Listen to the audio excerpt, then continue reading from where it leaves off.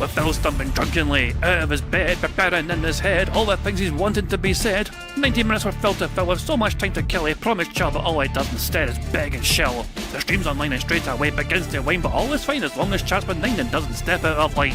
His content's immature for all to enjoy, like fresh when you're, but I feel sure he ran through to feel so insecure. The money earned from yesterday was withdrawn and long gone, as Phil's spending impulse is always set to stay on. His support is also slow and stays so low and fails to grow. You never know, the show may turn into an easy bingo. We're strict over across the board, we charge the ward because the score can't be ignored. Just how much DSP makes us all feel so bored. To help us fight or sleep and try to keep alert to watch it creep, we play bingo while Phil will bitch on why is she but also cheat. While DSP is chasing green, we're seeing green across our screen as Phil's routine predictability rivals our soul machine. He's not in burping, leaning, ban. It matters not if Andrew fanners chatters can't see if others make him feel less of a man. Takes a drink and slaps his leg before launching into a bike, pretending there for bills when truth is there to buy a wrestling JPEG. Talks about his shitty life of clawless cat and fatty wife and all his strife while forgetting that tits are well and they were right. With drama he will react, but as an actor it's a fact as he rehearsed to be exact in how he felt he was attacked. Three streams nearly over and a win is in sight, with little white despite Phil's delight that tits were not light. We'll say alright, it is okay, and now it's time for Phil to play, but first he'll say that tits will help from being off the other day, and with those words we win again. It's never if but always when the game is won, and thanks to that we made it to the very end.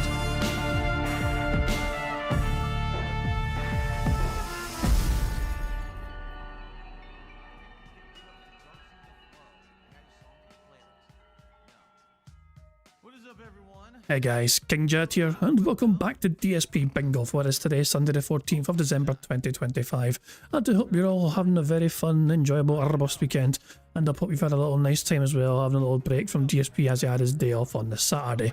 But yeah, I hope you've all had a good one, hope you've all enjoyed yourself and all that shit, and all that jazz. My weekend's been okay. My weekend's been okay, you know what I mean? I got a bit soaked on Saturday. I was out and about on Saturday, and the weather through here is awful. I've got to tell you guys, the weather is horrendous rain. It's like non-stop pissing rain. And I know Scotland is not fucking shy of getting rain, but we've had tons of the fucking rain. It's been like fucking biblical at times of fucking flooding or whatever.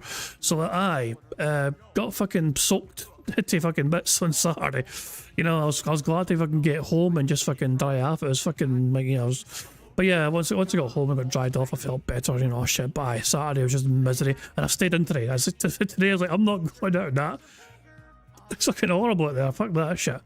But yeah, that's my weekend, nice little quiet weekend for me, nice and easy and all that jazz. So hopefully you've all had a good weekend as well, and good stuff indeed.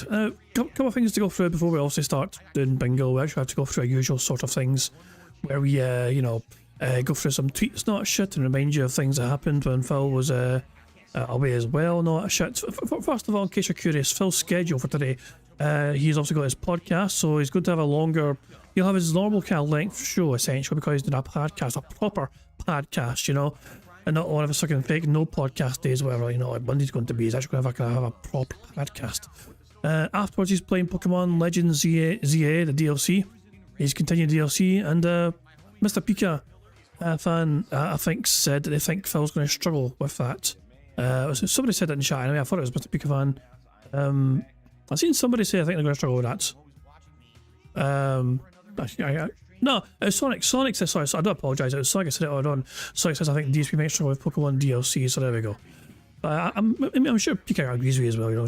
but yeah, Phil, DLC obviously is for people I imagine have played the game already in some capacity, and you know, like are somewhat competent in a fucking game to then enjoy a DLC.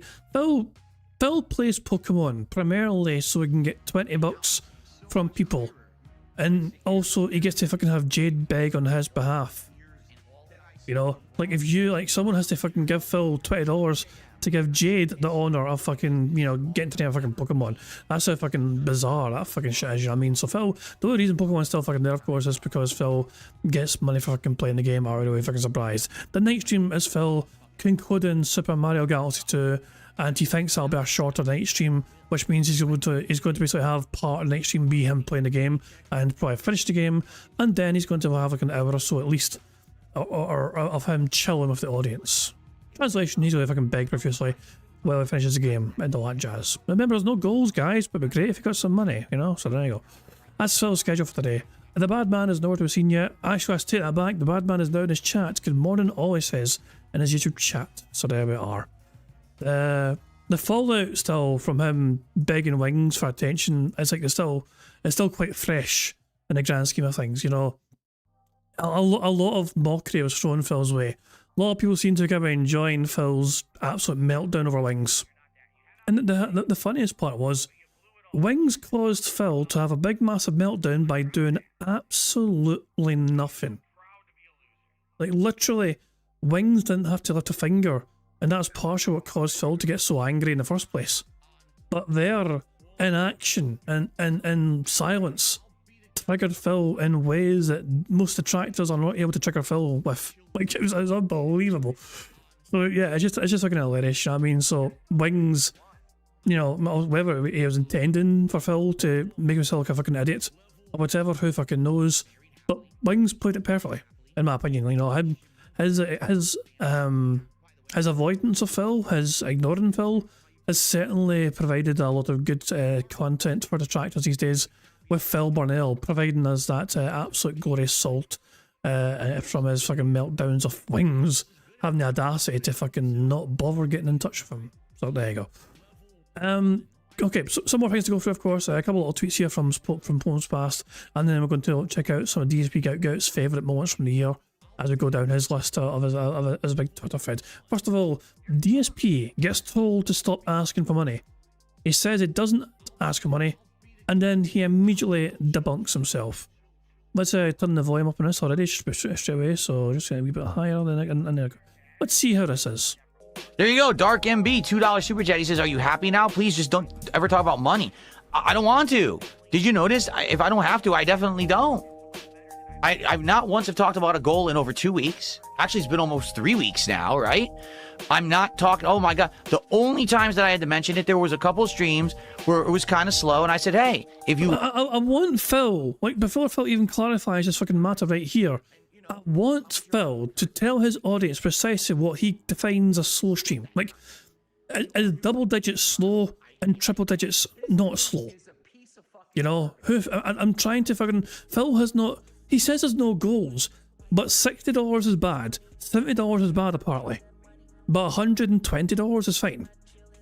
You know what I mean? So there's somewhere in the middle there, apparently, is a difference between a fucking bad day and a good day. Like this game, be sure to support it. If it gets good support, we keep playing it more regularly, because that's how it works. I give you the streams you want and that you're willing to show up, engage, and support for, and we do less of the ones you're not that interested in. That's how it works, right? That's how it should work. I give you what you want, and as long as you're here and you're chilling and supporting, why would I ever be asking for more? Because that's in your nature, Phil, because you're a greedy little bitch. But yeah, you always ask for more anyway, because for you it's never going to be enough. It doesn't matter how much fucking money our audience throw at you, it will never, ever be enough, for fuck's sake. Oh, the bad man's angering me already. The bad man's already fucking pissing me off. Yeah, Moki, same. I said that even before I saw Moki's fucking message. Fucking, you know, great minds think alike. Although I'm sure Moki will get pissed off me compare my mind to theirs. There you go. Exactly. I mean, I would be. No, Phil literally sits on a stream, and if he's at $60 or $70, he has a fucking meltdown. He's like, "Guys, I don't want to have to ask. Please don't make me beg you for money again." He literally begs his audience to please not beg, which is a beg in itself. It's a complete fucking contradiction.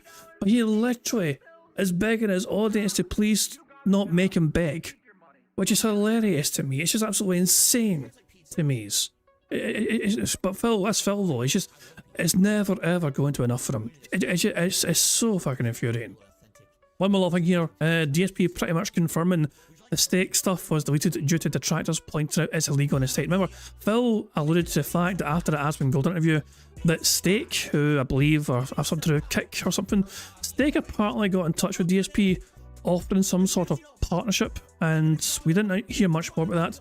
But apparently Phil confirmed that that is no longer on the table because Phil legally wouldn't be able to do it because of where he lives. Any news on the Stake deal? Would you like an honest answer? Stake did contact me and made me an offer. And I said, all right, well, I don't really understand 100% the offer you're making because I'm not a guy who uses Stake, so I don't even know. Like, they gave me terms, and I was like, I don't really know what these terms mean. So I went back to them and said, can you clarify the terms so I can understand them? I mean, I'm a layman to all this. Please do this in crayon and make sure you use yellow crayon because it's as close to yellow paint as possible. I don't know how it works. And also I said, once you clarify the terms exactly how they work, what I need to do on my end is I have to research, is it even legal in my state? Because I live in Washington State. Every state in the United States has different rules for online gambling. Some states allow it, some don't. Some have different criteria. And also there's tax issues as well, like how the tax codes would consider stuff. So I can't accept anything until I know the actual terms of how it works and stuff like that. So yeah, so they did make an offer. I went back to them and I'm waiting to hear back from them again. And more than likely, you know, it's going to be a while going back and forth talking about this. And then I have to research on my end. So, you know, I don't know how it's going to go or what's actually going to be the end result. Okay. I mean, if it's illegal where he is living to do it, then surely that just puts an end to it, you'd think. As Sonic says, he begs in a state where it is illegal. You know, so, but yeah, you'd think then that it's a no-go for now due to where Phil fucking lives. At least that's what I perceive that to fucking be anyway. Anyway, it is time now to watch some more DSP get its favourite moments from down the line. Oh, yeah, that's a good point, Awuga. Awuga pointing out that Phil can just ask his tax person about the legalities of it all. Yeah, I mean, I guess Phil forgot he has a tax man. Anyway, this first clip here is Phil struggling to play Mega Man, and the second clip is Phil fucking playing Mario Kart. We'll do Mega Man first, okay? Or Mega Man as I call it. Here's Phil struggling playing Mega Man. Fuck.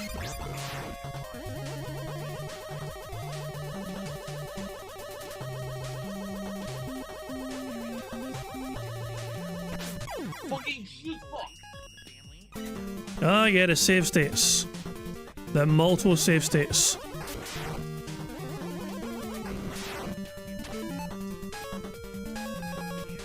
He's in the game and he still fucking died all the time.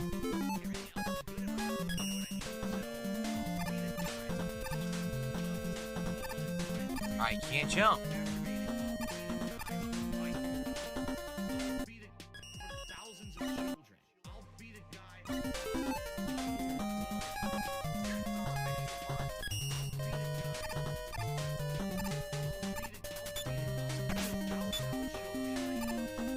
He's not very good at this game, is he? Let's be real here.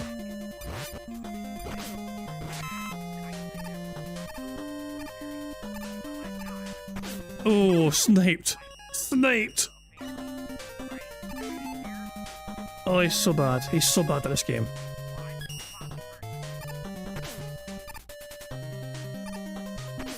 Love the commentary Phil's providing though. Isn't it fantastic commentary he's providing for his audience?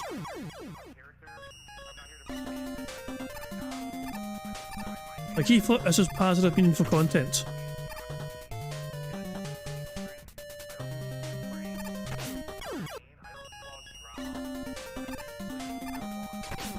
Jesus Christ, man.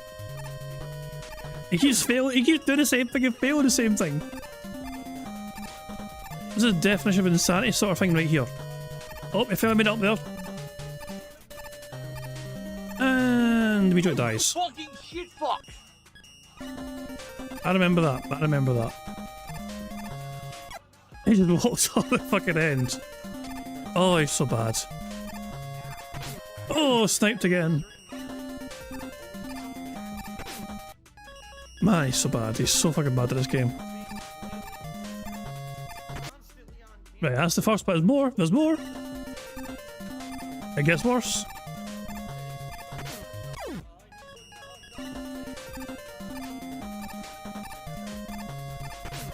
He keeps getting sniped with the same thing over and over again. You think he would learn? Nope.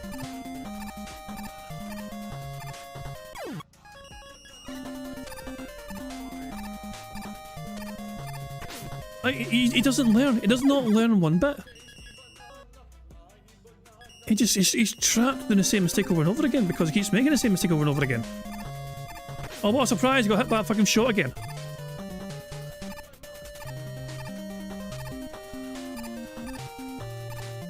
Yay!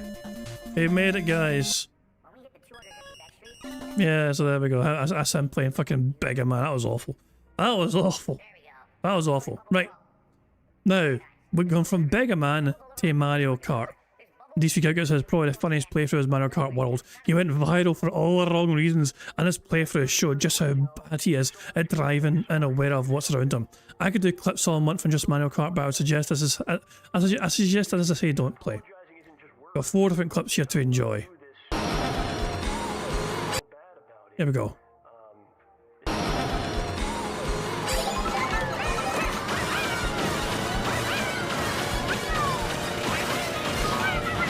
Shit! Bullshit! Bullshit!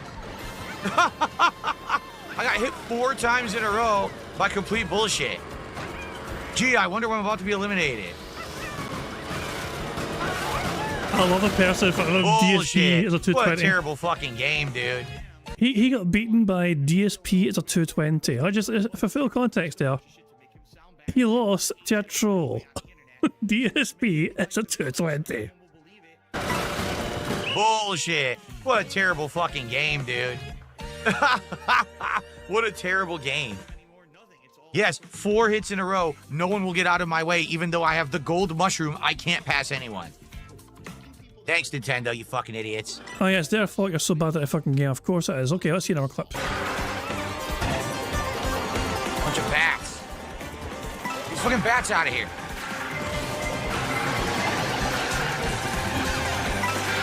Surely Phil wouldn't fuck this up. He's in third place. Oh wait, it goes the wrong way.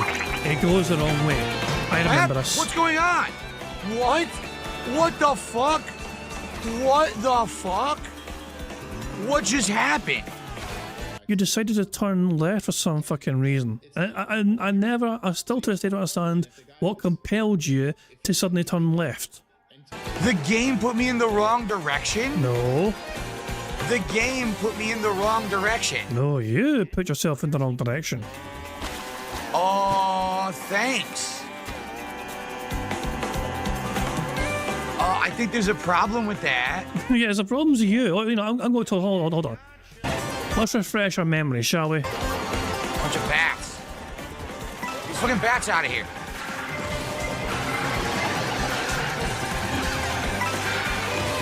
So, a straight line with arrows on either side to tell them what direction to go, okay? Go that direction. The jump as well. Fantastic. There's a ramp here. Hold on.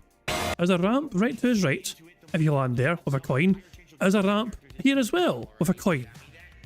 There's barriers here blocking the road, indicating you shouldn't fucking go this way. You'd think the ramps with a coin end of it would be a good visual clue and indicator to probably go that sort of direction. You know, there's a lot of hints here guiding the gamer to go a certain route. You know, really, it would be impressive to not pick up the multiple fucking clues this game has given you in what direction you should fucking be going.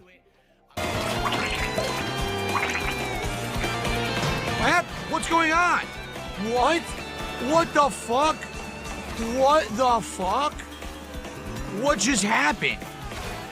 The game put me in the wrong direction? The game put me in the wrong direction.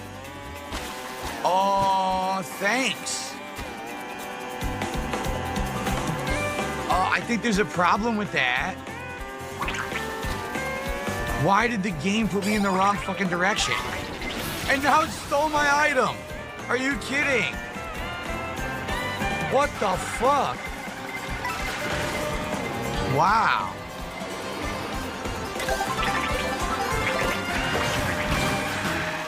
Well, I'm not qualifying. The game screwed me and put me in the wrong direction. I jumped, and straight ahead is where I drove, and it put me in the wrong direction, so the game fucked up. Wow. How? I'm going to do one more because that was bullshit. That obviously wasn't a legit fight or a legit race. A legit what the fight? fuck was that? He's a Street Fighter mode. That wasn't a legit fight. I fucking knew it was using lag tactics, you know? They were using a cam, and that wasn't legit. I feel like that is the problem with a game this chaotic, is that kind of stuff's going to happen. Thank God it's not like a tournament, right? But that's nonsense. I'm driving perfectly straight. I jump. Oh, you landed. You're in the wrong direction. I didn't do that. You did. I didn't make the game. You did.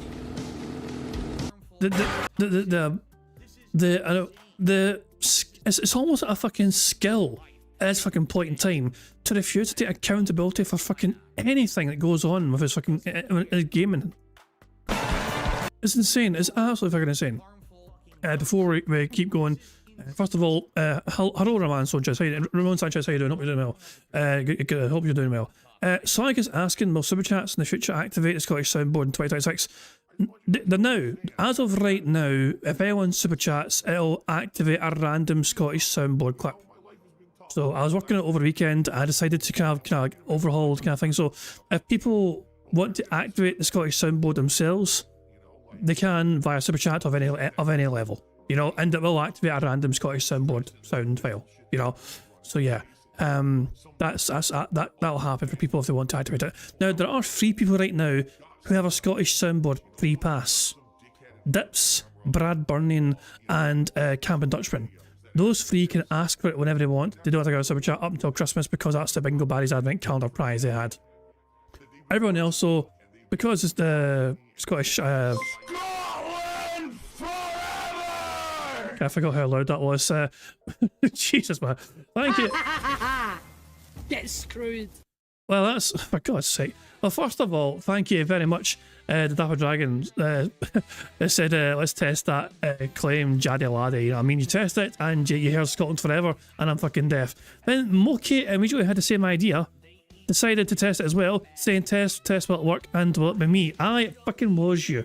Of course it was fucking you. So you 2 have tested it, and there you go. It is actually random completely, you know what I mean? So as I said, any level super chat, doesn't have to be, you know, so I managed to work it away. I was trying to make it more complicated than I had to. At first I was trying to think, well, if somebody super chats, maybe I can try and get a bot to like give them a special token to type in chat to then activate the Scottish soundboard. This way is a lot simpler. This is a lot simpler method. Fuck it. So yeah, if people want a Scottish soundboard, they can fucking have it, you know, via super chats. Simple as that. They can activate it whenever they fucking want. You know what I mean? So there we go. Since the Scottish soundboard is so goddamn popular, you know what I mean? How many Moki clips are there in the soundboard? There's like at least like 7. Do you know what I mean? There's like fucking the Spiders one. There's 2 like different shut ups, whatever.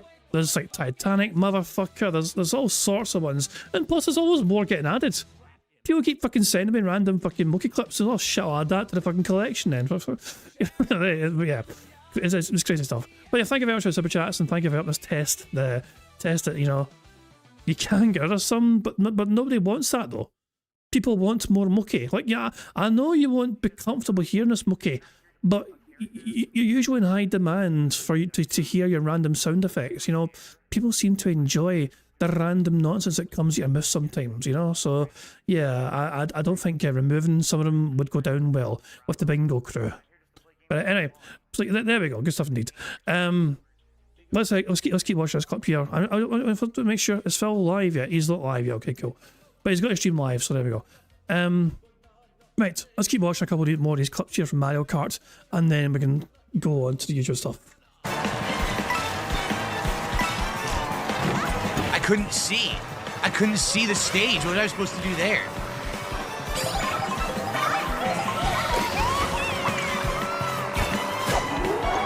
Happened? What?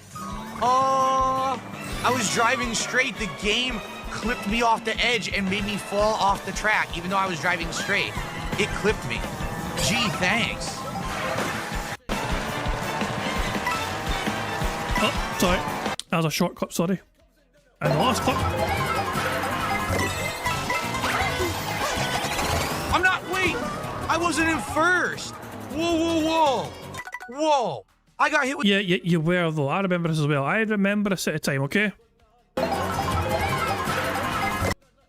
Phil moves into first right fucking here. I'm not. Wait. I wasn't in first. Whoa, whoa, whoa. Whoa. I got hit with a blue shell and I was in third. Being blinded, How am bro. I supposed to come back now? The game blatantly cheated. Blind bastard. Blue shell hits first. Why did blue shell hit me? I was in third. The game literally just cheated. There we go. Celebratory bubble blow. What the hell was that? There's bubbles everywhere. There's bubbles all over my PlayStation 4 controller. There's bubbles on my microphone stand. There's bubbles everywhere tonight. Oh, he's so No, angry. I wasn't in first. I was in third. Complete bullshit. Don't make an excuse. The game literally just fucking cheated. I was in third place and blue shell put me to sixth. That's complete cheating bullshit. Mm-hmm. And again, it's just what I'm telling you about 150cc. The game will cheat on the hardest difficulty. I was doing fine. I was gonna come back. You hit me with a blue shell when I'm in third. Complete bullshit. Lies. Oh, liars. Anyway, the bad man lies and lies and lies some more. Well, I'm really fucking surprised if I can go. What do we have here? So, there's a couple of things to go through before we start playing Bingo. We've got Otters and Standby as well. Good old Otters and Standby. But Phil's not live yet. There's a couple of things for us to watch. There's a couple of Snort Burnell compilations from a day stream and a night stream. However, there's one video I want to promote to you guys because it came up my channel and I thought it was a pretty good video. I'm going to show you guys the first minute of this video, okay? And then I'm going to link you guys the video so you guys can watch it in your own time. But I thought it was a pretty good watch. It's 12 minutes long altogether. But here's the first minute to give you an idea of what it is. It's made by the Wolverine doll. And they made a video called DSP's 3 Big Lies, A Robust Analysis. Wolverine doll, of course, you might be aware. You're probably more familiar with our musical, talents. They're very good at coming up with DSP songs, you know what I mean, and making good DSP detractor songs, whatever. But they also do videos as well at this, where they kind of break down Phil and some of the bullshit he does, and obviously this is the robust analysis of what they perceive to be Phil's 3 big lies. Hey guys, this is the Wolverine doll. I'm doing another one of these because holy shit. At the moment, Darkside Phil has been spiraling a lot. He's been having more frequent crash outs, he's been looping more, that is, repeating the same statements as an act of self-soothing, and of course he's been lying non-stop. And so I thought I should talk about what I feel to be Philip's 3 big lies. These are not necessarily the most outlandish lies he tells, but they are the lies he tells most often, and I believe they are the lies that define his psychology. These are the 3 big lies. I don't know about it. I don't care about it. And I'm done with it. These lies are often deployed in layers. Each lie comes out when the one preceding it fails and breaks down. Let's go over each lie individually. No, let's not. Because I want you guys to watch the rest of this in your own time. I thought I'd give you guys a little taster of what it fucking is. So there we go. So this is Wolverine Dolls video. I watched it earlier on. I thought it was a very good video. And yeah, I'd quite enjoy it if you guys would be able to give it a watch as well. I thought it was a fantastic wee breakdown of, like, it's a good analysis of, like, Phil's psychology and why he follows this kind of pattern of these 3 different things, you know what I mean? When he claims he doesn't know about something, when he does, and then he claims he doesn't care about something, when he obviously does as well, and then he claims he's fucking finished with it when he's clearly not, you know what I mean? So I thought it was a fantastic little breakdown video, and yeah, it was well put together. I thought it was well constructed, good analysis, I thought, from Wolverine Doll. So the link is in the chat if you guys want to check it out in your own time. I mean, I could also just watch the whole thing here, but I'd feel a bit bad just, like, stealing a view from them, you know what I mean? They made a video like 12 hours ago, so I got like 1,700 views, whatever, but by all means, make sure you check out yourself. If you like what you see, make sure you subscribe to them if you're not already, and all that jazz. So there we go. So like I was saying, allegedly DSP has ODD, and someone, GTG, had on a video, thinks Cat is of DSP's, and I don't understand half what he said, so, like, because of the acronyms.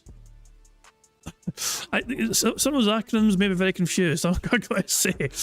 Someone had in a video thinks, GTG had a video, they thinks Cat is of DSP and the other cat. Oh, so ODD is optional defiance disorder. Okay, oppositional defiance disorder. Okay, right. Oppositional, yeah. I can read, but there you go. And so that's the first part. So DSP has ODD, and someone GTG had on a video thinks Cat is with DSP, and they cover a lot. But I mean, Cat. Well, the general consensus is, well, I know some people think Cat's left, but I think Cat's still there because where else could she fucking go? You know? I don't know. And Mookie's explaining it for people who are a bit so in the head like me. ODD means you tell him to do one thing, he'll do the opposite. Well, Phil prides himself on doing that anyway, doesn't he? Like, he openly brags about having that sort of mentality, especially when it comes to detractors trying to tell him what to do. Like, he's openly confessed to having that sort of mentality, so you might be onto something there. So who knows? But anyway, the bad man's alive. The bad man's alive. Boo, and fucking boo some more. Right, I'll put him on pause, we'll rewind and all that shit, so if I can go. Right, okay. But yeah, okay, we'll just leave him on pause, not shit, but we'll also speed up just and all that crap. There we go, crap. There we go. So make sure it's on 1.5, make sure we got that as well. So let's leave the bad man on pause for now, and we can enjoy a couple of Arbus compilations from Snort Bonnell. This one is from a day stream when Phil had a meltdown bit wings, of course. That's going to get covered in here. And he's also going to display some begging from him playing Ark Raiders. This is how to play the game!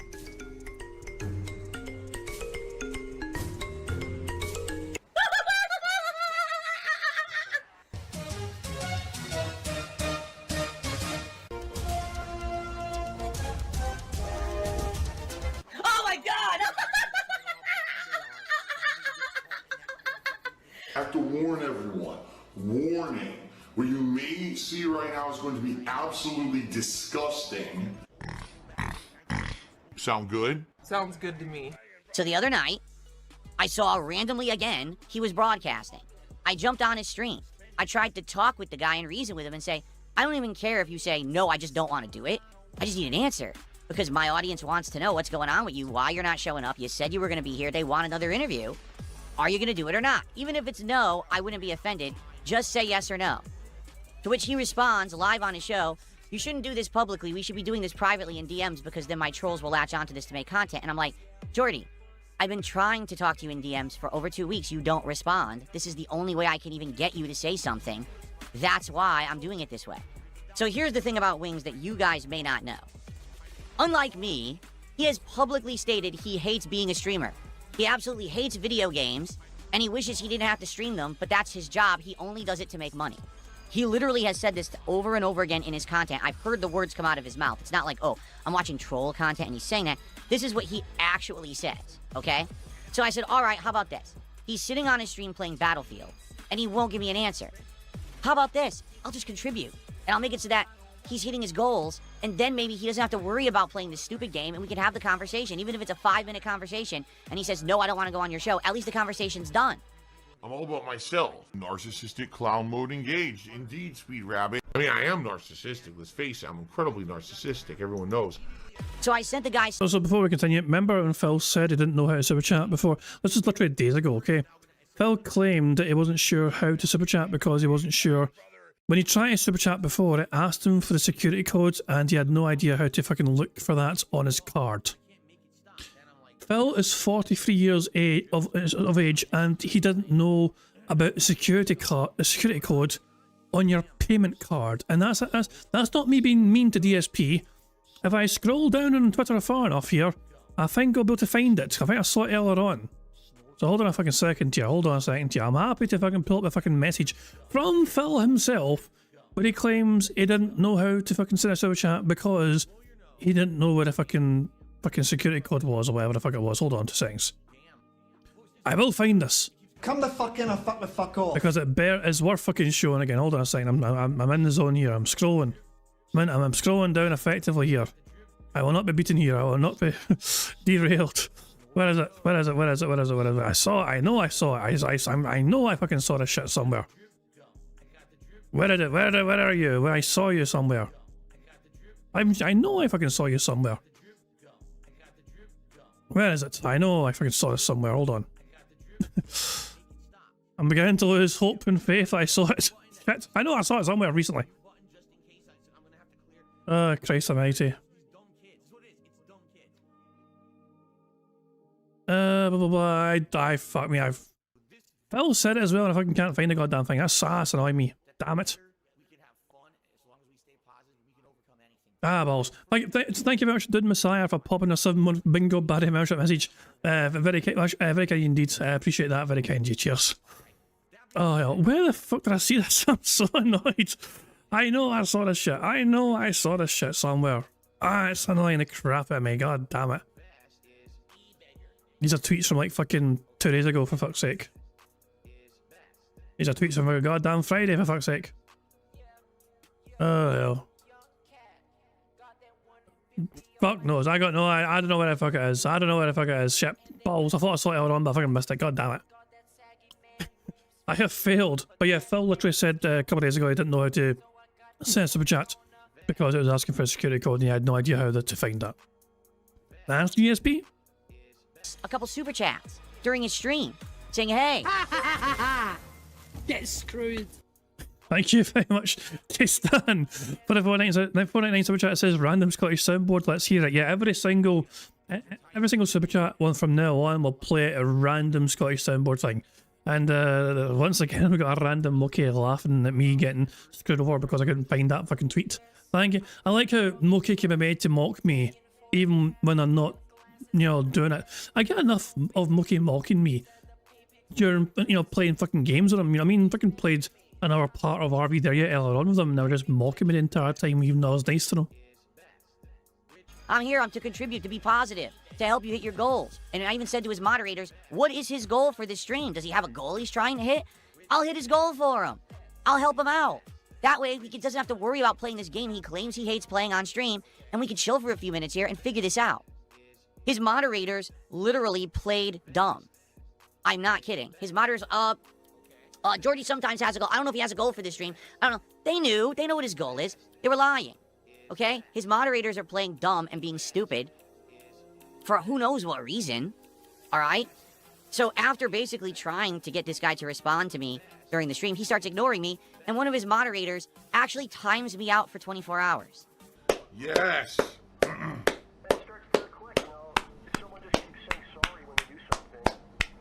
For simply contributing to his stream and trying to get him to say yes or no about coming on the show. They timed my account out for 24 hours. So I logged into my other account and said, your mod timed me out, to which Jordy laughed and said, oh my god, there's way too many fucking Moki cuts in the Scottish soundboard of a song. So I've got another random Scottish soundboard thing and it's Moki once again. Thank you to Twilight Media Echo for the $2 so chat says soundcheck, teaspoons and old bastards abound. Sure, hold on, I'll get a tea out for you. I guess spoons. And you want an old bastard as well? Yeah, sure. Old bastard! And speaking of old bastards, obviously a very happy birthday to, I mean, how do I describe them as, the name? They change their name quite often, to be fair, you know what I mean? So it's like, do I fucking call them Diablo or Darkness? Or do I fucking call them by what I call these days, which is, shit, what else is it? What's the name of his name again? Like, fuck me, hold on. What's the fucking 2 seconds? Zarnak, King of Darkness, or Demon of Japan. Oh, for God's sake! So I'm getting people mixed up. I'm getting people mixed up. My bad. I'm getting people fucking mixed up. I'm a shit. Oh hell. Oh fuck me. This is bad. But yeah, fucking Diablo's fucking 31. Yeah, not you. My bad. I'm confusing people. It's my bad. Too many fucking demons about. But yeah, goddamn car demons confusing me and distracting me. But aye, Diablo or Darkness is server after today. They're 31. You know what I mean? So they get to pick the bingo number, as does Kama Dutchman. And yeah, there you go. Yeah, you're getting old. Aye. So you're King of Darkness or Demon of Japan, same fucking thing. So yeah, that's why I'm confused. Please understand, I'm very confused very easily. But yeah, either way. Old bastard! There you fucking go. So I have everything to you, old bastard. So I logged into my other account and said, your mod timed me out, to which Jordy laughed and said, oh, pimp, it's only 24 hours. Okay? So after that, I said, I've had enough of this. And I DM'd him one last time and I said, Your mods are not there helping you. Your mods are coddling you. Your mods are enabling you. Your mods are making you do and say things. They're constantly goading you. They're actually doing troll memes and things. You don't realize it. They get you to act how they want. You're like a puppet to them. You understand? They're not there to protect you. They're there to basically do things that will harm you, and you just don't realize it. Because no one in their right mind would have someone coming on a stream contributing and time them out for wanting to have a 5-minute conversation about something that you said you're interested in. Okay? So I said, listen, I want a yes or no answer. Give me one. He didn't give me one. He ignored me all week long. Okay? As you know, I have insanely thin skin. So as of today, I have absolutely no answer from Wings of Redemption whatsoever about if he's going to come on this show. What is this music that's playing right now? It's funny if I was laughing about the music because he wouldn't be fucking laughing come the night stream. You'll see why soon. Hold on a second here. No, that totally distracted me. What is this music? Let's do it on some relaxing music. For goodness sake, I was like, what is this music playing?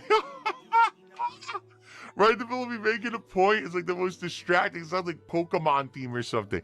Okay. It was like clown music. It was, you're right. My real name is Bozo.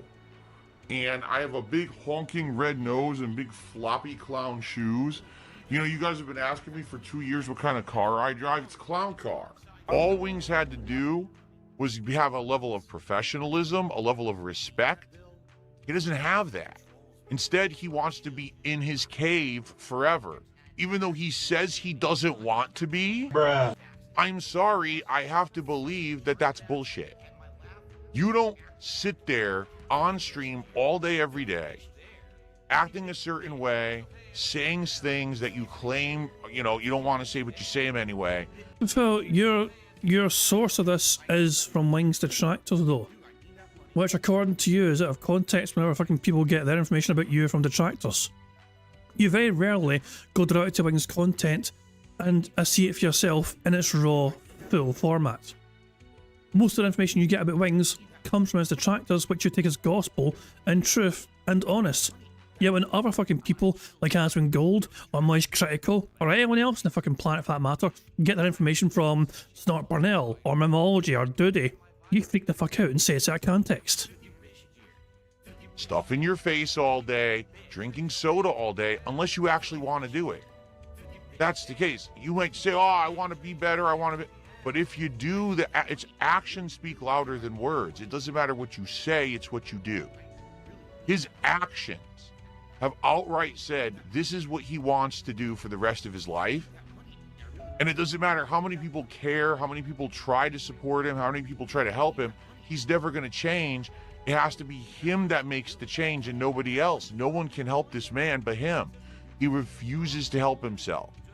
So because of that, I'm done. I'm done trying to reach out to this guy, be nice to the guy. I mean, I've done every possible thing I could. I've talked nice about him. I had a great interview with him that tried to help him. I wanted to have him on again right after the Aspen Gold interview because I figured I could maybe give him a little bit of a positive rub. It would help him out in his content. Maybe he'd get more viewers. It would take some of the pressure off of him. He doesn't want to play ball. He doesn't even want to respond. He can't bother at all to give me a respectable answer about anything. Instead, he wants to ignore me. Well, Jordy, guess what? You like Burger King, right? Well, guess what? Like Burger King, you can have it your way. No, Tyrone. No, Tyrone. Wait. Oh! Because now I'm not going to bother you anymore. And you're going to sit there on your stream playing the games you claim you hate, stuff in your face, acting like a fool for the rest of your life. No one's going to reach out to you to try to be friendly to you or save you or help you because your actions shut them out. It's not us. It's you. That's all I have to say about it. Ladies and gentlemen, Wings of Redemption will not be appearing on the Level 1 podcast. Under no circumstance. The only way I would ever have him on this show again is if he actually publicly apologized for his actions. God, this bit. The disrespect, the unprofessionalism, the fact that he couldn't even give me the time of day, and the fact that he kept publicly saying in his content that he wanted to be on my show and then acted otherwise. If he publicly apologizes for that and says he will change his ways and then actually acts differently, again, actions speak louder than words, then maybe I'll consider having him on the show again. But as of now, Wings of Redemption is banned from my podcast and will not be appearing ever again. Banned, banned, banned, banned, banned.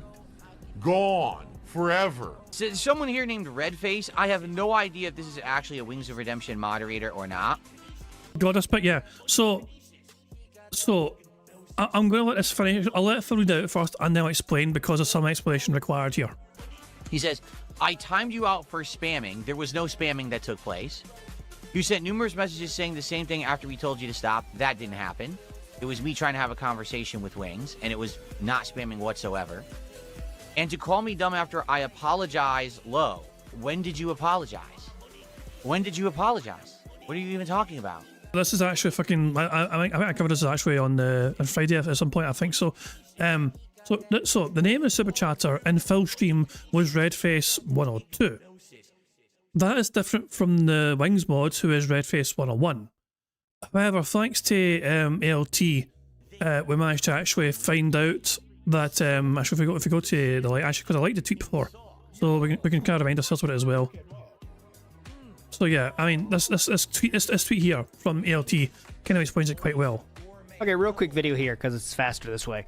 DSP today got a super chat from someone claiming to be a Wings mod, saying, why would you call me out after I apologized? And DSP will say here that he has no idea about what the apology is. I want to play you that clip here first. Okay, here we go. Continuing on. So someone here named Redface, I have no idea if this is actually a Wings of Redemption moderator or not. He says, I timed you out for spamming. There was no spamming that took place. You sent numerous messages saying the same thing after we told you to stop. That didn't happen. Yes, it did. It was the same message 4 different ways, similar to what Derek used to do. But yes, that's why he was timed out. Trying to have a conversation with Wings. Thanks, Derek. Not spamming whatsoever. You can't have a conversation with the streamer. Anyways, and go ahead. To call me dumb after I apologize low. When did you apologize? When did you apologize? So this is a bit here, which is a big up to LT for spotting this and pointing this out in this tweet here. Well, I find this strange that he's denying the apology because it's right here, or should I say it was right there. So yeah, this is on Phil's daily crap, okay? This person left a $4.99 super thanks on Phil's daily crap.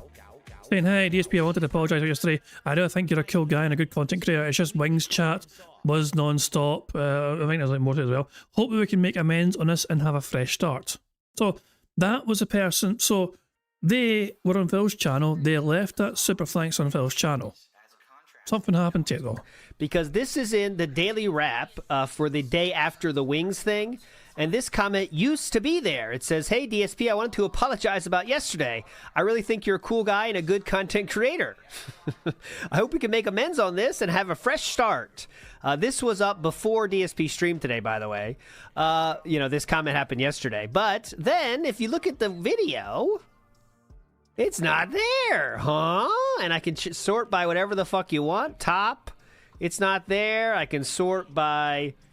newest, it's not there. So DSP clearly banned that person or banned the comment, but doesn't seem to know about the super chat that used to be there. Because they banned Redface101, it still might be them that made a new account to then give Phil a super thanks to Phil when, later on. So that's so at first I thought Redface102 was just somebody pretending to be Redface101, but it would make sense to me if Phil banned Redface101 altogether, deleted that fucking comment, and just said, okay, goodbye forever. So they literally, they went on Phil's channel, went away to give him money, apologised, and Phil deleted evidence of that so he could pretend that he never received an apology. And to me, it is actually logical that Redface then would then go on to make a new account just so he could fucking send Phil a message saying, hey, how fucking dare you? And you know it's the same video because you can see that message from Mr. Chode that says, Mike sounds good, man. It is right here. Mike sounds good, man, from Mr. Chode. So, interesting he doesn't seem to know about apology. He clearly took a moderation action on. But anyways, lying is fun. Thanks. Bye. Big ups to LT for spotting that. It's a good spot. I mean, to me, that's a great spot from LT. I mean, I don't know if they spotted it themselves or someone told LT about it, but it's good. It's definitely a fantastic tweet to kind of illustrate Phil's fucking hypocrisy and bullshit and just flat out lying about the situation and things, you know what I mean? So yeah. So that's why, even though the person that supercharged Phil was a different username compared to what Wingsmod was, there is a logical explanation as to why it could still be the same person, because Phil just banned him outright, pretending they never had an apology in the first place, which is fucking insane. But yeah, a couple of Phil's Wing mods, actually a couple of Wings mods were very butt-kissy towards Phil. I think another one gave him like a $10 super chat, apologising on behalf of the staff or something as well. It was quite unhinged. Like, I'm surprised that I'm surprised that Wings mods will need to apologise to Phil on Wings' behalf. Maybe, I don't know if they're their own version, or maybe just fucking Wings sent him over there just to try and fucking calm Phil down. Who fucking knows? There was no apology.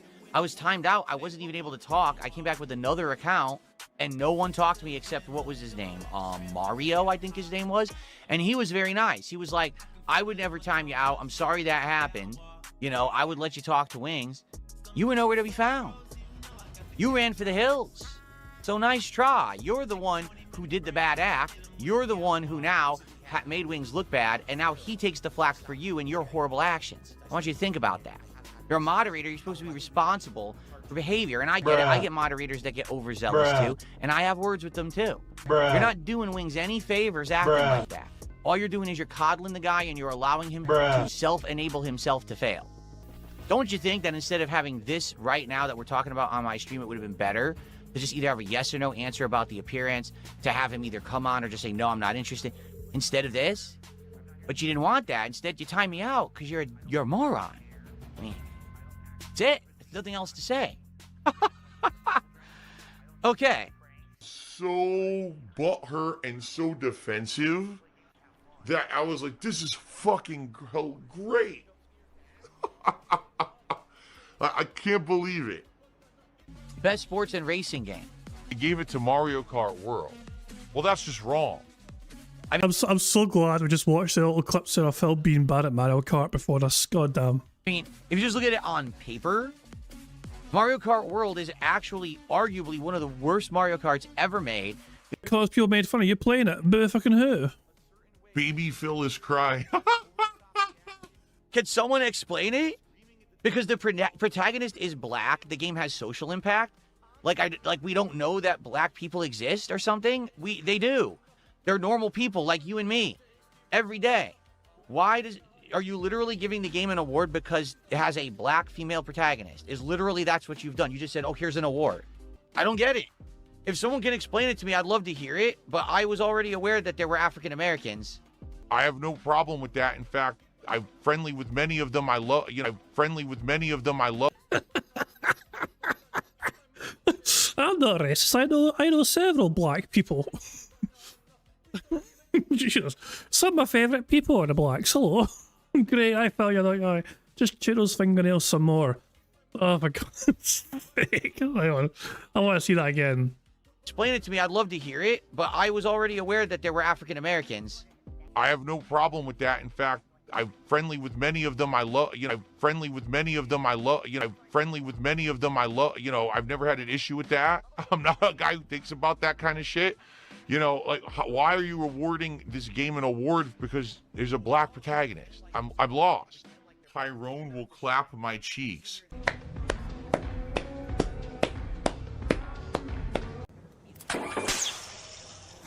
Nice. If only there was a prompt that told him to grab something. If only there was some sort of prompt on the screen that told him to press a certain button in order to do the action that he wanted. If only. If only.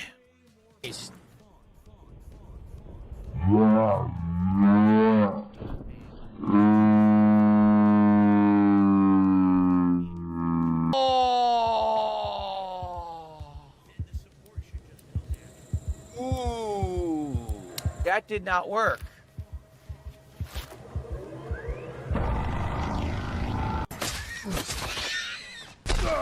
Oh! won't die. It's an immortal pig.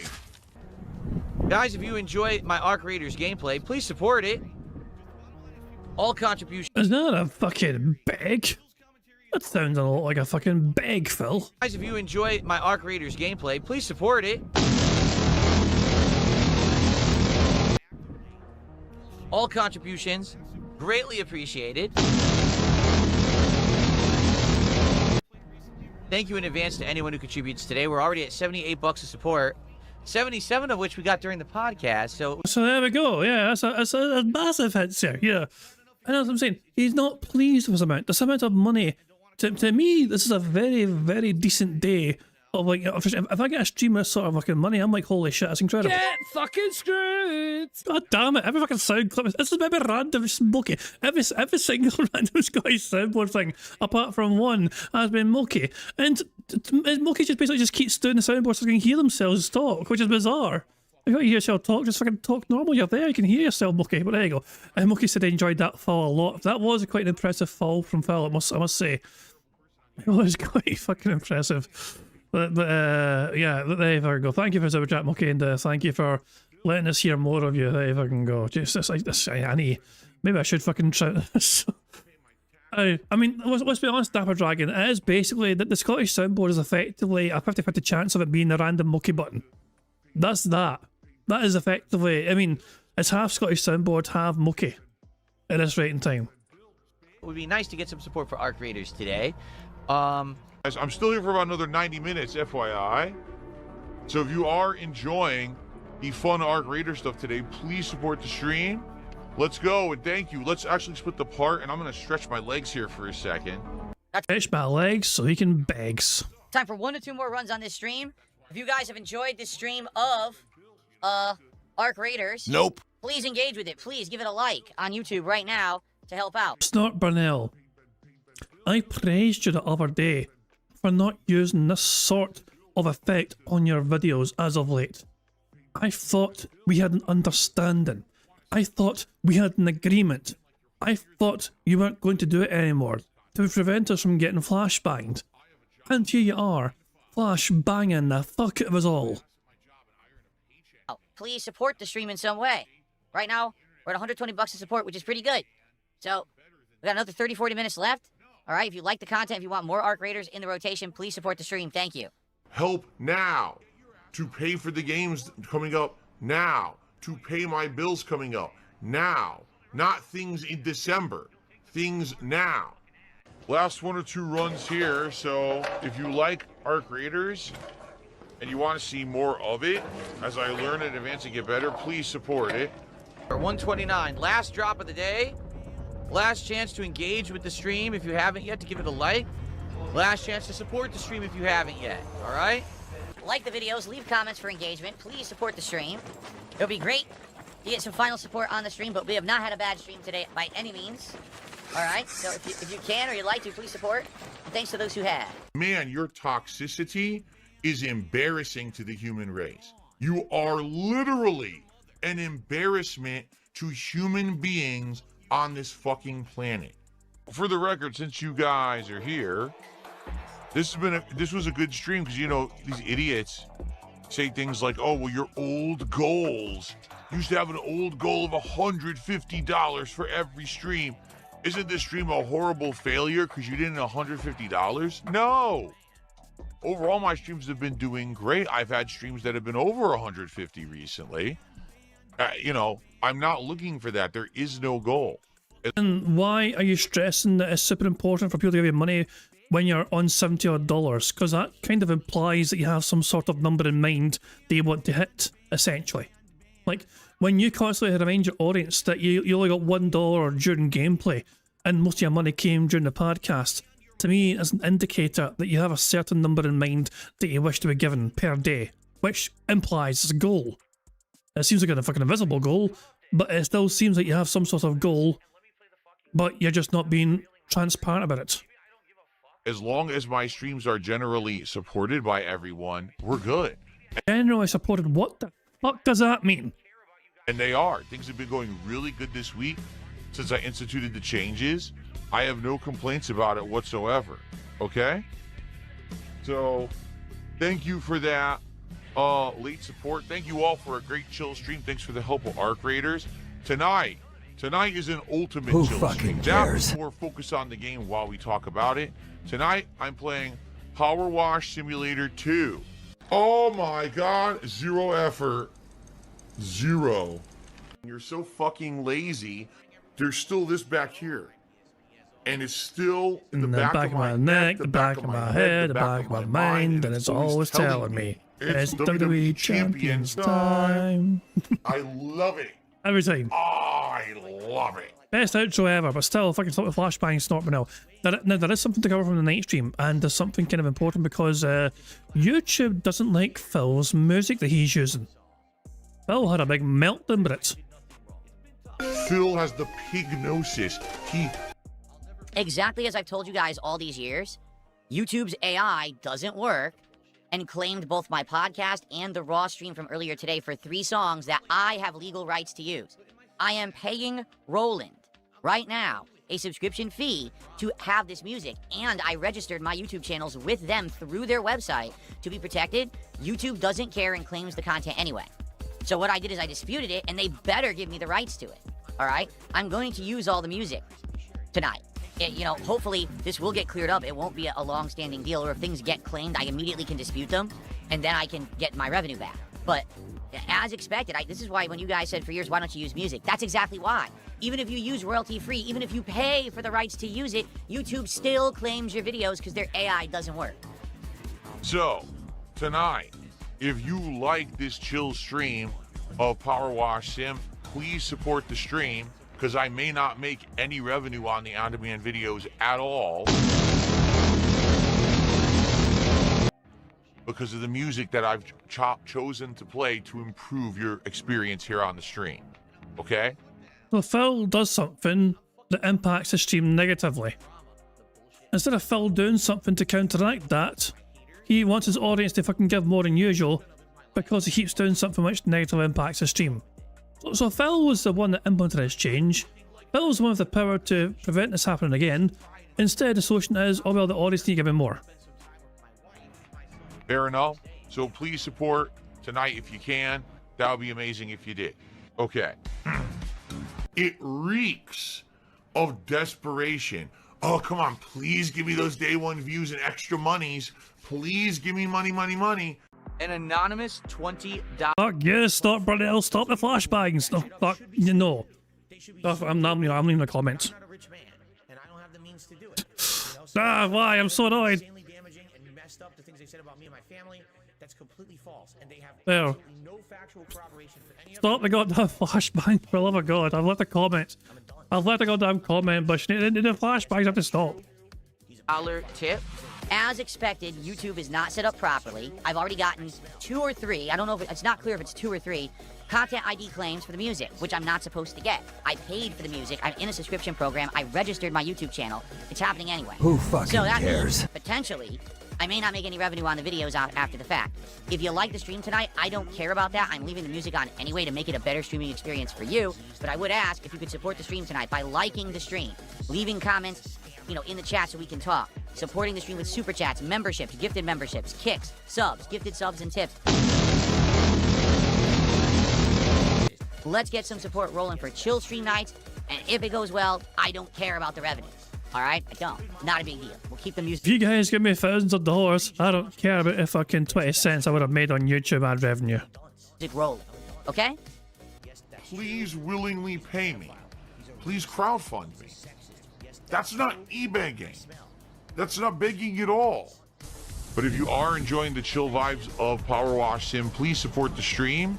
If you want to see this be our new chill stream that we go to,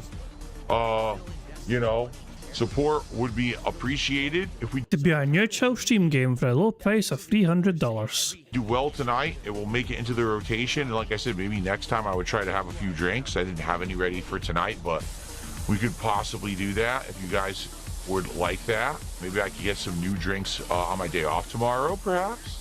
I'm a beggar and I'm a loser and I'm on level 1. I received an anonymous, generous contribution of $25. Do I think that YouTube should absolutely be responsible for every single piece of content on the website? No. But at the same time, YouTube absolutely should be responsible if they allow mass misinformation, mass harassment, mass lies, mass crimes. They should be accountable for that. So how the fuck can you even define misinformation though? Because one person's fucking, misinformation can be fucking construed in so many fucking ways. Phil claims that we fucking provide misinformation on a daily fucking basis. We just basically report the things that he fucking says and does. He claims it's out of context. He claims it's fucking disingenuous. He claims it's harmful to him. You can say the exact same things about politicians across the fucking world saying things. Like if you fucking make a video saying this politician said this, but it's a lie because it said that, by Phil's logic, that video is bad. Even though someone's like speaking out against a politician for things that are spinning and saying or whatever. Like, but so yeah, how the fuck are YouTube meant to try and fucking enforce that sort of rule about misinformation when it can literally be construed in a variety of different fucking ways? It doesn't make sense. Basically just Phil's butthurt because the detractors are still more plucked than he is with the content they're producing. They should have someone reviewing content to make sure that it's not bad actors. Well, there's literally hundreds of thousands of videos at least going up on YouTube every single fucking day. So how the fuck would you have enough people in the world to basically review all these fucking things? And how are they fucking meant to be the arbitrator, the judge, essentially, of what is or is not misinformation? Like if you have some random fucker like YouTube decide to watch Mimology's video, and they've got to try and decide, is this misinformation or not? What criteria are they using? Do you want to go to your channel to see if the things that they clipped from are from the source? Do you want to fucking ask the person that made it? It's like, how the fuck would you even clarify that? That it's not people who are literally trying to lie, cheat, steal, and or scam people for the sake of making a buck. And I hate to say it, that's a lot of the content on YouTube right now. That's a ton of the content on YouTube right now. It's all scams. It's all lies. Oh, look, this game's great. No, you actually don't like the game, but you're getting paid to say that, right? Oh, look, this person's a piece of shit. Actually, no, you just lied about them because you make sensationalist content because that drama content gets you clickbait views. Oh, look, in this voting, there was fraudulent voting. There was this, there was that. None of it is true. The person made all those facts up to make a sensationalist political video, again, for clickbait views. That shouldn't be allowed on YouTube, but it is. Yeah, try me, Vivi. I need journalism. There is no process to stop that kind of content from existing on YouTube at all, besides someone manually flags it, and then someone goes and reviews it.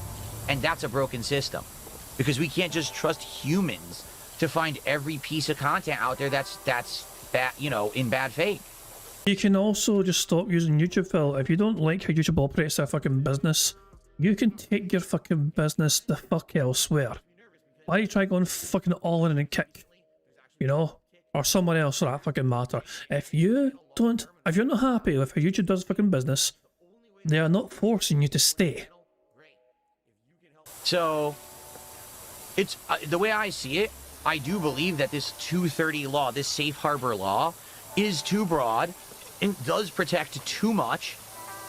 Phil wants like one extra stipulation where it's like, fuck them detractors, protect filming at all costs. And Phil's like, it's the greatest law ever. It protects me, it fucks over my detractors, it's the best law ever. That's all I wanted. And it has sadly allowed a company like YouTube to become way too lax and lazy in the way they run their website. I mean, just right now, tons of YouTube channels in the last 6 to 8 months have been deleted because of AI flagging the channel, claiming the channel is spam. Come to find out it's not. The AI is just garbage. The AI coding is garbage. If YouTube was actually responsible for the content on their site, they wouldn't be able to trust AI. They'd actually have to hire employees to review the content, in which case, guess what? A person would review these situations and not delete channels erroneously. Do you see? YouTube's been allowed to be lazy. That's like me, right? That's like me. Breathe. And because of that, we have all these errors happening non-stop. So I do think that the law needs to be more strict. I do think that the social media companies need to be held accountable. But I don't think that it should be a blanket thing that now there can never be a live stream. Now there can never be content that goes live relatively quickly. I don't think so. I think that there should be maybe criteria. Maybe you're required to have a YouTube channel that has been safe uploading for 6 to 8 months before your content gets auto-approved. You ever think of that? That way, we trust you now because, you know, you've been doing it for so long. We know now that you're not a bad actor. That could be something. Just saying. I don't know. I mean, definitely I think there could be a lot of things improved. I don't like the way it works now, but I also don't want it to become some crazy, every single piece of content is 100% fully controlled. Now there's no more live streaming. Like everything, there's got to be a happy medium, something in the middle. That's the solution. And it just seems like everyone who's in charge wants to go all the way one way or all the way the other way. Either complete and utter freedom of uploading or no freedom at all, lock it all down. In reality, that's not how things work. That's not even adult thought. That's like a simpleton's logic that everything is black and white, right and wrong, all or nothing. We've got to find a way, a system in the middle that works. Right now, I don't think the system is working, to be frank with you. I do drink, though, occasionally. And quite frankly, maybe tonight is occasion for a drink. Wow, I just received a $50 tip from Lisa Lou. Shout out to Only Iced Coffee.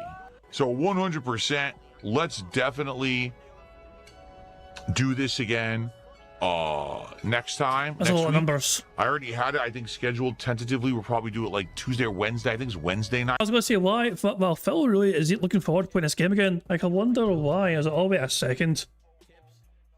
That's why. Like, why is Phil super duper eager to go back to this game straight away and lock it in completely 100%? Oh, right fucking there. There's your answer, right fucking there, buddy. 2 fucking 4. I was like, oh, there we go. That explains everything. I'm so I was like, why is he so? He's really happy playing this game. I wonder. Oh, there, why? All right, we're gonna try it again. I'm not sure, and see if it works. If it keeps working, I'm happy to keep this in the rotation for you guys as a late night chill stream playthrough. It's working, right? And thank you all, everyone here who chilled and supported. You guys are amazing. Great conversation. That's what I like about these chill streams. We can talk about all these topics while we're playing. It's just really cool. All right. So thank you all. Until next time. Hope you enjoyed Power Wash Sim. See ya then. Back on Sunday morning. On Sunday morning, the podcast will be a good one because I'll be reacting to all of these game announcements, trailers, and things that you want to see me react to. So bring your suggestions Sunday morning. Then it's more Pokemon Fuck, that's what I got to look forward to, that pish. Legends ZA DLC. All right, I hope that you will come and join me for that because the DLC so far has been chill and good. And then on Sunday night, we're going to finish Mario Odyssey 2, so that way we can get it, Mario Galaxy 2, so that way we can finish it and get it out of the rotation and have more time for other games. This week, we're going to have the return of Expedition 33 on Monday. We're going to have the continuation of Routine. We're going to have more awesome Arc Raiders chill fun. Cares? We're going to have more awesome Mega Bonk returning. I think it's Monday night, either Monday night or Tuesday night. Mega Bonk returns. I'm excited for that. We're gonna have another Power Wash stream. So good variety coming up this week. And on top of all of that, if it arrives, that mystery game we'll also check out this week. Who fucking cares? 6 straight days of streaming coming, starting on Sunday. I hope you'll come back on Sunday and hang out with me. So please, if you tip me more today, it's going to help me out. It's going to go right to these bills that I need to clear. Please consider tipping me today if at all you can. All right. Again, against the idiots who come in here and say, "Oh, it's never going to work. He'll be right back to the goals." Nope, hasn't happened, and I don't think it's going to happen at this point. We're weeks out. I think we're good. If you're still mentioning the goals and bring up the goals, then you're still begging.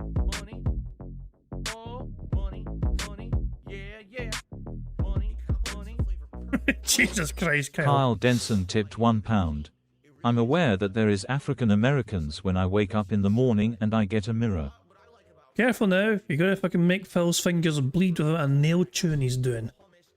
If he knows his black watching his content, oh, he doesn't. What will he do of himself if somebody black watching his content chews nails nervously? Thank you, Kel, for the tip. But yeah, Phil. Remember, he absolutely fucking loves black people, apparently. At least he almost fucking said that before he stopped himself, but there you fucking go, yeah.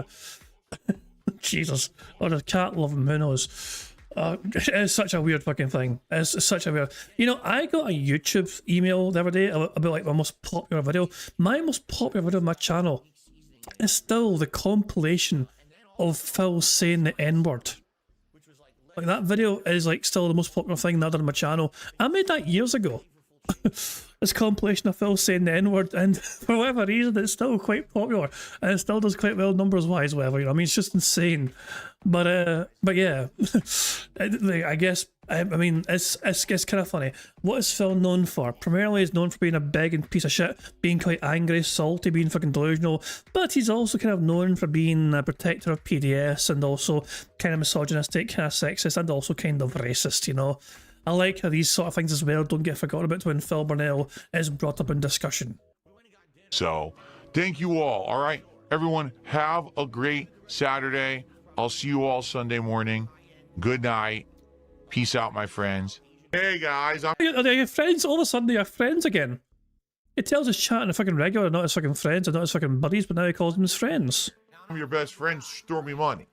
What the what? Tip me $1 saying I'm a big fan of your content. I feel like you're my only friend. Well, just so you know, to clarify, I'm not your personal friend. I don't know who you are. Fuck you. There's and still your this friends. back here.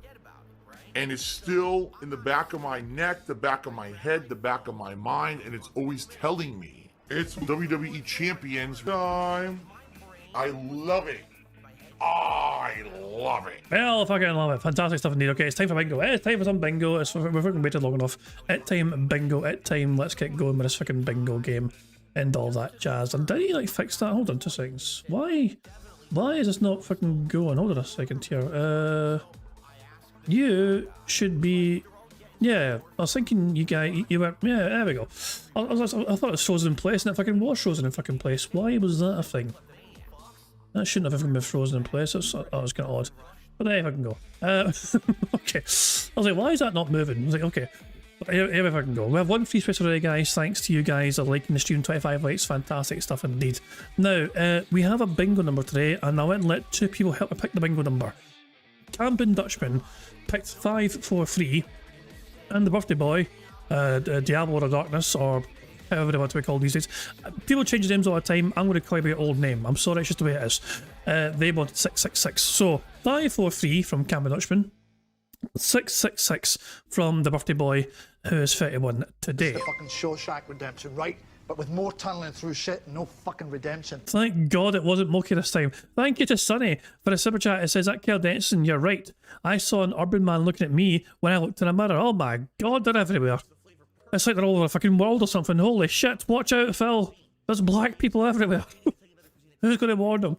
Well, thank you, Sonny, for the super chat. Much appreciated. And I hope you got computers 38 and 39 all set up and fully operational in your little. I assume they went in the war room. I assume computers 38 and 39 went in your war room. You know what I mean? So hopefully they're all set up nicely and everything's all working as intended. Good stuff indeed.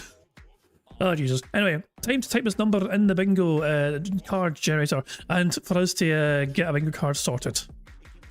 It's a big number, so it might take a wee while to generate. It is basically over 500,000. 543,666, 543,666, combining both numbers from Camden Dutchman and Diablo of Darkness. Of course, Diablo's birthday is today, and of course that means that they are a very, very old bastard indeed. Old bastard! I mean, they're only 31, but still. So this is the card we have for today's bingo. We need Phil to say do the following for today's bingo card. We need Phil to say reality, subs, him mocking his own chat, him doing hand graphs, and him saying right now. What are hand graphs, you might ask? Hand graphs is when Phil is demonstrating something either going up or down in numerical value using his hands. So there we go. The second row is Phil saying nobody or no one. What I mean by that is engagement's unique and him touching his eye. The third row is Phil saying on demand, fuck, Asmongold, king, and excited. The fourth row is Phil discussing politics in some manner, him saying day off, him giving some digger old fashioned leaning manual ban, him saying obviously and percent. The fifth and final row is Phil saying basically, him using hateful slurs, him saying hate to say, members, and finally, time. And it is time to now go through all the ways we can get free spaces on today's bingo board. Every 10 sips, snorts or burps that Phil does, we get a free space. As well as that, for every 6 minutes and 40 seconds of Phil begs, we also get a free space. If Jade shows up in Phil's chat, which she should do because it's Pokemon Day, and Phil says hi to Jade, not only do we get a free space, not only do we get to fucking hear a clever wee sound thing, but we also get to see a wee animation play as well to celebrate Jade getting us a free space on Bingo, and it looks a little something like this. Squeak, squeak, ah, a free space. So there we go, let's hope Jade shows up and let's hope Phil says hi to Jade so we can get a free space for that as well. For every 5 new or renewed members we have to Bingo streams, we get a free space for that as well. And finally, 25 likes we get 1 free space, which we already have done. 50 likes gets us an additional 2 free spaces. 75 likes gets us 3 more free spaces on top of that. And if we get 100 likes on this Bingo stream before we finish playing Bingo, not only do we get 4 additional free spaces, but you guys also get to enjoy the Bubbles animation made by the supremely talented Pixar Animations to celebrate the 100 likes on the stream.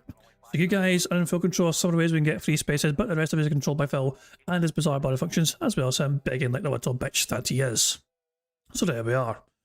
And of course, it's Sunny as well, bringing up what happened at Bondi Beach yesterday. Awful what happened yesterday. What happened yesterday, technically today, you know, time zones and all that shit, you know. But yeah, horrible news of what happened with a gunman attacking, was it a Hanukkah festival? Awful stuff indeed, you know. People, it's just awful. Like the world, it's a fucking terrible fucking situation. People will always find a way to let hate control them, whether it's fucking through politics or religion or ideology or just whatever. There's just people in the world who are just fucking wired in such a way to fucking do that sort of shit. It's fucking terrible, you know what I mean? I don't care if, you know, like, I'm not a very religious fucking person, you know what I mean? But obviously for me, it's still a fucked up situation, you know what I mean? It's like, I understand the fucking, like, it's not, you've got to fucking, a lot of things, it boils down to this: is it worth fucking killing someone over? I've always kind of thought to myself, you know what I mean, if I've ever seen a situation where people are getting violent, which happens more often than you think, you know what I mean, for me anyway, I've always kind of thought to myself, is this worth fucking fighting over? Is this worth fucking getting hurt over? Is this worth dying over? Is this worth fucking ruining your life over? You know what I mean? It's just like, and some people, as I said, there's definitely far more good people in the world than there are bad people. I am a strong supporter and believer of that. That there's far more good in the world than bad.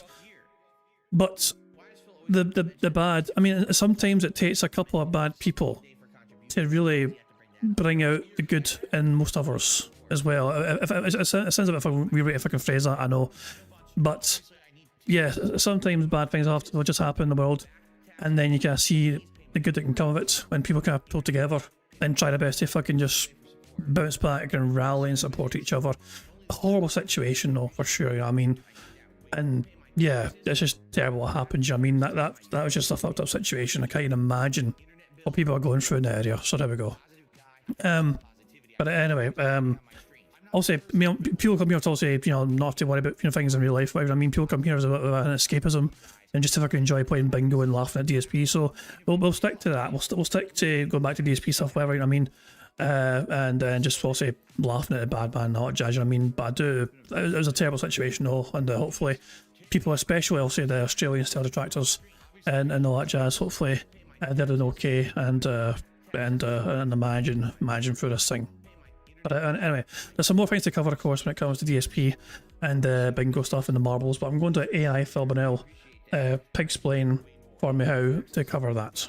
Well, hello there, AI Phil Burnell here in the digital flesh. Here to tell you about marbles on King Jad's Bingo Baddies stream. To add your name to be part of the marbles games, use the exclamation point marbles in chat to see how easy it is to do it. And at the end of the month, a winner will be picked.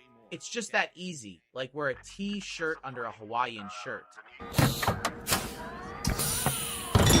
Thank you, AI Phil Burnell, for explaining that for us all. Of course, as well as typing exclamation mark marbles in the stream chat, you can also just check the description in the stream chat as well, because the first link you'll see is a link to that community post. And a little reminder again once more, at the end of the year, basically when we enter January, we're going to have a brand new community post. We'll be nuking the old community post. We'll be making a brand new community post, which means people in January onwards will need to resubmit their marbles. So yeah, there we go. December, obviously the last month, so we'll stick to the one we have for now in December. But yeah, from January, from the new year onwards, we'll have a brand new one getting made. which means everyone will need to resubmit their marbles. So there we are. I think I've covered all the bases. There's only one thing left for me to do, and that's for me to press the random Scottish soundboard button to send us off into battle once more. Come the fuck in or fuck the fuck off. Now, of course, that random Scottish soundboard button, as I said, you know what I mean, I can press that whenever I fucking want. And of course, if Dips wants me to, or Brad Burning, or Camping Dutchman want me to press it for him as well, I will. Because, of course, they are the most recent winners of the Bingo Barry's Advent Calendar.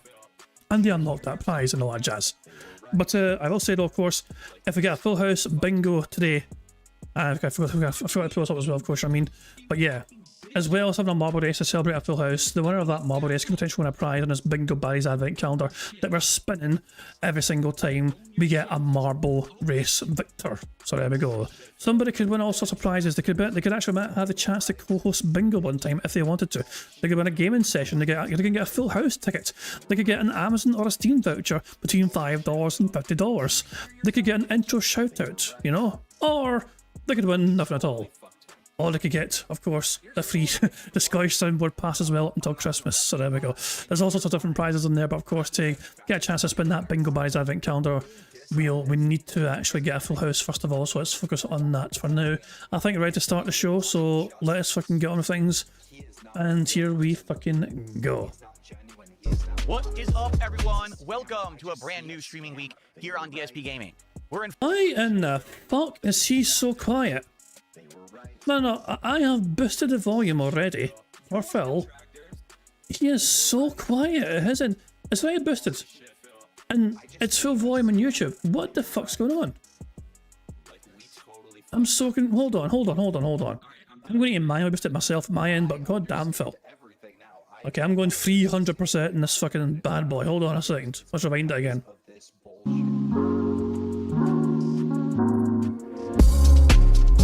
What is up, everyone? Welcome to a brand new streaming week here on DSP Gaming.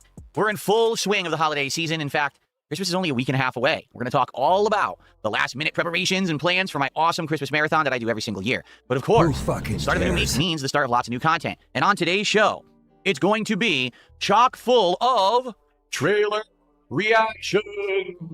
That's right. After the Game Awards last week, a ton of game trailers released that people have wanted to see me react to. We're going to do that this morning, where you guys will actually be able to tell me exactly what it is that you want me to react to.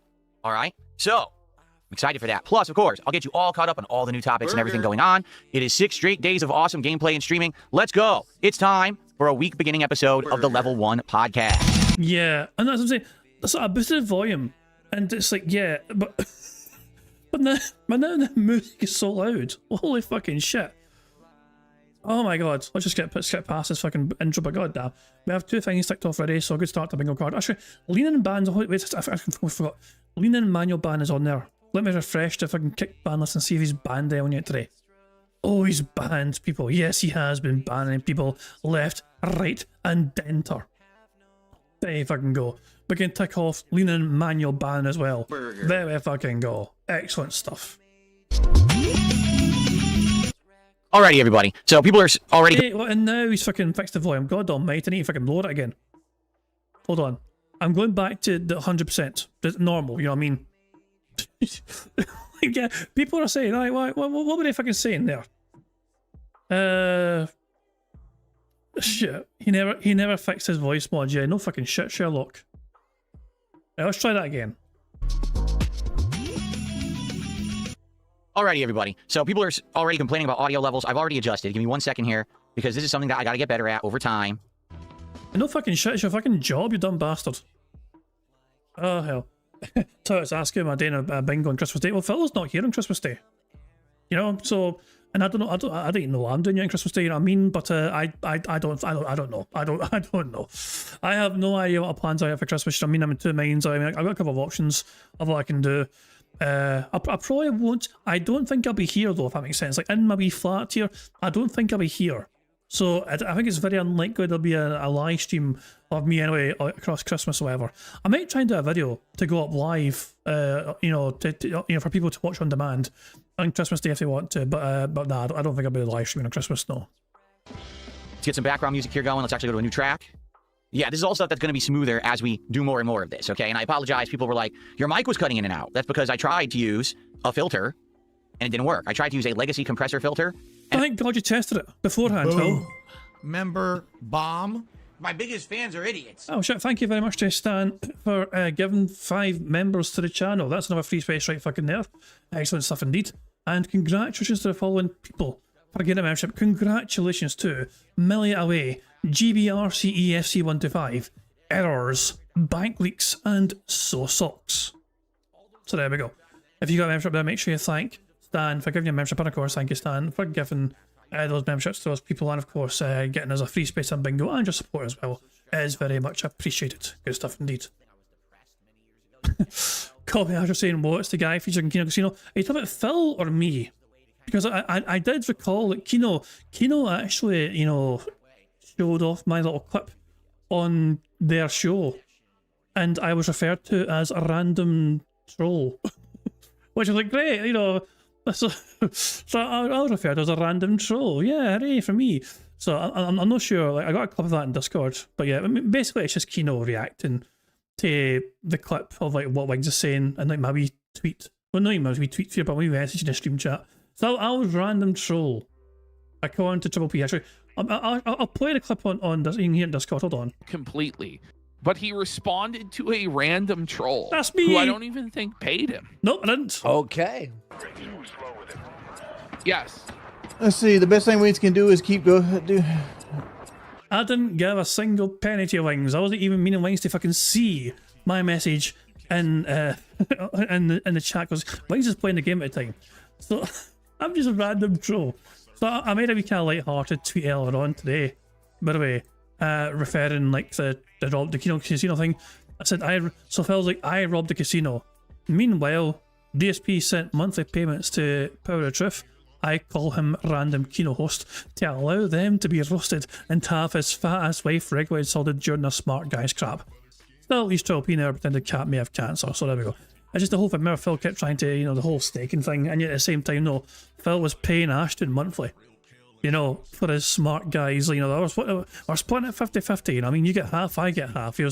So Phil's idea of robbing Kino Casino was not taking any money directly from them making content about him, and because they make content about all locals, like Phil, and yet Phil still paid them when they didn't have to give Phil any money whatsoever. So yeah, make sense of that one. Oh god, and Phil got flashbanged apparently on Twitter. What the fuck's up? Right, anyway, fuck it. Let's get back to fucking Bingo, okay? But they fucking go. I'm a random troll. There we go. I'm moving up in the world. Apparently it just didn't work very well. So I've now turned it off. I'm using a different compressor now. It's supposed to be a more modern one, but I don't really know if it's working or not. I'd love to hear your feedback on if this compressor is working or not. See, when I'm testing anything, like people will notice, I sometimes will drag random people into an unlisted live stream so I can test things on them. That sounded weird. Please let me elaborate. If I'm doing any audio tweaks, I sometimes fucking, you know, I do the tweaking and add an unlisted live stream, and I'll hear for myself how it is, and also I'll get other people as well to check out if I can, so they can also tell me their own feedback. So there we go. But yeah, I test things because it's a smart thing to do. Dare I say, it's a professional thing to fucking do. You try and test these things ahead of fucking time, so when it comes time to showtime, you're ready to fucking go, and you're prepared, and you fucking already tested the audio levels already beforehand. It is what it is. Like, if I don't use a compressor, then I'm going to cut out when I either do something really loud or something low. You won't hear it. If I don't use the compressor, or excuse me, if I use the compressor now, we have to adjust things to get it tweaked perfectly, okay? So my apologies there. Hopefully it's sounding a little better. If it sounds better, great. I need your feedback. Like, this is the only way to know what's working, is to get your feedback live. So thank you for that. Sorry if the intro chopped up a bit. Hopefully it sounds a little bit better right now, okay? So, everyone, welcome to the show. Today is Sunday, the 14th of December 2025, and I hope that you're all doing well, and I hope that you're ready for... Why did he say December in such a weird fucking way? Hold on a second, hold on a fucking second. I'm going normal speed for this, hold on. Remember, we watched at 1.5. The 14th of December 2025, and to me that just sounded very fucking weird. I don't know, it sounded like a fucking bot trying to say something I didn't recognize. I hope that you're all doing well, and I hope that you're ready for 6 straight days of streaming here on the channel as we head full speed into the Christmas season. It's almost time for Christmas week, which is going to include my annual Christmas marathon, a half day on Christmas Eve, and a couple days. Shut up, you dick.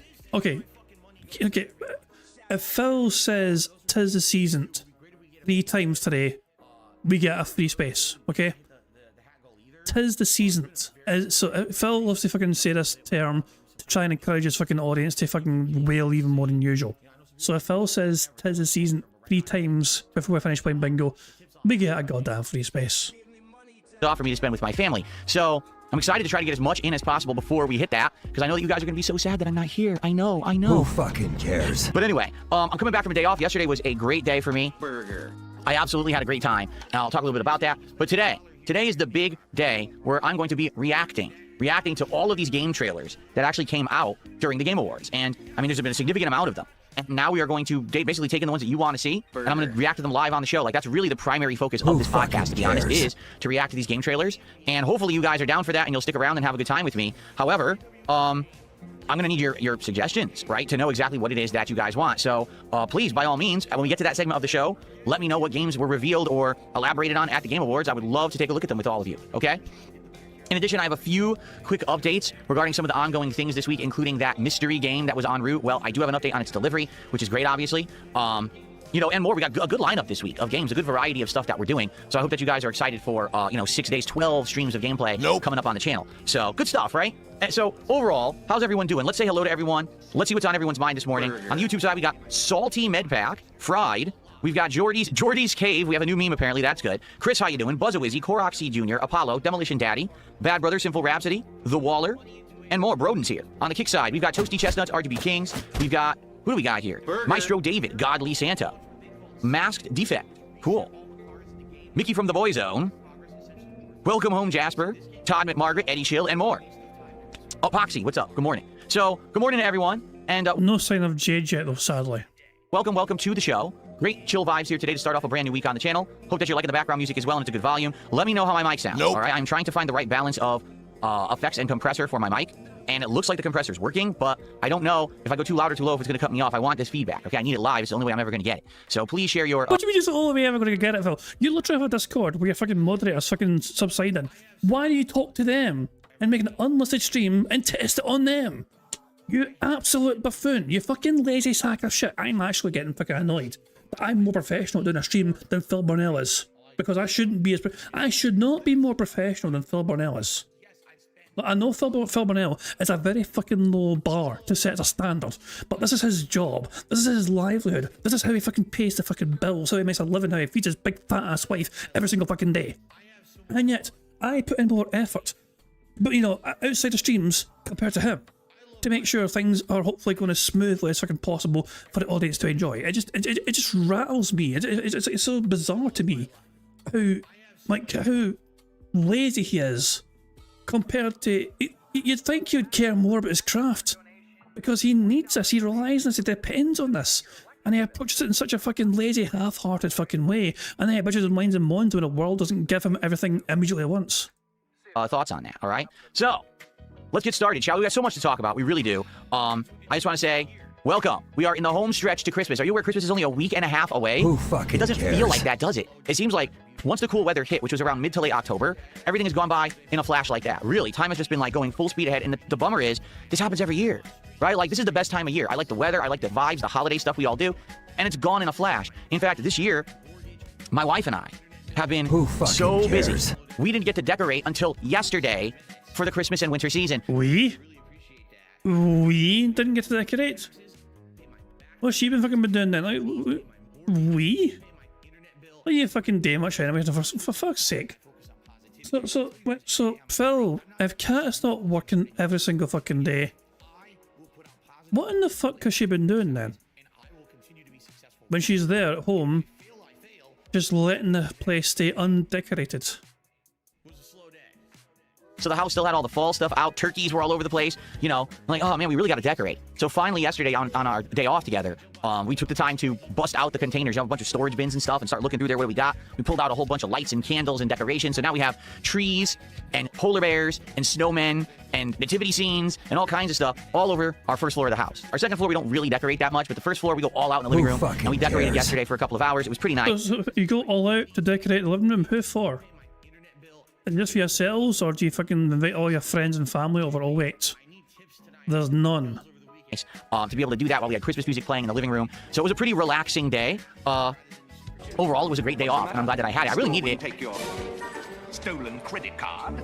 Thank you, Tim. But yeah, I really needed it after 7 straight days of streaming last week without a break. It was very, very welcome. And I had a good time with my wife. We had some good food together. Overall, a pretty good one. All right, nothing more to really say. It was just a day of me running some errands like grocery shopping and then doing the decorations and stuff like that. So I'm happy to be back for another 6 straight days. Now, here's the deal. This week is your final chance to submit games for me to be playing during the upcoming Christmas Holiday Marathon event. All right, my annual Christmas Marathon takes place on Tuesday, December 23rd this year, which is a week from this Tuesday. It's going to feature food, booze, holiday vibes and apparel, and a variety of games that you are currently nominating. So if you have not had a chance yet to nominate or maybe upvote other people's nominations, I strongly urge you to do so because you are running out of time. There's only about less than a week left, actually, because thinking about time frames here, I think at the end of this week, maybe Thursday or Friday, okay, live here on the show, I'm actually going to be going through all of your nominations. And fuck that. No, fuck that. No, I'm not doing bingo that day then. I might just fucking skip bingo that day. Phil's idea for a meaningful, robust stream for gameplay anyway is for him to fucking go through his shitey community post and tally up the nominations for games that people suggested for him. Wow. How the fuck do you fucking play bingo at that?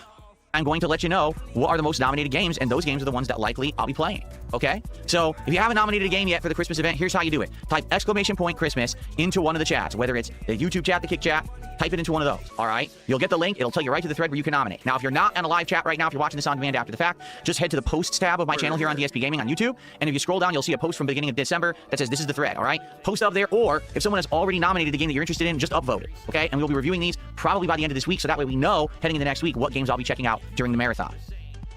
Who fucking cares? Now, also during that event, I dress up in holiday attire, many different like Christmas themed sweaters, and I'll just swap out between those ugly Christmas sweaters during the course of the event. I have liquor all day long. I already have a bottle of Christmas themed liquor that I'm excited to try, but there'll be some other stuff too that I'll probably get. So, and by the way, unlike previous years, yes, because things have improved and gotten so good around here, I don't need to have goals based on this marathon. Instead of it being, oh, if I get a certain amount of support, I'm going to take a shot, I'm just going to drink over the course of the day so I can be merry and bright with everyone all day long. So that's going to be great to not have that tied to anything and instead just do it whenever I want. I'm excited for that. I mean, it definitely worked during the Black Friday event, and I'm very excited for my annual Christmas event. So that is Tuesday, the 23rd of December. If you're available, come on, swing by. I'll be streaming all day. You know, I'll start. The fact that he brings it up to me is still a beg. That's why I counted the fucking beggar. The big counter was going there because he chose to actively remind his audience, guys, by the way, I'm going to be drinking because the goals, remember the goals I don't bring up ever? I used to have goals for drinking. I'm going to be drinking without goals, but goals and goals, to me, it is basically a subtle, like, you know, he's trying to fucking beg without making it seem like he's begging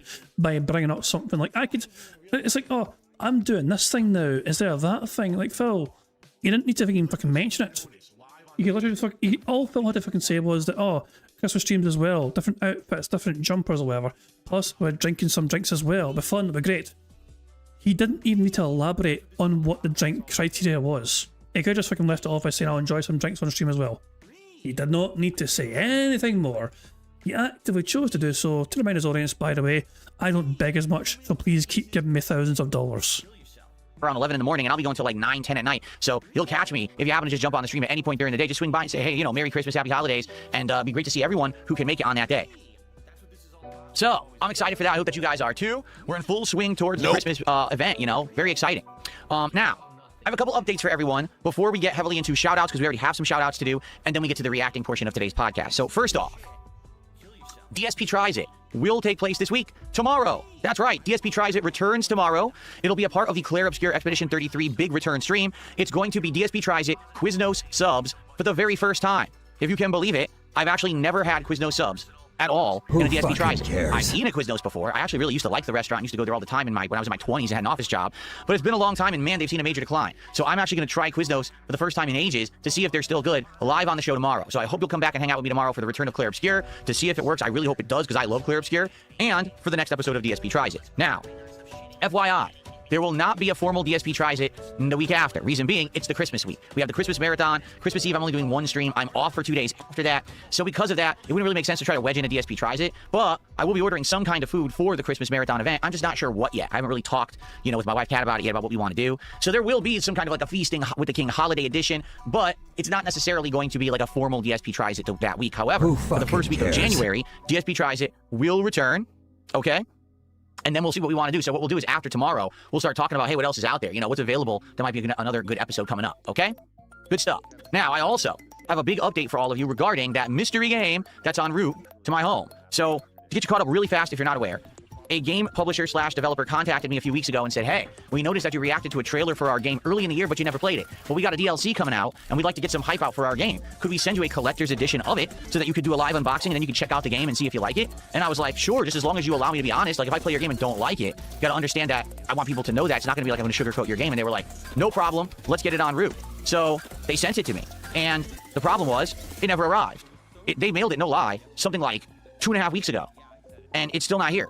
Okay? What ended up happening was, it said that it was suffering some kind of mechanical error. I don't even know what that means. Does that mean their sorting facility had a robot that malfunctioned? Like what? So this box, this collector's edition of this game that I was planning to unbox last week and play is apparently lost in shipping. Well, finally, I got an update this morning stating that it's supposed to arrive sometime tomorrow. All right? Now, I'm going to be honest about a couple things. Number one, I have no faith whatsoever that this will arrive or will arrive in any kind of a timely manner. So I'm not going to be like, oh yeah, let's unbox it tomorrow or whatever. I'm not going to get all excited about it because it might not even show up. That's number one. Number two, I have no idea what condition this thing's going to be in. Very well, this box might show up crushed. You know what I mean? If it got stuck in some mechanical error and it was lost for like 3 days, it might actually be destroyed. So I'm not going to go crazy here, but maybe, just maybe, it will arrive tomorrow. And if it does, then what we can actually do is plan maybe like Tuesday or Wednesday. We could do an unboxing of this thing and see exactly what it is and go from there. Okay? I don't want to overpromise and underdeliver because I'm at the mercy of a shipping company that already screwed this up once. So when I know more, I'll let you know. But for now, I'm not going to guarantee anything. It wouldn't really make sense, right? So, hey, if it shows up, great. I'll be excited. And then we'll do the unboxing and everything, all right? So possibility that could be Tuesday's stream. And I do know that right now on the schedule for Tuesday, we have a stream of Arc Raiders schedule. But that could change, okay? Just to be completely transparent here, maybe what we'll end up doing if it does show up tomorrow, then maybe on the podcast Tuesday, we'll do a live unboxing of this collector's edition, and then we'll actually check out the game on that Tuesday daytime stream. And that would just bump everything like a day, which is perfectly fine. We're in no rush or anything like that. We could bump content a day or two. It's not going to affect things too negatively, right? Who fucking cares? So, there you go. I'm excited. Hopefully it shows up, and we'll see what happens, okay? Now, before we get to a brief summary of all the games that are coming up this week, and then Anybody care what this guy thinks? No! We do some trailer reacting. I have shout-outs to do, because you guys have been supporting the stream this morning. Let's get to it. First off, we start with Daddy Big Bucks, who is our first sub of the week. Thank you so much, Daddy Big Bucks, for being a supporter of the Kick channel for 6 months. I appreciate that. By the way, it's hilarious. At the same time, I've got people saying, hey, Phil, the music is too low. Can you make it louder? And then some people are like, the music's way too loud. Can you lower it? So then I'm just not going to touch it. If I don't get a consensus that the music is too loud or too low, I'm just going to leave it as is. If people agreed, then I'd be like, oh, okay, but it doesn't seem like there's an agreement here. Okay? Okay. Continuing on. Chris, thank you so much for 5 months as a member. He says, hi, sir. Welcome back. Thank you so much. Good to see you, Chris. Kung Fu Scuba Bape? What the... What a name. Did a $5 super chat. Says, great setup. I loved your Asmongold interview. I wish you success, G. Thank you so much. I appreciate that. It's funny because here we are 3 weeks from that interview. If you're not aware, it's been 3 weeks since the interview. Oh, sorry, 2 seconds. I need a rewind to check something. Hold on. Order of the Kick channel for 6 months. So, because you guys have been supporting a brief... 2 seconds. I'm trying to find something. Everything like a day, which is perfectly fine. We're no happens. Okay, I have shout-outs to do. The week. No. I appreciate that. Same time, I've got people saying, hey, Phil, the music's too low. Can you make it louder? And then some people are like, the music's way too loud. Can you lower it? So then I'm just not going to touch it. If I don't get a consensus that the music is too loud or too low, I'm just going to leave it as is. If people agreed, then I'd be like, oh, okay, but it doesn't seem like there's an agreement here. Okay? Okay, I wanted to check if Phil said nobody or no one there. I thought it might have said it, but it didn't say it, so that's my bad. Sorry, my bad. So I want to go back and check, basically, if Phil said nobody or no one there talking about the music, but he did not say that. So, okay, that's why I rewound. What a name. Did a $5 super chat. Says, great setup. I loved your Asmongold interview. I wish you success, G. Thank you so much. I appreciate that. It's funny because here we are. And Phil gets to fucking talk about how Asmongold talked to him 3 weeks ago. I mean, I wonder how long he's going to bring up the fact that Asmongold talked to him. The longer it goes on, the more kind of awkward it'll get, you know? Like, I mean, Asmongold is like moved the fuck on effectively, it seems like, and just is doing other things. Don't even think he's fucking referenced Phil again. And Phil still, he keeps bringing up, I was like, wow, it's been 3 weeks now, then it'll be 4 weeks, then 5 weeks, then 10 weeks, and 20 weeks, and 4 months, and 5 months, and 10 months, and a year. Like, wow, Phil, just, you know, move on already. Like, we get it. Asmongold talked to you one time, we got some content at you or whatever, it's kind of cringe, and your little Asmongold boost fucking died within the fucking week. 3 weeks from that interview. If you're not aware, it's been 3 weeks since the interview. And I still got people coming by who are saying, you know, I just happened to see it. I really enjoyed it. Good luck. And you're being very supportive. And I appreciate that very much. I can tell you, the last 3 weeks have been amazing. And the last 3 weeks, because of the level of support and positivity that I've got on this channel, you know, people engaging with the content, by liking the videos, leaving comments, by coming by, liking the streams, interacting with me on the streams, and of course, the support, super chats, memberships, subs, you know, kicks and tips. I have been able to massively upgrade my setup. Everything has been kicked up a major level, and now I have all kinds of fun stuff that I'm doing, and I cannot wait. Like I said, I'm really excited for this week, and the reason being is very simple, okay? I don't have to do any other upgrades. We're done. It took 2 weeks of upgrades, but now we're good. I can use all this new technology around me. I don't have to adjust anything. You know, we're good. Now, if there is a volume level that's off, let me know. If a filter isn't working, please let me know. But for the most part, we are now full speed ahead with all the content this week, with all the new technology in place. So let's go. Let's do it. Let's enjoy. Let's have a great time. The holiday season, enjoying games in each other's company. Now with all that technology has to offer. Pretty damn cool, isn't it? So yes, I'm so happy to get to sit back and relax and enjoy games and your company this week, and not just sitting here doing all kinds of, you know, tech stuff. So good stuff there. Okay. You're saying the mic cuts in and out. Okay. What a lovely wholesome message as he fucking digs for the fucking gold up his fucking nostril. All kinds of, you know, tech stuff. So good stuff there. This shit here, look at this shit. Look, he just literally just buries it in there. Get right in there. Get right in there. Get the thumb right in there. Scrape the sides. Get right in there. Oh, it's a big one. It's a fucking big one. Get right in there, Phil. Oh, he's practically poking his wee tiny brain at his fucking rating time. Oh, there we go. Man, he's like, send a fucking rescue party to get a fucking thumb back. See that little sneaky, hold on. He's like, I'm going to pick this booger out very sneakily and quietly. I'm going to hide my thumb behind my fingers, close my fingers together. So I'm hiding the big booger I just fucking picked up here. And then sneakily get it off the camera. There we go. Now I'm going to wipe it on my fucking, my fucking pants. And I'll eat that later on. You're saying the mic cuts in and out. Okay. How often, and is it still doing it now? Because I adjusted the filter. I turned it off because I had a legacy style filter on. It didn't seem to be working. So I changed it to a different kind of compressor now. I'm hoping that it's working. But it could be that it's too strong. Maybe I need to actually really, you know, make this a little bit less strict. I'm not sure. Once every 1 to 2 minutes it does, it cuts off right in the middle of me talking. And then some people are saying it's not doing it. So I don't know. Like some people are saying, no, it's not doing that. The mic has been fine. What do you guys think? The music is too loud now. I haven't even touched it. So some people are saying that the music's too low, and other people it's too loud. I think it's the track, right? Depending on the track, that's what it is. The music is a tad loud. The volume of music can be a bit loud depending on the song. Okay, so we'll do this. How's that? We absolutely need to tweak this, 100%. We need to keep tweaking it until we get it right. All right, I need to be sure that we're good. So let me know. This is the kind of feedback I need, and I really appreciate you guys helping me with this because I can't, you know, I have it, but it's a different level when I hear it from what you guys are hearing. Okay. Thank you for the advice. I've adjusted the music. We can find the right levels here, right? Okay. Cool. All right. So thank you for that. And again, let's keep it going. All right. Please let me know more feedback. And thank you, Kung Fu Scuba. Stummage me? It's hard to read some of these names this morning. Did a $1.99 super chat says bring back the couch setup for old time's sake. Oh, no. Number one, that love seat, okay? If you're talking about the old couch, the brown couch from Connecticut, obviously I don't have it anymore. If you're talking about the bastard love seat that I used to have in this office, that was a horrible miscalculation. Really. Like, I thought, oh, this is going to be nice and comfy. This is going to be amazing. It never was. The moment I sat down on that love seat, I was like, oh, this is not good. It was not, it had no support whatsoever. Like, I sat down, I sunk into. Then why the fuck did you not return it? Wait, the moment you fucking bought that fucking thing, you hated it. Then why keep it, for fuck's sake? That makes no fucking sense whatsoever. I was like, oh, this is not going to be good. That's why over the years you saw I had all these back pillows and things. Because I just didn't give me support at all. It was not comfortable for gaming sessions. That's meant to be like you sit back and like sleep on it or you relax on it. You're not sit up gaming, you know? So yeah, and the bummer was that love seat was expensive. I'm not even kidding. The love seat was almost $1,000. You kept the fucking thing, even though it didn't provide you any comfort whatsoever, which just illustrates and highlights your financial incompetency. And that was in 2014. So I way overspent on that thing. That's one of the things I want to get rid of. I told you guys, I'm looking to try to have like someone come and haul a bunch of junk out of my house, old furniture and shit. That's one of the things. I just want to get it out of here so I have more space. You know, He still has it.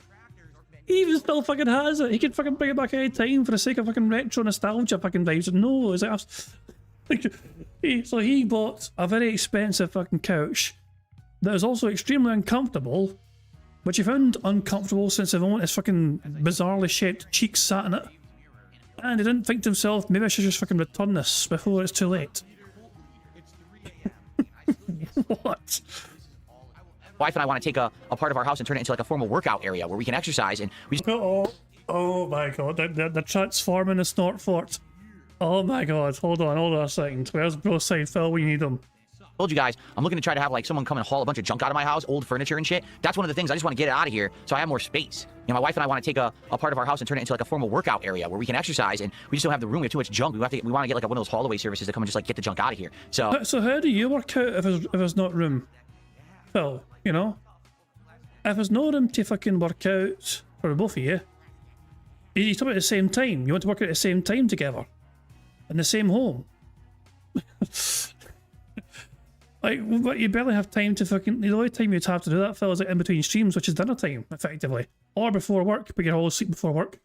Or very late at fucking night, when most people are too fucking tired, effectively. Jesus, man. So they want to, like, gut out a room in the snort fort, which is filled with crap, apparently. So they can turn it into a workout room. Oh, God. I kind of wish Bro Side Phil was available right now, just so I could make him hear this. Hold on. Is he even online, Bro Side Phil? I don't think he is. He's probably busy. He's a busy boy, like the way his fucking work. It's a shame. Oh, I just want to drag him in. He's like, have you seen this shit? Oh, God almighty. Poor bastard. Anyway, he's going to enjoy us later, I can tell. Oh. Yeah, that thing is definitely not coming back. It's over in the side of our bedroom's like storage area, and it's just sitting there collecting dust. We gotta get it out of here. It's all worn out too. Like the cushions, within like a year, the cushions just went completely squishy. Like I said, zero support at all. I don't know why they designed it like that. Who wants a sofa that sucks in and has no support after a year? Piece of junk, honestly. Anyway, so thank you for that. We have a bunch of tips. Let's take a look here. So we start off today with a $23 tip from Slayer. Thank you so much to Slayer. Let's get this up on the leaderboard. A big tip to start the day.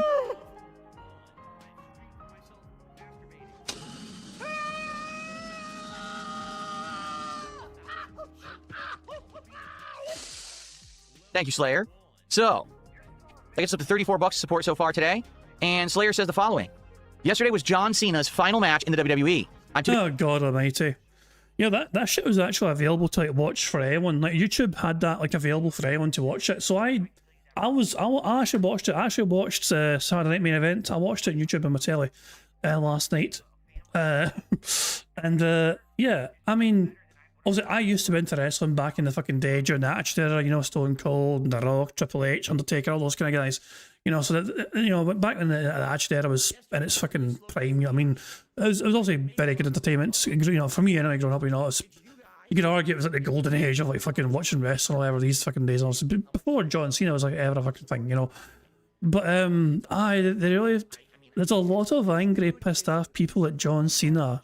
Spoilers, by the way. Spoilers in case if you don't want to know what happened in John Cena's final fucking wrestling match, you might not want to listen to what I'm about to fucking say and all that shit. But yeah, a lot of people are pissed off because John Cena lost his final wrestling match. He tapped out to somebody giving him a choker hold, a sleeper hold, whatever. You know, and people are pissed off. But John Cena doesn't tap out. John Cena doesn't give up. He never gives up. The whole point of him not doing this anymore is he's literally given up the wrestling. Like, to me, it made perfect sense how that fucking match unfolded, you know? It elevates his opponent, Gunther, a very fucking solid right wrestler. He's like, he's like, you know, he's one of these kind of guys who basically they could be a potential future essential of the industry. And I mean, so him retiring John Cena by making him tap out is going to elevate them to fucking huge fucking levels. You know what I mean? There's a fucking flex right fucking there to fucking build on, you know? John Cena's also been about as well trying to fucking promote like the fucking newer generation, help out the newer generation, get them prepared to fucking carry forward the business effectively, you know what I mean? And so it made perfect sense for his character to do it as well. And also his character retiring, he's had enough, he's tapping out, retiring, walking away from the industry. So it made sense as well that he tapped out the way he fucking tapped out. You know, so I don't know. I know some of you guys want a bit different wrestling, but to me, it made perfect fucking sense, essentially, how it ended. I mean, you could have... There was one other way it probably could have worked as well. You could have like had John Cena like get choked out. So he couldn't tap out, but he lost because he got choked out. You could have had that happen as well. But I guess in terms of like the story of all, you know, him tapping out is literally just him calling it quits in his own terms. Like he decided, I'm done. This is it. I'm out of here, you know. So there I can go. I've never been a big massive John Cena like supporter. You know what I mean? Like it's the 5 moves of doom and all that shit, and people losing their fucking head. And he was always like a polarizing individual. But he's one of those bastards though, you hear nothing but nice things about him, you know? Like every person on the fucking planet seems to fucking have a nice thing to say about John Cena. Oh, he takes the time and he makes time for you and he does... Apparently he's a fucking saint. Which is a bit annoying, you know what I mean? Because like he's like... You'd think some people might have some sort of like edge to them, you know what I mean? Some sort of like wee, you know, evil... but every single person on the planet seems to fucking just say nothing but nice things about the bastard, you know? So there you go. But yeah, he can now focus on making more movies, not shit, trying his best to fucking build on top of what he's done already. And there you fucking go. Basically, he's going to go the same, probably the same sort of route the fucking Rock did, I imagine. I mean, probably not. I don't think he'll achieve those levels. Like the Rock fucking you know, he fucking went above and beyond, effectively. You know what I mean, so I don't think John Cena will ever be as big as the Rock in terms of like movie superstardom, you know. But you know, fuck it, you know, he's done what he's done. He can now just focus on other things as well. Fair play to him for, you know, for the work rate he put in that shit. So there you go. That's it. No more wrestling talk. But yeah, John Cena lost and the internet was so pissed off and it's hilarious. $23 in recognition of his 23 years in the company. He does deserve to be called the greatest of all time with what he has done in WWE. Goodbye to John Cena and good luck to him after wrestling. So there you have it. I mean, I haven't been following wrestling since WrestleMania, although that was the whole theme of this year, is that it was supposed to be John Cena's final year. And he started off as a face, then he went heel around WrestleMania so he could win the title from Cody Rhodes. And then I just stopped paying attention. I guess he turned back into a face again. And the heel turn thing was a bit fucking bizarre. And some people are trying to say as well, some people were kind of hoping that Cena would have won last night and then pretended it was all over. And then like The Rock could have came out and said, your soul's still mine. Like I've seen some people kind of share their own like you know little ideas of what they could do with this Cena retirement thing to make it give an edge or a little twist or whatever. And yeah, it's like, because obviously Cena was heel for like a small spell, you know what I mean, and it didn't really work out too well. People didn't really fucking buy into it, you know, people weren't fully fucking for it. But Cena got to experience being a heel for a very small brief time, and then it went back to being the good guy again. Super Cena, yeah, it's all fucking weird. As David Dragon says, it's weird to see someone like a Cena go out like a bitch though. Well, to me, it was an acceptance of... To me, it's like, I mean, some people are going to try and imply that it wasn't his choice. To me, it was perfectly his choice. You know, it kind of... That was entirely how he wanted to go out, I think, by letting someone else, you know, basically, they're propelling his opponent to new heights by letting him, like, he never tapped, he's tapped it once before, apparently, you know. He tapped it like 20 years ago and all that shit, you know. Oh, get the bed counter ready, current fills on $120, is that all per present? But I mean, I don't know, to me, it's like, it went exactly how it probably should have went. It could have went other ways, of course. I mean, they might have had other ideas to try and drag it over, but nah, it's all done and dusted. No more Super Cena and all that shit. And it's time for someone else to basically carry the company forward to the wrestling and all that shit. Yeah, I don't know. It's confusing as hell these days because obviously WWE is a thing. Within WWE there's NXT as well. NXT is like fucking owned by WWE, but they also have TNA, which is in partnership with WWE. So you sometimes have TNA guys interact with WWE events and all this shit, and it's all very fucking weird. And there's AEW, which has nothing to do with it, it's a different company altogether, but sometimes they all reference each other as well. It's just, it gets a bit fucking confusing sometimes, I must say, but I don't follow this shit. From what I'm understanding, he lost his final match against Gunther, which is crazy because, like, I don't know, like, the whole thing with Gunther was, it seemed like he had his ups and downs. Like, he had great programs, and then all of a sudden he's wrestling Jey Uso, and he loses to Jey Uso at WrestleMania, which is like a big deflation for him. And then all of a sudden he was like beating up, what's his name, one of the announcers and stuff. It's like, what is going on? But then he's the one to retire John Cena. Like, I don't know, it just seems very bizarre to me what they've done over there. I'm very glad, I'll be honest with you, that I don't follow it. I'm really glad I don't follow it anymore, and I kind of stopped caring because, I don't know, I just feel like it's too much investment of time, and a lot of the investment doesn't pay off well. Why don't you back it up with a source? My source is that I made it the fuck up. Like, there were times I was invested in characters entirely, and I get into them. It'd be like a year, and then the plotline would end, and it was like a horrible ending, and they just drop it all, and there's no ever payout or like good feeling at the end. It's like, what I spend all the time watching for. So, quite frankly, I'm glad that I kind of like fell out of the wrestling stuff. I followed it for 4 months, got into it. I just don't think it's for me at my age. You know what I'm saying? Like when I was younger, I was so into it and everything. I just don't think it's something that I really want to get so heavily into when I'm 43 years old. Phil was implying that he was a small little child, like fucking like 10 years old when he was into it last. Like Phil was super duper interested in his mid to late 20s. You know? Oh shit, we got 50 likes. Thank you guys for 50 likes. That gives us 2 more free spaces on the bingo board, which brings us up to 4 free spaces altogether. If we manage to get 75 likes, that'll be an additional 3 more spaces. So, it'd be grand if we get that, but no pressure, but like the stream, you bastards. No, I've kind of moved on, probably, you know. Not to say that I wouldn't talk about wrestling from time to time, but I'm just, you know, I can't really get into it. Thank you so much, Slayer. And then it looks like, Slayer took another $1. He said, I actually want to continue. There was a character limit. It's bittersweet watching his final match ever and seeing his whole run. It was definitely worthwhile. He's genuinely a good person. He has to make the most wishes come true in the Make-A-Wish Foundation. So there you go. Yeah, I don't think anyone ever, even if you can question Cena's in-ring abilities, I don't think anyone's going to question his personality or his morality or just him as a person in general. You're right. He's done a ton of charity work, and, you know, I don't think there's a single person out there that's like, oh, John Cena's a complete piece of shit asshole. I hate him. I met him, and he's just a scumbag, right? You don't really get that impression, so. Cool. Actually, maybe I kind of maybe why I'm not very warm on Cena. Like, obviously, when I think of like a good wrestler, you know what I mean? You think of guys who are just fucking incredibly talented, athletically in the ring, you know, like, but obviously, what Cena had going for him was like strength, you know what I mean? Like sometimes he could fucking pick up a big bastard on his shoulders and fucking, you know, flip him over, you know, that kind of thing. That was one kind of thing that Cena had going for him effectively, you know what I mean? He was quite strong, you know what I mean? Because he used to be a fucking powerlifter, you know what I mean? So you'd think he would have some strong foundations being a former powerlifter. So yeah, but as in terms of like actual wrestler, you know what I mean? He wasn't the flashiest guy, but yeah. As I said though, you hear all these fucking stories all the fucking time about these bastards, you know what I mean? Where it's like, you know, Cena was like, he was a first person to arrive and the last one to leave. He would fucking watch every single person's match and give them advice if they wanted advice or whatever, you know what I mean? He'd be helping this person, that person. He'd always have time for interviewers as well and signing autographs and all that shit. Literally, apparently the nicest bastard in the world. I cannot wait to fucking find out. there's got to be one bad story about John Cena somewhere, surely. I mean, but it's kind of mad.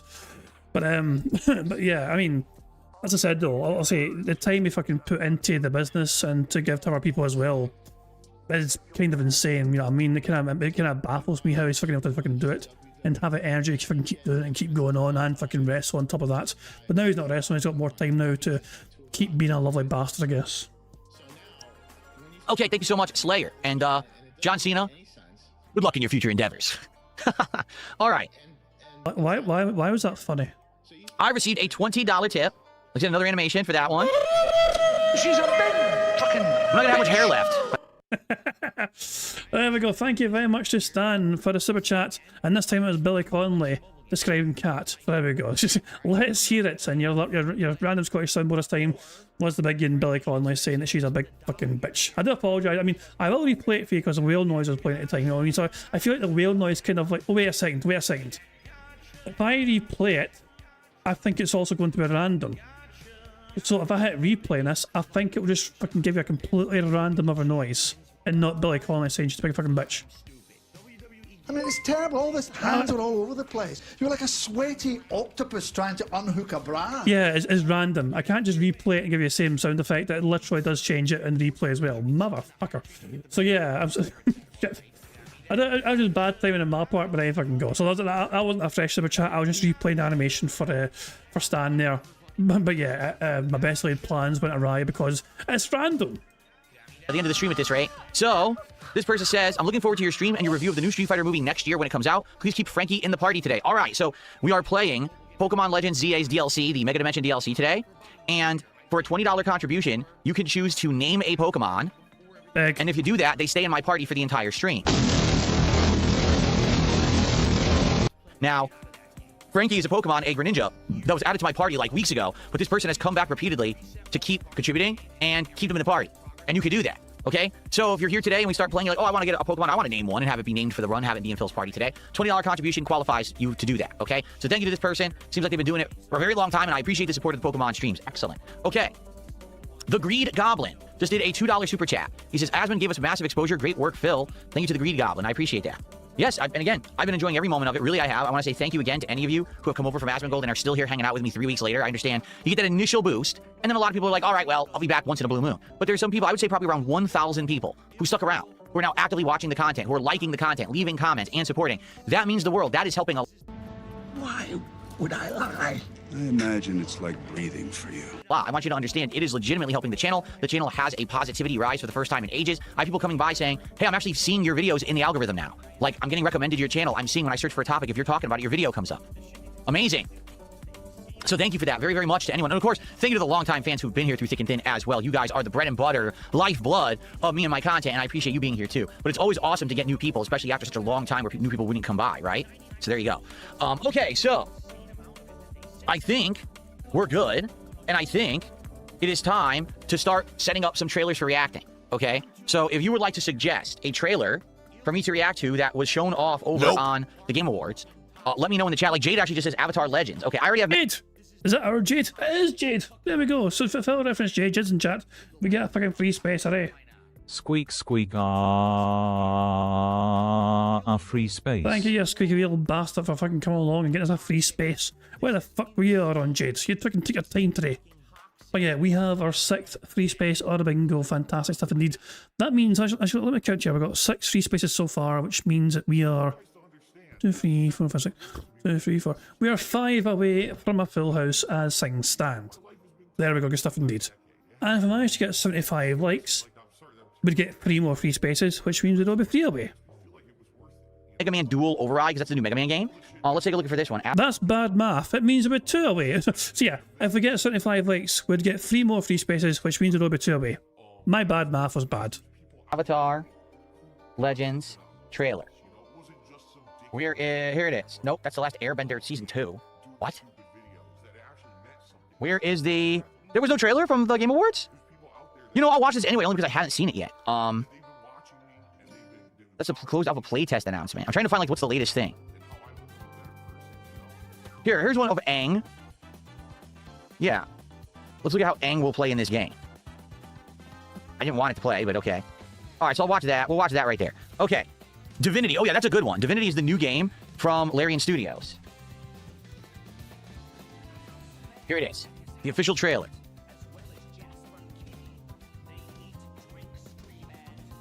Oh, fuck. So, Phil apparently plays... Wait, he's still doing this an hour later?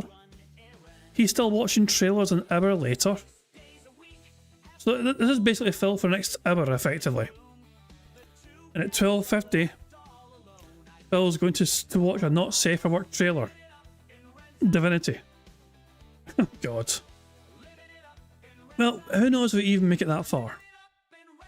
Our Dragon says Divinity's trailer is metal as hell. A lot of extreme gore and actual sex on screen. Ooh, naughty, spicy. Where's just the trailer? Look at how Phil reacts to it. He's like, no, no, we can't see that. It's not 2 men. I don't want to watch that. Is this it here? Oh, this is it right here. Of course, it's from freaking IGN. These jerks. Okay, we got Divinity. Is him calling IGN jerks hateful slurs? Or is that not hateful enough? It does seem kind of randomly toxic, but jerk isn't really hateful. You know, just calling a company jerks isn't really hateful, is it? We got that lined up now. Hold on, let me get some more here. Okay, what else do we got? Tomb Raider, that's right. There was a double Tomb Raider announcement, right? There were 2 different ones. One was, what, Legacy of Atlantis? And then there was... Wasn't there another one as well? Wasn't there 2? Shut up. What was the other one? There's 2 Tomb Raiders, right? What's the other Tomb Raider? Because there were 2 different games.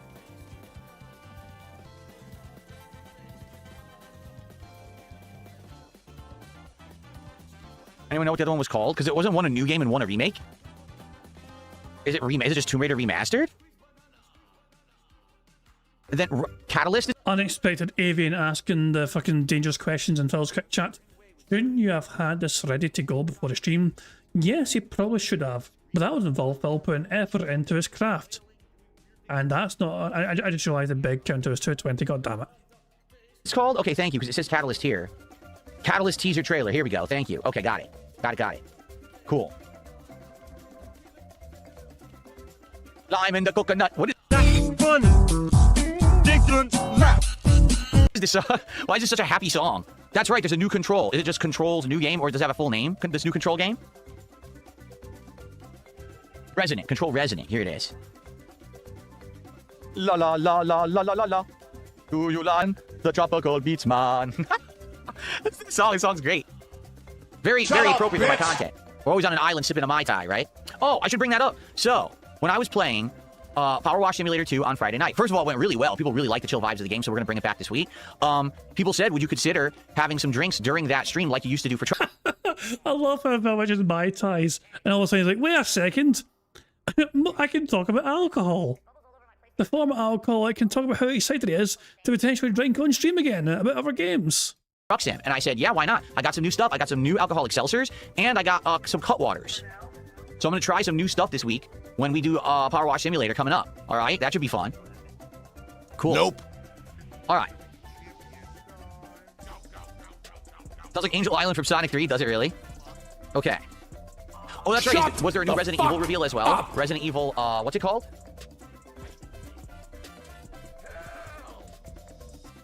Requiem, right?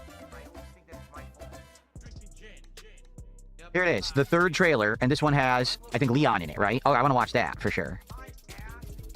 Okay. All right, I think we got a good amount to watch. Let's watch some of this, and then we'll get to other things, okay? We'll watch a bunch of these right now. Oh, shout out to an anonymous $5 tipper. Hold on. What's the matter? Store wouldn't take your stolen credit card. Make the bad man stop. So, $5 tipper says the following. I am too donating to thank the GOAT, John Cena, for his service. It's sad that we can't see him in WWE matches anymore, and that is from an anonymous tipper. I would say, listen, when John Cena was first coming up, I felt like WWE overpushed him. Okay, I'm not going to lie. You know me, I'm an honest guy. I think WWE went overboard and overpushed John. And because of that, people turned against him and didn't like him. But over the years, I think that he kind of earned his stripes through his actions and through his hard dedication to in-ring work. That's not kind of how I remember things going. Like when John Cena, from my own memories, I do apologise, by the way, if people don't fucking like wrestling, ignore me for the next 5 minutes. I do apologise. But I remember John Cena making his debut against Kurt Angle. He was fucking ran everywhere and those like wee red trucks, whatever. And like, ruthless aggression. Fucking just bash Kurt Angle about and not shit, you know.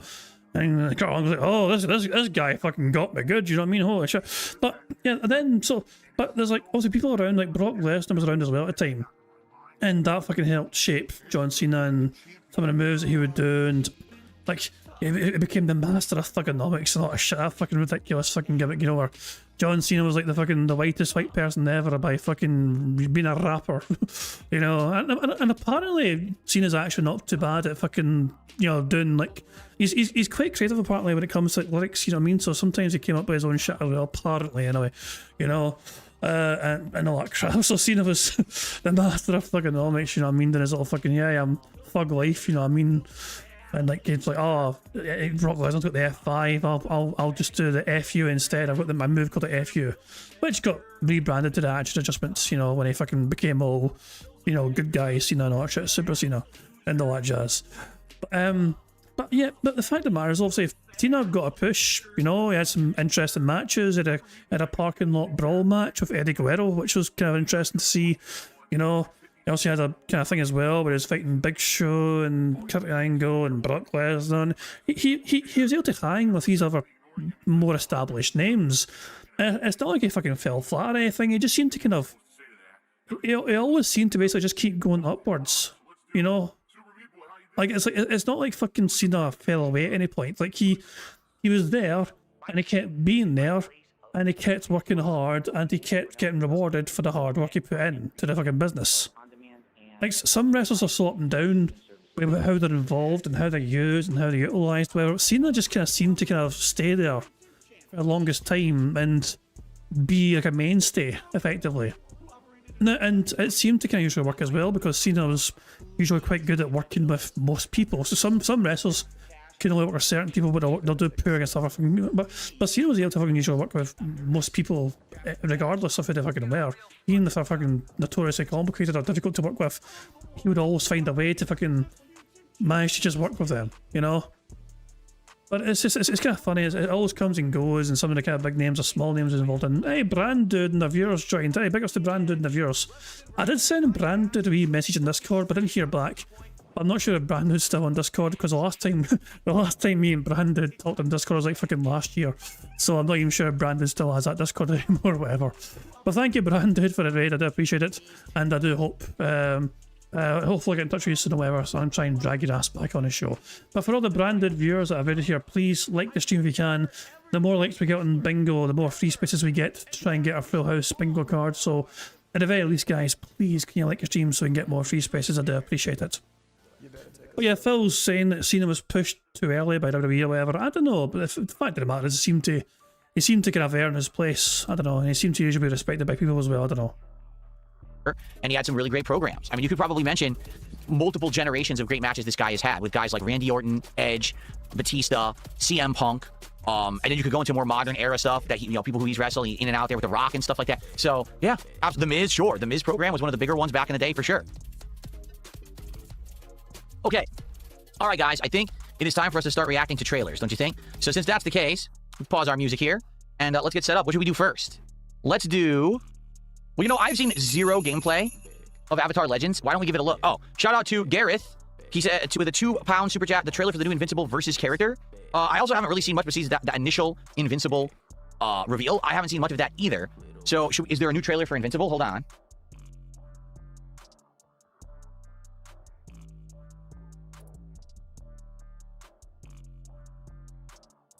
Was there something new? I don't see anything new. Everything looks old. Everything looks very old.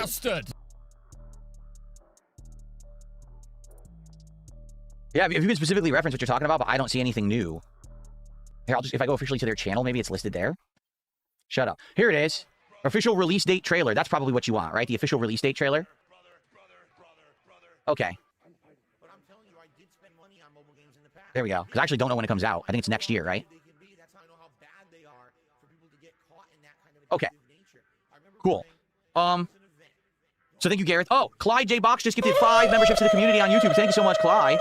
I appreciate that. Let's get that up on the leaderboard. Clyde J. Box. Thank you for the support. I hope everyone enjoys their gifted membership. Be sure to thank Clyde for that. Thank you guys so much. Okay. All right. Let's get started, shall we? Now, there we go. One quick thing, okay? Because we're about to react to a bunch of game trailers. Okay, this is a big. I can sense a big coming a mile away. This is undeniably, categorically a big. I'm going to start a counter right fucking now. That 1,000,000% means I can't monetize the show and this stream, although there will be ads and stuff on it while it's live. After the fact, I can't make any money on it either. If you like the fact that I take the time to review stuff and or react to stuff, please support the stream in some way today. Give it a like, engage. If you're watching this show, like it, leave a comment. You can't leave a super chat on it because you can't leave an actual super thanks. Excuse me. You can leave a super chat on it if you're live. You can't leave a super thanks on it after the fact on an on-demand video. YouTube blocks it. If a video actually gets claimed by someone, you can't put a super thanks on it. But please engage with it, all right? I like doing these reactions. It just sucks that YouTube takes my revenue away when I do it, but hey, you guys support me enough. I don't really care about one show or one stream being demonetized, okay? All right, so we'll start off here with Invincible. No, this is Avatar. Sorry, I got confused. This is Avatar. I've seen absolutely... Where's my cursor? There it is. I've seen zero gameplay of Avatar's fighting game. Zero. The fighting game community seems to be saying that it's good. So let's give it a look. So this is, I think, Aang's character trailer to see how he plays. I've not seen this yet. I've not seen anything from this game yet. This fight's over. So it's 2D art style to look like the anime, I guess? So there's light, medium, heavy, flow.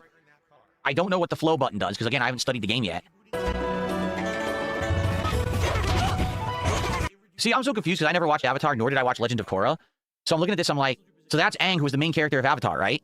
Isn't that Korra, the main character of Legend of Korra? So I guess they're in the same world? I don't know anything about it. Who fucking cares? There's like a bow staff smash that creates like a ground bounce. A counter move absorbs a hit and counter hits.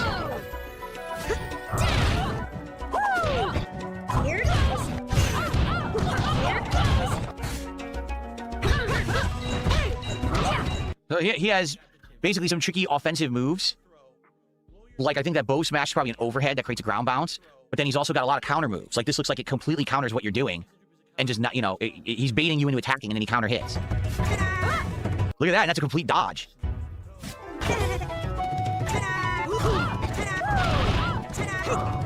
So the idea there would be he'd walk forward, you try to attack him, he goes low under you, and then counter hits you with a big juggle up. No shit.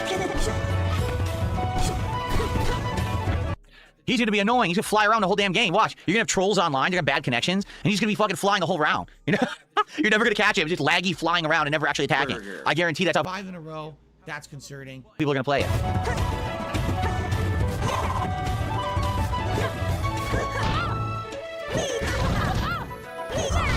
Yeah, he's pretty unique. I wouldn't even say he plays like any character I've seen in a fighting game. He's kind of a combination of different things. 5 in a row. That's concerning. But mostly kind of like floating moves, juggles, and counters. Like, he doesn't look like he's going to be a ranged character. Probably is going to be a rushdown character. Boom. Look at that. It's ridiculous. My biggest fans are idiots. Thank you very much to Stan for getting 5 members to the channel, as very kind indeed. I guess there's one more free space, which means we're just one more away, really, from getting a full house on the bingo boards. So thank you to Stan for getting those members, and congratulations to the following people for getting a membership. Congratulations to the GH Chap, Jessenio, Mr. J6228, Movie Sign, and Princey HD. If you just got a membership, then make sure you thank Stan for giving you a membership, and of course thank you Stan for gifting a membership, getting the free space, and of course for supporting the stream as well. It is very kind of you indeed, good sir. So there we go. Oh, and Sonny has gifted 5 members as well, so I can play animation sound in time. I was trying to get through the last ones there. But there, so Sonny has, we've won bingo now, because Sonny's also gifted 5 members. Come the fuck in or fuck the fuck off. Yeah, there's one of the animations there, so let me forget that again. There we go. So Sonny has also gifted 5 members. That means we've got a full house right fucking there. Good stuff indeed. And congratulations to the following people for getting a membership from Sonny: Brandon Bonney, VO, Dr. the Tractor, Red Tag Mugiwara, and Chris Schwenger 8870. Those 5 individuals have got a membership courtesy of Sonny there. So if you got a membership right there, make sure you thank Sonny for gifting you a membership. And of course, thank you Sonny for gifting the memberships, for his support, for the free space, and of course for winning us bingo as well. And Sonny says now you can jump all over to get out of these trailers. I think I'm going to. And you know, we're not beholden anymore by bingo rules, not shit. It means we can fucking free to escape, whatever. Good stuff indeed. So yeah, we've won bingo. We have our free spaces. We can get these ticked off here. Burger. There we go. Full house. Oh boy, how exciting. Anyway, the full house is locked in and secured. We've won bingo. We're going to actually have to have a marble. We get to enjoy marbles afterwards now to celebrate after we're all done with Phil Bonnell. But yeah, we're done with Phil, so it just means also we can just enjoy him at our own pace. Do you need to worry about you? But we'll just fucking go, whatever. So, does anyone really care what he thinks about this game, or should we just skip ahead? Like, if you want to skip ahead, we can absolutely very easily skip ahead. I'm kind of curious. Obviously, Phil looks if I can pretend he's still got some sort of fucking source of knowledge and wisdom when it comes to fighting games. So I'm kind of curious to see his bizarre fucking takes on this, at least, you know. Second card. I mean, a second card could be possible, but it's just him. Most of his podcast is still going on, I think. It's just him reacting to trailers. So I think it would be very hard to win bingo a second time if it's just him reacting to trailers, you know. I mean, if people want one, I can make a 3x3 card. Yeah, a 3x3 card could be possible. If people really want to keep to have more bingo, we could absolutely fucking do that. Yeah, okay. I mean, people seem to kind of want another bingo card. I mean, fuck it, okay. But let me go back then to the bingo board. Let me reset this one, of course. And I'll need to change some code. I'll need to fucking do my expert pro gamer stuff thing. You know, where I'm like, I'm going to hack the source code of the bingo thing. No, I'm going to change one number in the code from a 5 to a 3, so it's a 3x3 card. That's not the most complex thing in the world. But I still need to get to it though, that's the thing. No, where did I fucking save that son of a bitch? Where's my bingo? I think it's in here. Aye, there it is there. So let me amend the source code here with Notepad++. And I just need to change this. The grid size is basically 3 instead of 5. Hit save. And now, if I launch the the bingo card, you guys should see it's a 3x3 card. Isn't that fucking magical? Isn't that just wonderfully glorious good stuff indeed? So there we go. Now, of course, to play this card, we need a random number in the chat. So the first random number in chat I see will be the one I use to play this bingo board. Also, I'm getting rid of the free space, the center square. The center square is not going to be custom or whatever. It doesn't matter. So Aspen Gold is going to disappear basically. So the first number in chat I saw was from Chase Disgrace. It says 3. So I will use your number since it was the first one in chat I saw. Type in 3, hit enter, and here we are. We need Phil to say and do the following for this other bingo card. We need Phil to say subs, by the way. Him mentioning RGBs, or talking about his RGBs, or showing off his RGBs. Him touching his ear, him saying life, support. What the fuck are you talking about? By the way, set, what are you talking about? FYI, and finally, that being said, shout to that being said. So this is our second bingo card. You guys wanted a second bingo card. I think it's going to be hard to win a second bingo card because Phil's reacting to trailers, but I'm all about giving you guys what you want. This is a democracy after all. Even though I'm a king, this is still a democracy. I let the people have the power and all that jazz. So this is what you guys want. Let's see if we win a second bingo card. Of course, to play a second bingo card, we're going to need to reset the free spaces because we used up all the free spaces already. The free spaces are gone. They got used up in the first bingo card, so we go back to 0 when it comes to free spaces. So there we are. Of course, before we do anything else, before we get back into battle, we have to do one more thing, of course, and that is for us to press the random Scottish soundboard button to send us off into battle for a second time. Shut the fuck up, you cunt! And on that note, it is time for some more bingo. Let's see if we can get a second full house. Here we fucking go.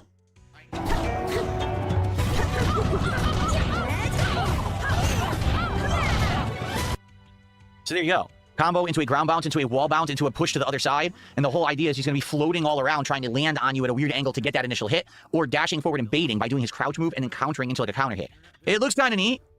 That's my first time. I haven't seen anything of that game before. That's the first time I've seen it. The only thing I will say, and this is not me like criticizing the game and saying it's bad, but the visuals of the game might be suspect. And the reason I say that is most fighting games these days, quite frankly, look better than that. And that looks like they actually went for the 2D art style to match the anime. But let's be honest, even the anime is outdated, right? So it looks like the anime, but a lot of people might be like, it doesn't look like a modern fighting game. It kind of looks like outdated visuals, you know? But the fighting mechanics look sound. That was interesting. Okay, up next, let's just go right to the next fighting game. So I guess this one was actually shown at the Game Awards. This is the actual release date trailer for the Invincible versus fighting game. Here we go. You don't know my name now, but you will once this is over. Who is she? She may be some minor Earth hero. My name is... Yeah, so I think what they were saying is, this is a brand new character that they made just for the game, and people are already like, why did they make a new character for the game? Like, there's enough characters in the comics and the show. Why did they have to invent a new character? And her name is Ella Mental. Is her really name Tiara Whack? That's her real voice actor's name, Tiara Whack? Like, are you going to complain about the person's possible real name? Seriously, Phil? You're gonna bitch and whine and moan about it? Somebody's saying DM Discord, the crazies are running the asylum. Hold on a second, what's this? What's this all about? Hold on. The crazies are running the asylum. Okay, so this is from Phil's YouTube chat a few minutes ago. So this thing here. The roaches are gone. The inflated viewership is gone. The fire alarm in his office is gone. Cat is gone. Wings is gone. The viewbots are verified real. His liver spots are here to stay. Not only that, but Phil had 2 stink bugs in his office on Friday night. And me being me, like, the first thing that came to my mind when I heard that there was 2 stink bugs in Phil's office was, you know, it's not even a fucking meme, but remember when George Bush was told at a second plane at a tower? In my head, I was fucking seeing somebody whisper to Phil, a second stink bug has been found in a snort fort, in a similar sort of style. Which is just, yeah, I'm a bad person, I know. I'm a bad human being. It's an interesting name. All right. By the way, the volume of my speakers is too loud. Hopefully it's not too loud for you guys, but my speakers are too loud. I gotta lower it. I know, but Mookie's no impressed. Wow, I know. I'm a bad person. I admit I'm a bad person. I'm an arsehole sometimes, what was I gonna say. I blame the internet. They ruined my fragile little mind. Store wouldn't take your Stolen credit card. Thank you to the villain. He says there's a new game, Gangs of Dragon. I will add that. Let's add that to what I'll react to. Thank you for that. Seems pretty cool. But that won't stop me from kicking your ass. Call this minor?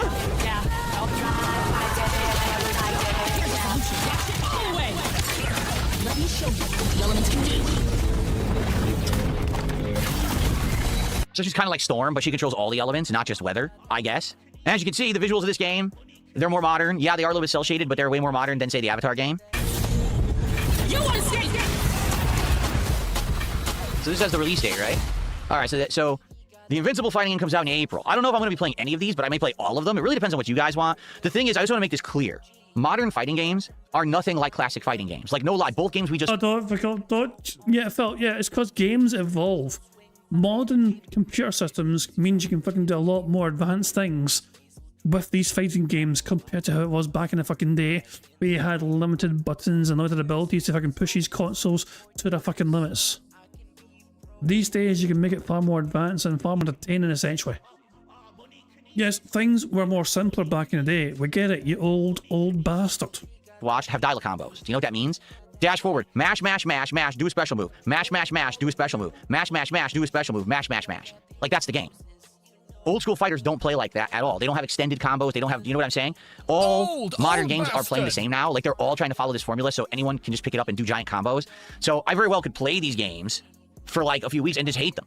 I wouldn't be shocked if that's the case, because they don't play like the games that I grew up with that I think are competitive and fun. Everyone has actually been saying this, that all these new games are looking very samey. You want to know the game that has the most criticism right now? Marvel. Just bitched and whined and moaned about the fucking Avatar Airbender thing not looking the samey. And you were upset about that, it seemed like. Tokon. Surprisingly enough, at first the FGC loved it, and now they're all like, this doesn't look very good. All the assists are exactly the same. Like, everyone has a projectile assist, everyone has an anti-air assist, and they all work exactly the same. So they're like, the game is already too samey and not very good, and the game's not out yet. So I get the feeling that's kind of the route that all fighting games are going. No one really cares about making a complex, interesting fighter anymore. What they want is a fighter that's easy to play so it'll sell to the masses and be flashy on a stream, so everyone's doing giant combos, but the game's actually not very good. I guess we'll see what happens. You know, moving forward. But yeah, I mean, this is always what I was afraid of. Since the days of Street Fighter 4, okay? I was afraid that fighting games were going to get dumbed down for the masses. Dumbed down. Afraid that... So, say that again, Phil, in a normal speed, please. Please say what you just said again at normal speed. Fighting games were going to get dumbed down. As... I need to check something, guys. Bear with me. I need to check something. Okay? I need to check something. Hold on. I'm on Pig Go right now. Is there other examples and instances of Phil saying dumbed like he just did there? Let's see. I just thought it was too dumbed down. Yes, is the answer. Yes. To the game, I didn't like the easy input stuff. I just thought it was too dumbed down. Phil thinks the word dumbed is what we pronounce the B, and you give it an extra, so dumbed. So it's dumbed. Oh, well, it's like, okay, dumbed. It's too dumbed down, but Phil pronounces it this way. Balance of the game, I didn't like the easy input stuff. I just thought it was too dumbed down. That's my question, Ira. Why does he pronounce it B? That's a very good fucking question. Let's see if there's any more examples, shall we? I think it's the same fucking stream. Let's get a fucking different time, okay? What about this? Here we go. What about this here? What about this here? This is 3 months ago. Significantly, either they dumbed that down. One more time, Phil. So I feel like they significantly, either they dumbed that down. It kind of said it right there, but I don't think he meant to, if that makes sense. Hold on, let's get a podcast, shall we? Let's get a fucking podcast here, okay? Well, play Street Fighter 6 again. Quality, like YouTube has much better quality than Kick in general. The way you contribute is completely different. Like, everything's different, really. The audience is completely different. You know, why is this not got a timestamp? Hold on. Why is the timestamp all screwed up on this? I'm at the right spot, apparently. The quality, like YouTube has much better quality than Kick in general. The way you contribute is completely different. Like everything. This must be a video where Phil went back after the fact and edited something out so it screwed away timestamps. Sometimes when Phil sometimes removes things from his on-demand things or whatever, it'll fuck with timestamps in some capacity. So let's see this one here. Evil attendance from July. That fucking face, holy shit. The whole, you know? It's different. When things grow and go corporate, they lose their individual identity. Why are the timestamps all fucked up? Let's try this. Evo, like that's putting me in the hole, you know? It's different. When things grow and go corporate, they lose their... The timestamps are all fucked up because Phil keeps amending his fucking videos or someone does it on his fucking behalf. Hold on, it says it a whole lot here. It says it a whole lot here, hold on. From us when you dumped it down for the masses. Here we go, one more time. Hey, shout the button check. Faction playing a modern fighting game anymore. You took that away from us when you dumbed it down for the masses. It kind of somewhat almost says it right then. But it's just lately, I guess, where Phil just fucking butchers the fucking saying now. He's afraid that fighting games were going to get dumbed down for the masses. They started doing this with Street Fighter 4. I'm trying to find the Gang of Dragon official trailer. Is it Gangs of Dragon? No, Gang of Dragon. Gang of Dragon trailer. Who fucking cares? I guess just go right to the Game Awards. I'm not seeing it official anywhere else, so. Okay.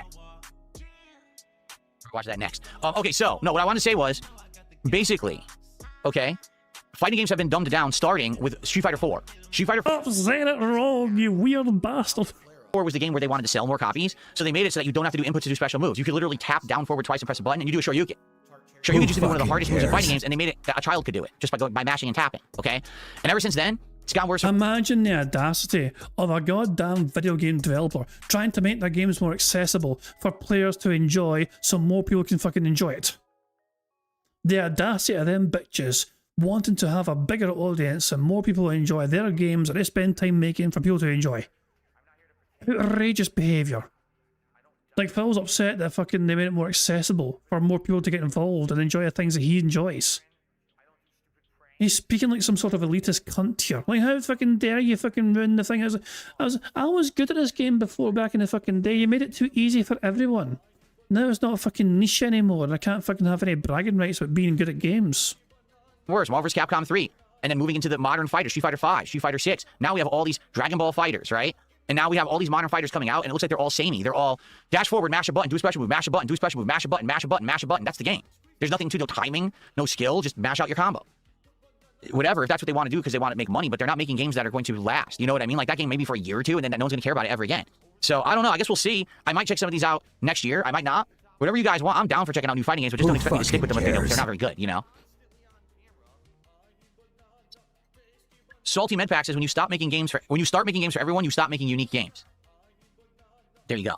Okay, let's take a look at this Gang of Dragon. The reason I'm really interested in this one. That's a very strange take. And to me, it's actually very strange that Phil even had no comeback to that. I thought Phil would have been all that comeback and maybe agreements of it or something, or maybe try to elaborate on it. I'm not sure. I want to hear that again. Salty Medpack says when you start making games for everyone, you stop making unique games. There is something to that logic, kind of, you know.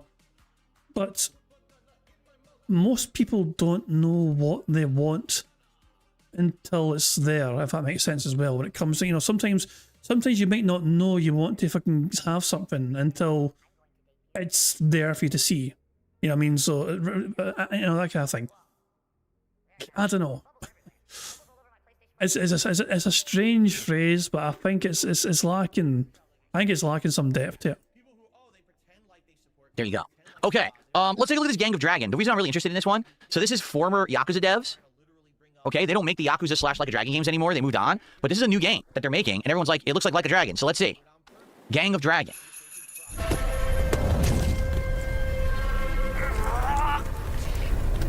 What is this glitch subtitle? I didn't even turn that on. Get out of here.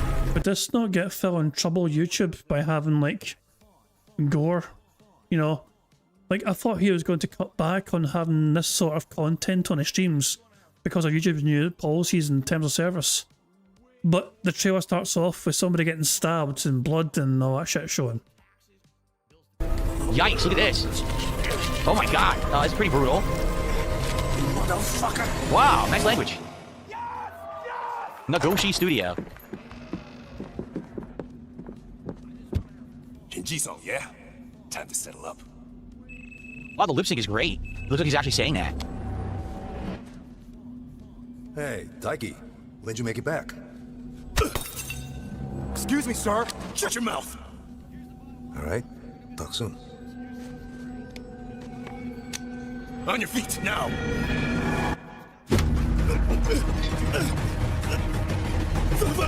Fuck it, just kill him. Wow, what an idiot.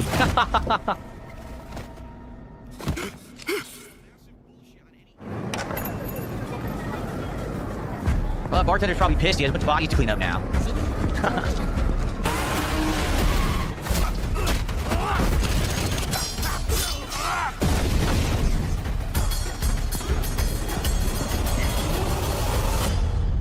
I mean, oh God, G-O-D, and it stands for Gang of Dragon. So here's a question. If it's made by former Yakuza devs, will it play like Yakuza? You know what I mean? Like, is it actually going to play just like Yakuza? Because you notice they didn't actually show the gameplay. Bruh. It looked interesting. It looked, impressive. But how will it play? Will it be turn-based? Will it be action-based? Will it have the combat engine similar to Yakuza? Will it be completely different and redesigned from the ground up? Looks good to me, though. Looks good. All right. Cool. So good stuff there. I think we have some shout-outs to do. Hold on. Andy, hold just a second. Or will it be completely different and redesigned from the ground up? Looks good to me, though. Looks good. So this is... So, I was wondering what he was doing with his fucking hands. He was moving the microphone so they can prioritize giving shout-outs. All right. Cool. So good stuff there. I think we have some shout-outs to do. Hold on. See here. I'm lining up the next one. Let's see here. So the villain, thank you for the $5 to suggest that. I appreciate that, the villain. And 2 gifted subs we got from Eat Your Teeth. Eat Your Teeth. What a name. Has gifted 2 subs over on Kick. Thank you for the 2 gifted subs. Eat Your Teeth. I appreciate that. All right. Let's keep going. I'm enjoying this.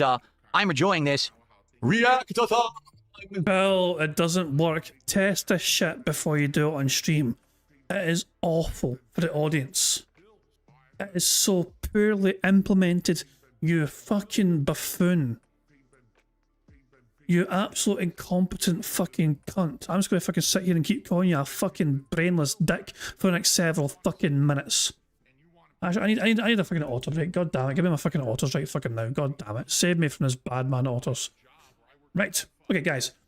Oh yeah, so quick reminder, we've won bingo, fantastic, we're going to get a full house anyway, we got our full house already, so marbles will happen regardless, you know. If we win this second bingo card as well, it means we'll have 2 marble races, and it means as well that when I spin this Bingo Barry's Advent Calendar wheel, 2 people could potentially win a prize on a Bingo Barry's Advent Calendar, so there we go. But yeah, that's what I'm saying, we still have a bingo to play, of course, you know, because of the bad man. But you guys want a second card, you know. The second card, of course, comes with the potential to get more full houses, not jazz. But yeah, Stan's car just leapt at the TV. That's a very impressive car. Oh, cats. There you go. I had a feeling it was a typo, but sometimes you never know. The modifiers you can do in cars these days, you know. And I hope that you guys are too. Let's check out some more trailers. The next one I'm actually very interested in. Did you know that Mega Man is returning? That's right, Capcom made an official announcement that Mega Man is coming back as a major character that they're finally going to focus on. Okay? Oh, you guys are saying the effect cut out badly? Really? The sound cut out really badly when I used the effect. Did it?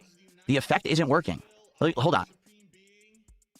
Well, no. Don't try and fix it now. Just fucking get on with things and wait until after you finish the stream and do it offline like an actual respectable content creator would and not waste our audience's fucking time. Okay, let's test. Is this working right now? Can you hear this effect right now? Is it working? Who fucking cares? Because it shows that it's working here in OBS.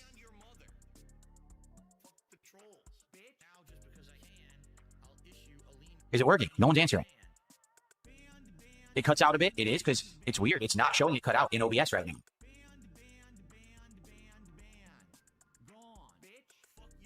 Are you accusing your audience of lying, Phil? What about now? Is it working now? Maybe it's just that because I was like accentuating my voice, that's why it cut out. So maybe I just always have to talk at the same level. It could be that's what it is now. I always have to talk at the same level now. Okay.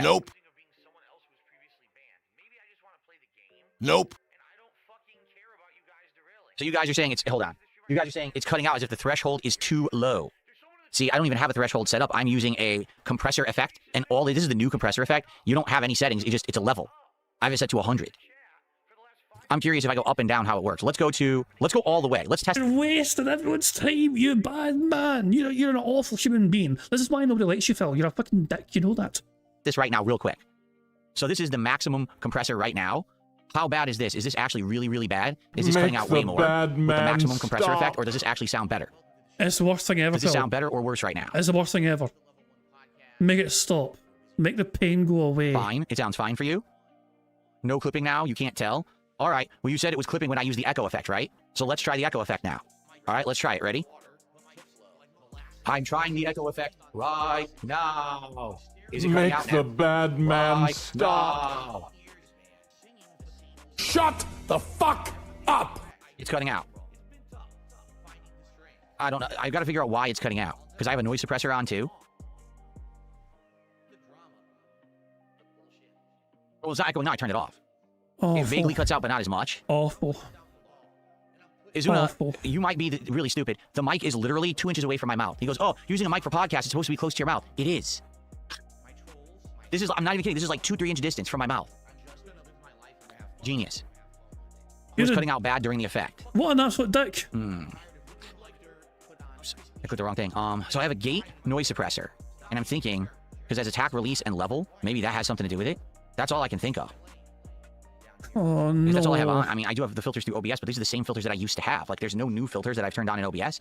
I have a noise gate, I have noise removal and echo removal, and these are the same ones that I always had on with the old mic. It doesn't make sense that it would be any different cutting in and out at all. It should be working the same. My biggest fans are idiots. This sucks. This sucks more than anything that's ever sucked before. I only want to use the echo sparingly as a silly effect, but it sucks that it's not working. Hold on. This is still working, correct? This effect? Because this one was good and you guys like it. It gets so obviously worse. I want this effect to keep working. I hope that it's working. It gets worse. Is this effect working? Fuck you, Phil. I like this effect. But yeah, I want it to work and not cut out. You have been the personification of stupidity since 1997. Okay, so these work. All right, good. That's good to know. I wonder why the reverb effect doesn't work with the filters I have on. Again, so now I have maximum compressor on, like maximum. This is the highest level of compressor in the Roland software. So hopefully this is good, and for the most part, this will work. It could very well be. Hold on. I'm sorry, Damien. Okay, so now I turned the that. compressor down. It's still on, but it's down. It could very well be that I just need to find the right level of compressor to use. I don't have that. Because the compressor is either getting too strong or not strong enough. Now it's like mid. It's like middle of the road compressor right now. So I don't know. We got to mess with this until we figure it out. Let's continue, shall we? So that way we're not, Okay, let's continue with trailer reacts. So, okay, up next, as I was saying, until I got distracted, if you're not aware, Capcom has said they're now going to make Mega Man a major character again. He's coming back in a big way. He's going to be one of their major focuses for the studio after they basically left him in a lurching in the dust for many years, okay? So they made a big announcement that Mega Man is back, and this is going to be his new game. Let's watch the trailer.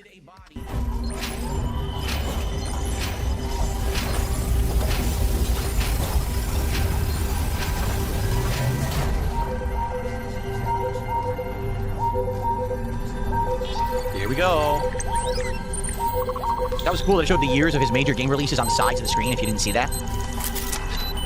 Who fucking cares?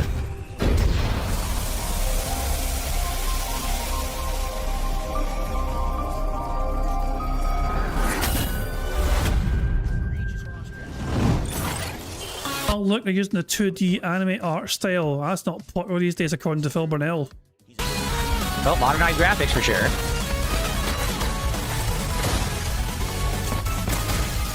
I hope it has a great soundtrack.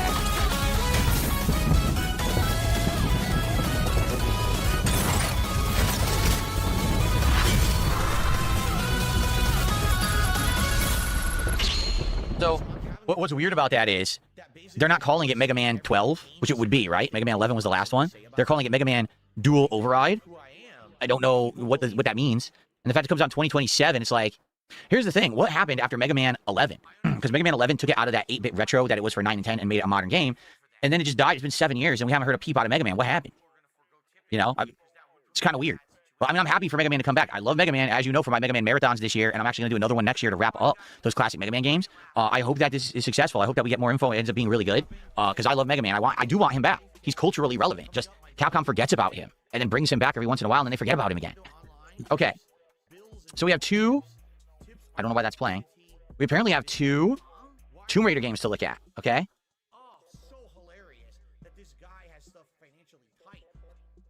Okay, ready for that? I shouted everything out, right? Yes, I did, right? We're caught up? Okay, ready? That's a big. 2 Tomb Raider games to look at. Here's the first. So, this game is called Tomb Raider Legacy of Atlantis. And this one, supposedly, is a remake of the original Tomb Raider game, now made modernized. Which, I'll be honest with you, I'm happy they're doing, because people had asked me recently, would you play the Tomb Raider Remastered Collection? And I said, did you ever play the original Tomb Raider games? They're not very good by modern standards. Like, I even... They were so awkward, man. Like, trying to play Tomb Raider. Tomb Raider... an incredible game for the time. It fucking changed. It was such a unique game. Everyone loved it. Of course, you know, people, oh my god, look at those polygon titties, you know, Lara Croft, J. You know, like a lot of controversy was created with the character and what they're wearing. It's fucking blocky polygons, you know what I mean, on the PlayStation. You know, but the movement was so fucking awkward though. It was so bloody weird and finicky how you control the bastard thing. You know, it was just so... I just remember it being a very frustrating experience to try and play. Just because of control schemes. And this is at a time when they didn't really fucking have it dialed in how to best control a character in this sort of way. It's kind of like, you ever play GTA 4 and you're trying to run around GTA 4 and sometimes you want to try and get somewhere. Like, I want to climb this ladder, let me run towards this fucking ladder. And your guy will circle around the fucking ladder because he can't go in a straight line. It's like that, except worse. Remember playing them when they were new, the controls were quite clunky. The combat was not very satisfying. The games were genre-defined, like they were a new kind of a thing. But ultimately, I just don't feel like they were great games, okay? They are, you know, culturally... They were important games, and they basically laid the foundations for what to improve. Like, they were still massively important, and I would argue, because of their significance and cultural impact from that point onwards, that makes them great. I mean, are they a great game to play by today's standards? Absolutely not. If we're using today's standards for how to control the game and everything else, God no. Was it a great game though? It had a fucking cool fucking story, a cool premise and everything else. Yes, it was a great game. It was frustrating as hell to fucking play for a control scheme, but great story, great idea. Yes, I'd call it a great game. Irrelevant, yes, but they got better in time as the controls improved, the gameplay improved. Would I want to go back and play those originals again with those same control schemes or whatever? Probably not. They're very frustrating games. So this is remaking the original game or games. That's good. Making it more modernized, better controls. You know, I think this might work. Let's take a look. It's been years. So Amazon owns Tomb Raider now? I didn't even know that. The events are still etched in my memory. Lost worlds. Frozen in time. And that's her new design. Once again, she looks different. Waiting behind every door. Across every chasm. Whoa, okay. It's an interesting animation. I didn't know then the path this adventure would send me on. The dinosaurs. Yep, the first game had dinosaurs in it. A lot of people don't remember that. Yep, it had the slow-mo. The bullet time slow-mo. It was a fire that still burns. I need to see more. I need to go further. Looks good. To uncover the secrets of Atlantis. This is exactly what the franchise needs. Rejuvenation. Look at the dinosaurs looking awesome. Some legends are destined to be retold. Alright, so when is that coming out, does it say? Because there's too much shit on the screen blocking the thing. Okay, it says it's coming next year. See, if I was to go back to Tomb Raider, that's how I would want to do it when they redid it. They redesigned it so it's more of a modern game. I don't want to go back and play the originals that are outdated. That's pretty cool. And to be honest, it looks like the best of both worlds. You've got the original classic locations, enemies, but they've modernized it. Look at how good the dinosaurs look now, right? I really like that. So, Pretty cool. I mean, that's great. Now, that's only one of two, because there's another one that they announced that apparently is a brand new game, not a remake. Like, I mean, technically that is a new game because they redid it from the ground up. But this next one apparently is a new outing, like not redoing the original plot, but a brand new game called Tomb Raider Catalyst. So let's take a look at this. Likely mature. The entire world knows your legend. Like I said, it's not actual You gameplay. survived the Dragon's Triangle.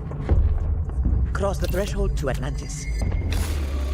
Either the What they're saying, based on what's being narrated here, they're saying this is the direct sequel to Tomb Raider Legend, I think, which is actually was like the late 2000s. So this is disregarding the entire Tomb Raider trilogy that came out in the last decade or so. They're saying those games never existed. This is going back and continuing the plot line of the Tomb Raider games from back in the day, which is pretty crazy to think that they're bringing that back after so long. and told tales that say you're unstoppable.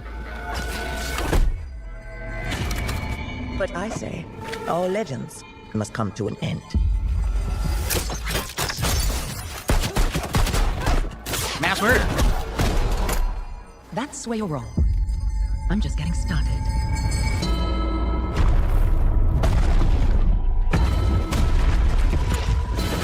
Not actual gameplay.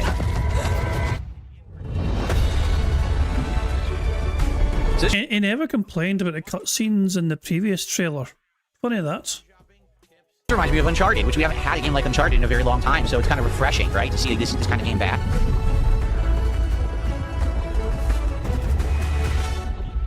So that one's 2027. All right.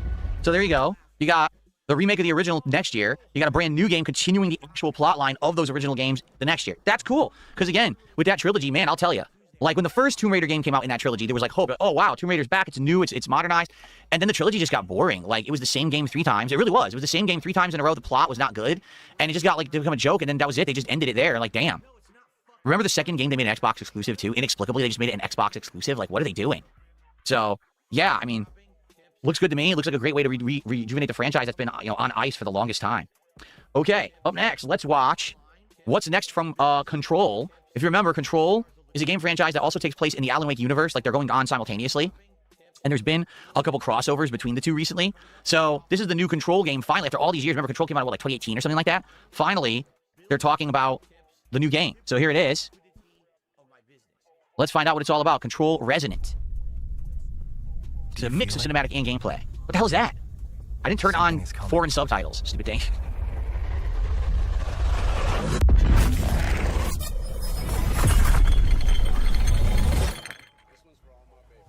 Croissant.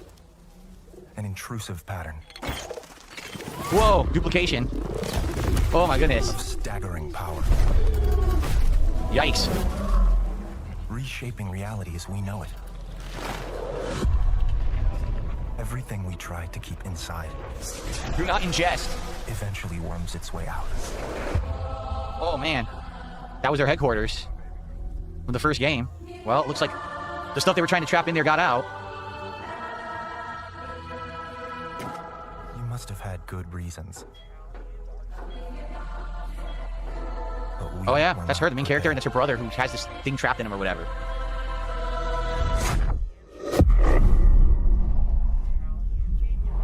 For what would follow.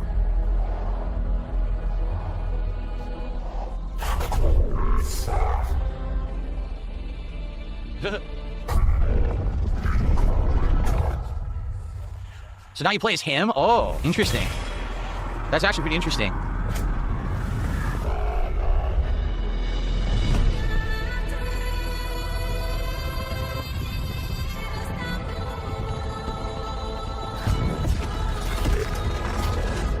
Okay. I was gonna say, I wonder if we're gonna get real gameplay. Wow, it looks completely different from the first game.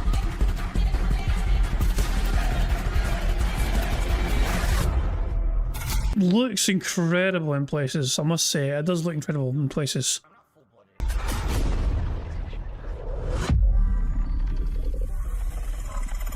You kind of worry how much of this is actual like gameplay, or how much of it is like quick time. It's like, what is this sort of? I mean, I've never played the first game, so I don't know how good a game it is. It looks visually incredible, but it kind of makes me wonder as well how much of this is like, yes, I'm playing a game and I'm kicking all these baddies, guys, arses, whatever. Or is it kind of like quick time events? Pace yourself. Also, yikes. It's gonna get weirder. Well, see, the only thing is I liked Control, the first one, but there were two complaints I had. The complaint number one was the combat needed to have a better cover-based system, and instead you had to, like, hover a shield in front of you to block stuff. It was just very annoying. All you wanted to do was go behind cover, like, just put your shoulder to something, and they never allowed you to, which was very frustrating. Take your stolen credit card. Thank you, Tim. The other thing that annoyed me about Control 1 was the ending. The ending was awful. You play this whole game trying to figure out what is the source of the distortion that's ruining reality and that they're trying to capture and control in this bureau, and then there's no answer at the end. The game just ends. And like, well, that's ass. Now, they did a DLC that was a crossover between Control and Alan Wake, but even that, from what I'm to understand, didn't have the answers. And then there was another DLC later on after Alan Wake 2 that tied Control to Alan Wake 2, and even that didn't have the answers. So it's like, will this game have the answers? Sometimes you don't get the fucking answers to find. Sometimes it's up to the fucking user to fucking come up with their own answer. That was the type of person who would watch the Michael Caine classic, The Italian Job.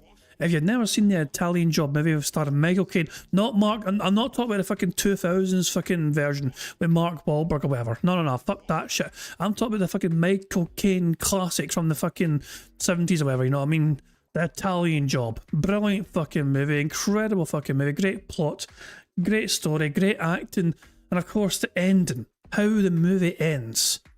And it ends on a fucking very unsure note of how the fuck they managed to get out of a very tricky situation. The bus, exactly, with Sonny saying the bus over the cliff, you know. It ends with Michael Caine saying, guys, I've got a great idea. With a bus teetering on the edge of a fucking cliff with all of their gold. It ends that way. And it's up to the audience to imagine it. Phil would be the type of person who would hate that ending. He would be there like, I'm meant to use my imagination to come up with possible ways the guys could have fucking got out of that situation. Outrageous.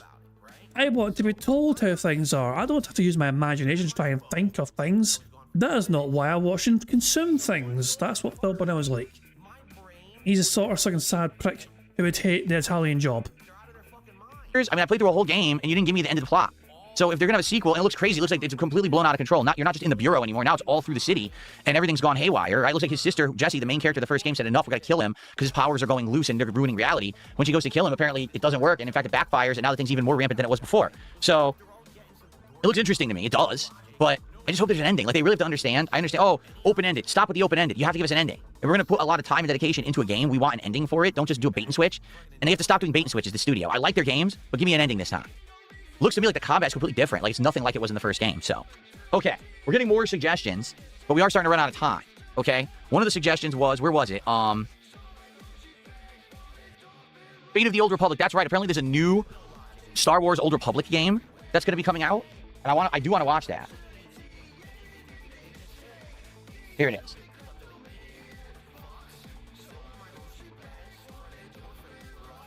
And then we've got Divinity, and we've got Resident Evil Requiem, and that's probably all we're going to do today because we're going to be out of time. Okay? Garrett, thank you. A £5 super chat. This is the release date trailer for Phantom Blade 0. If we have time, let's watch these three and see how much time we have left. Thank you for the support and the suggestion, Garrett. Okay, ready? This one I'm very interested in. So, what's up, King Michael? So, it has been a long time since we had anything official from the Old Republic or New Republic plotlines, right? Remember, I played Star Wars The Old Republic ages ago. I really liked the game. It was great because I got to see what led to being games like Mass Effect and Dragon Age, okay? But it's been dead for ages. Well, apparently Casey Hudson, who left BioWare, is now making another Republic game, which is pretty insane to think. Like, he left BioWare, said, I'm out. I'm done with this crap. And now he's working on the stuff that he probably should have been working on to begin with, but they wouldn't allow him to. Let's take a look. Fate of the Old Republic.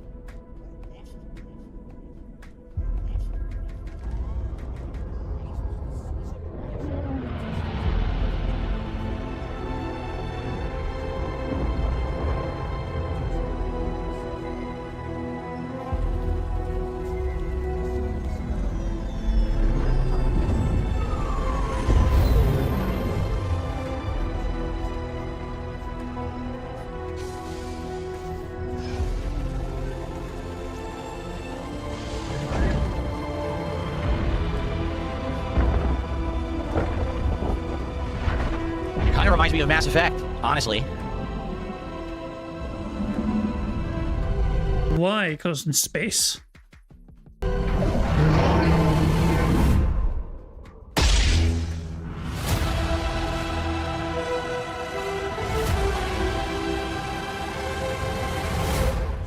So the meme on the internet is like, well, this game's never coming out. But apparently Casey Hudson did respond and said, no, listen, unlike a lot of the other projects and things, Star Wars related, our promises and everything, this game is actually closer than you think, that it's already been in development for a while.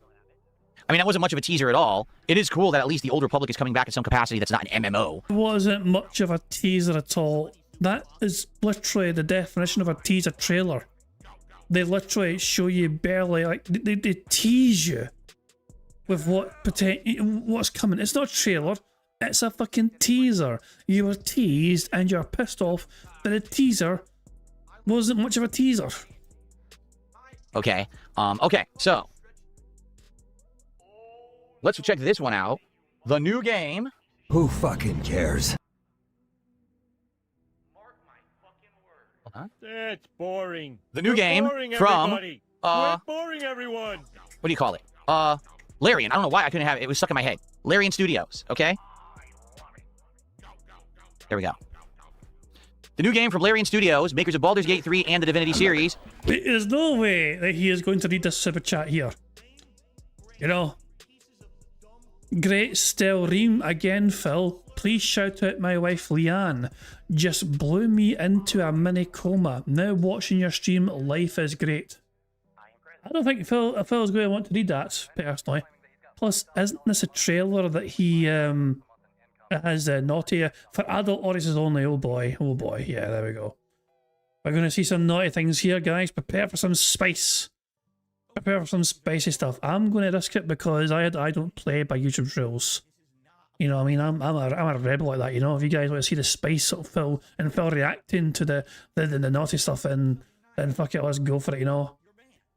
And he touched his ear earlier on, Stan, but that was during the first game. The first bingo card. This second bingo card so far, I've not seen him touch his ear. Anyway. Wookie, for fuck's sake. I can literally hear your voice saying that, yeah, for fuck's sake. Guess what? I have a new game. You ready? Okay.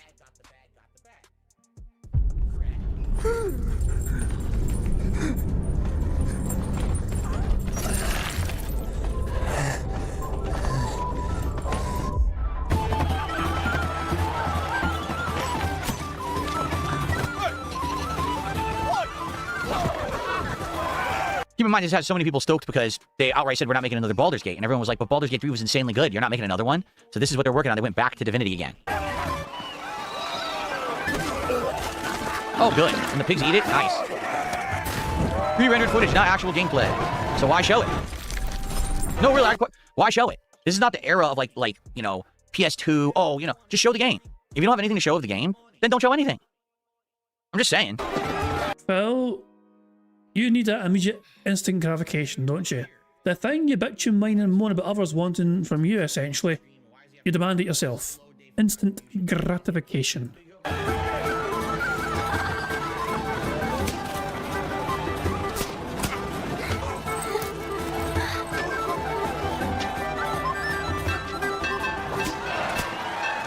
Obviously, there's some kind of religious, cultish behavior. They're about to burn some effigies.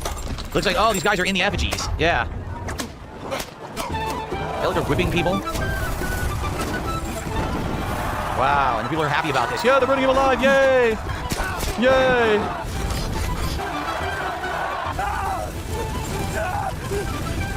Very Wicker Man-esque, obviously.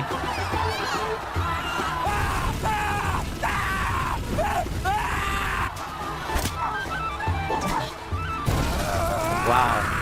It's a pretty disgusting cult. I love the look at his face. The look on Phil's face there. Look at his face here.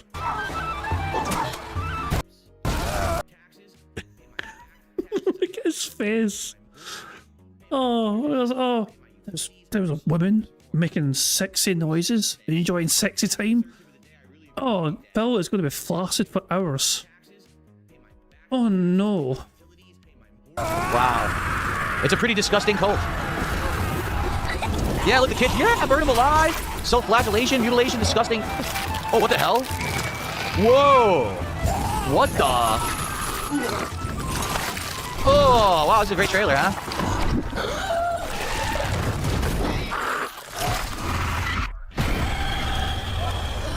Looks like they made a mistake. They didn't realize what they were messing with.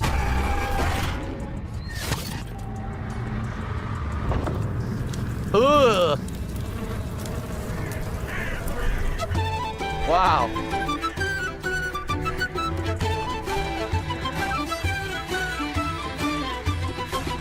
So, that's it? Yeah.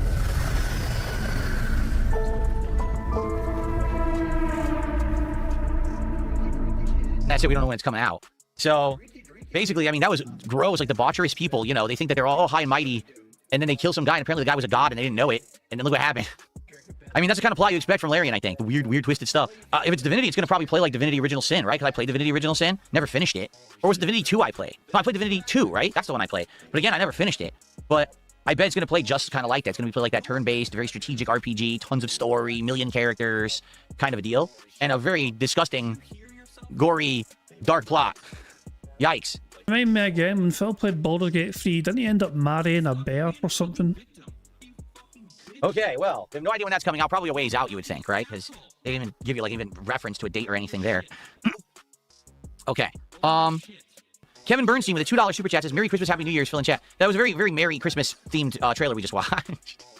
Really got my holiday spirits up watching that one. I mean, leave it to Larian to just get your spirits up with their work, right? Sam, thank you for a £10 super chat. It's around 13 bucks USD. And actually, that's probably our biggest super chat. Let's do that now. Let's convert that to make sure. Let's see here. So this is pounds to USD. It is $13.38. So let's get Samp on the leaderboard.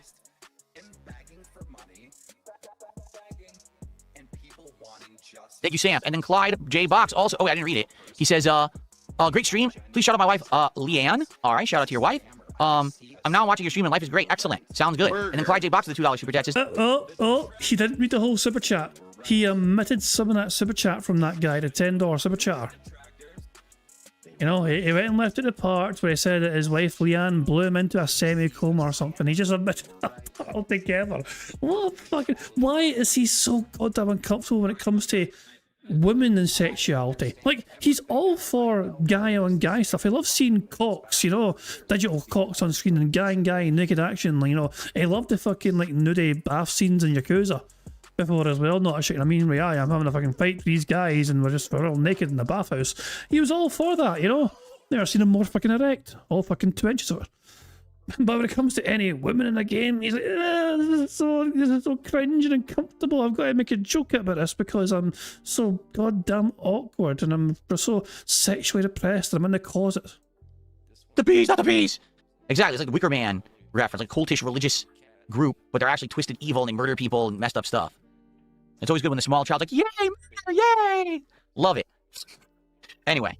Okay, we still got more. I want to watch Resident Evil for sure. This apparently is the big reveal trailer for Resident Evil Requiem. Let's check this out. And then that's probably enough for today, but it's good stuff, right?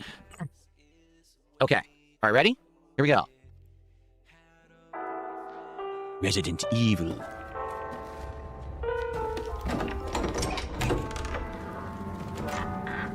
A door. Yikes. By the way, do we still have any idea what the plot of this game is? No, right? All we know is that it's going to return to Raccoon City, and that's it. Like, we actually don't know what the plot is.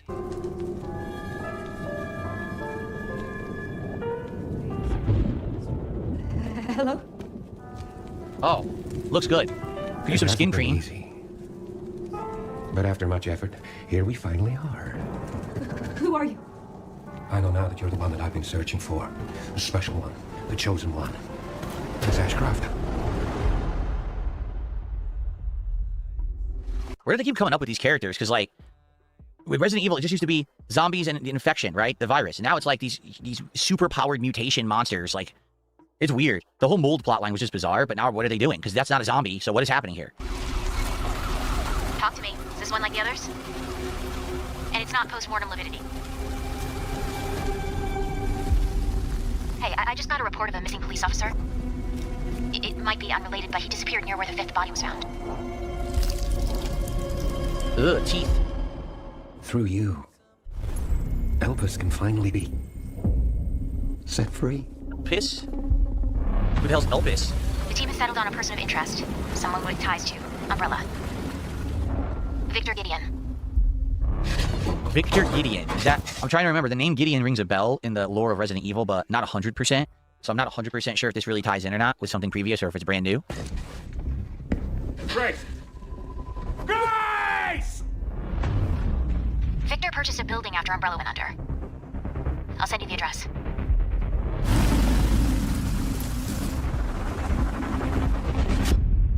Welcome. Dr. Gideon has been expecting you. The big reveal. Look at this. Leon, who looks literally nothing like Leon at all. Hold on. Does that look like Leon? They completely redesigned the character. He looks nothing like Leon at all from the previous games. Besides his hair, maybe. That's about it. You there, Leon? Yeah. Is Phil seriously fucking bitching away in the morning about like the fucking modern graphical, you know, enhanced? Yeah. How would it have fucking looked if you got this fucking modern looking fucking game and they use the exact same character model and graphics, fucking textures, whatever, as the original character? So why does this guy look so fucking different compared to the rest of the world? Oh, wait, this guy's from the previous games. But just so Phil Burrell wouldn't complain about him looking different, we made him look exactly the fucking same as those games. So he stands out like fucking crazy. But at least Phil Burrell won't be pissed off at us. Hey, over here. FBI, what are you doing here? Would you like to see what's hidden under the hood? Don't do anything stupid. Me? Never.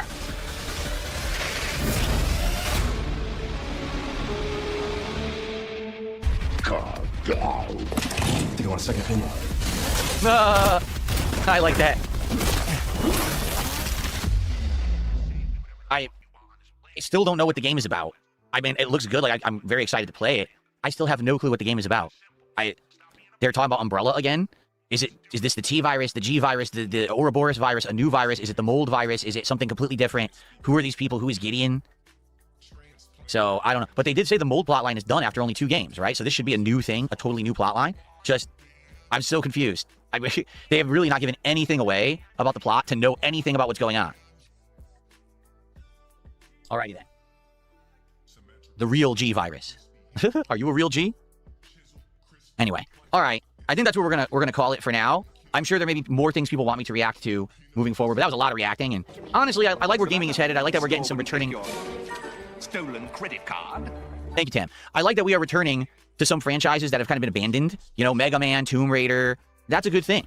It's good to see that these franchises that had tried and true fan bases and, you know, good gameplay, that they were tossed away, but now they're coming back, and maybe they're in the right hands now. Because I'll be honest, I don't think the Tomb Raider trilogy made sense, nor was it good for the Tomb Raider franchise. I think remaking the original and then having a new game is the right way to go. I like that they're reviving Mega Man. That's cool. Yeah, good stuff, I would say. So, all right.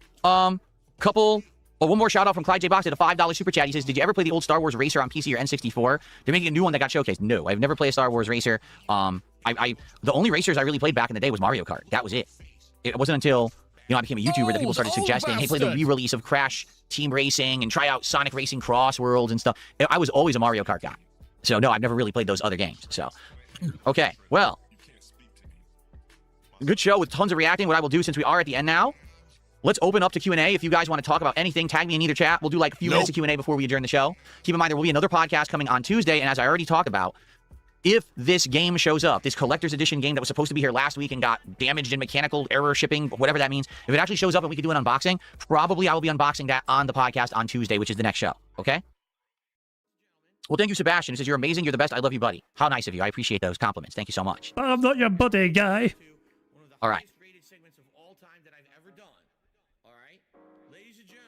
Which of the trailers impressed me the most? Here's the thing, though. Are any of those trailers impressive? Because, quite frankly, most of them don't have gameplay. Some of them did. It's nice to know they're making a game. It is annoying, though, when all they say is, oh, this is not the game. And all they do is show you, like, a story snippet or something. Like, oh, just show me the game. You know? But I'm happy to hear that something. I'm happy that we're going to a new Star Wars game. If the game was ready to be released, they'd be selling it by now. The fact that it's not fucking ready yet means that they have no gameplay to show you, and stop being a cunt, Phil, for 5 minutes. You know, I'm happy that Larian's up to something. It's good. The Davian says the plot we know so far for Requiem is Grace is trying to find out what happened to her mother, who is Alyssa Ashcroft from Resident Evil Outbreak, and that's it. Yeah, we don't know who any of those people are, right? And being that it's Requiem, and supposedly some of it is going to take place in Raccoon City, you would think it's going to tie into the original plot of the original 2 or 3 games, but will it? I don't know. Will they finally bring back Wesker? Did he finally get out of the volcano? Who fucking cares? I already said hi to Poxy earlier. Am I doing routine tonight? No. Routine is tomorrow night, Ellipsine. Check out the schedule. What's up, Satan? Good to see ya. Any chance for a emulator retro game night? Anytime soon? Probably not. We have a full... You know, let's do that before we adjourn, because we didn't even look at this. Let's look at the schedule quickly so you guys know what's coming up this week. God, help us so this all. is a 6-day streaming week for me. Okay, and... Oh, we can really see that very clearly, Phil. I'm so glad you fucking made sure your audience can see the fucking schedule very fucking clearly here. There we go. It's a 6-day streaming week for me. And today we're doing Pokemon Legends ZA DLC continuing. Tonight, it's the conclusion of Super Mario... I'm looking at the wrong camera. Tonight, it's the conclusion of Super Mario Galaxy 2, which we need to finish. And I think we can finish it within about an hour and a half tops. So after that, we'll probably just hang out. Tomorrow, Claire Obscure Expedition 33 returns per popular demand. We're going to try out Act 3. Hopefully, you guys will come back. And tomorrow is DSP Tries at Quiznos. Tomorrow night is the premiere of Routine. I will adjust the volume so you can actually hear the game this time. Sorry about that first, 45 minutes to an hour that I played and you couldn't hear anything. Tuesday, I'm planning on doing a podcast, Arc Raiders, and Megabonk. But if this game actually does show up, then probably what we'll do is we'll unbox it on the podcast, play the game on the first stream, and then we'll bump Arc Raiders till Wednesday. Probably we'll do more Clear Obscure on Thursday. I am here all the way through Friday. All right, it's a long week for me, okay? So keep in mind, this stuff is subject to change depending on the scheduling and how things go. But, yeah, that's what we're looking at roughly for this week. It's going to be a great jam-packed week, full of gameplay, full of good stuff. I am excited for it, for sure. Okay. All righty, let's see. Are we going to have a good dinner on Christmas? I'm sure we're going to. I just don't know what yet. We haven't done any shopping or major planning for that as of yet. We haven't really gotten there. I haven't shop for Christmas dinner stuff, Phil. What? You basically have one final weekend before Christmas, and your day's off on Saturday. Phil, for the love of God, you're waiting until the final weekend before Christmas to get your Christmas dinner shopping all done? Are you... Holy fucking shit, man. Holy fucking shit, Phil.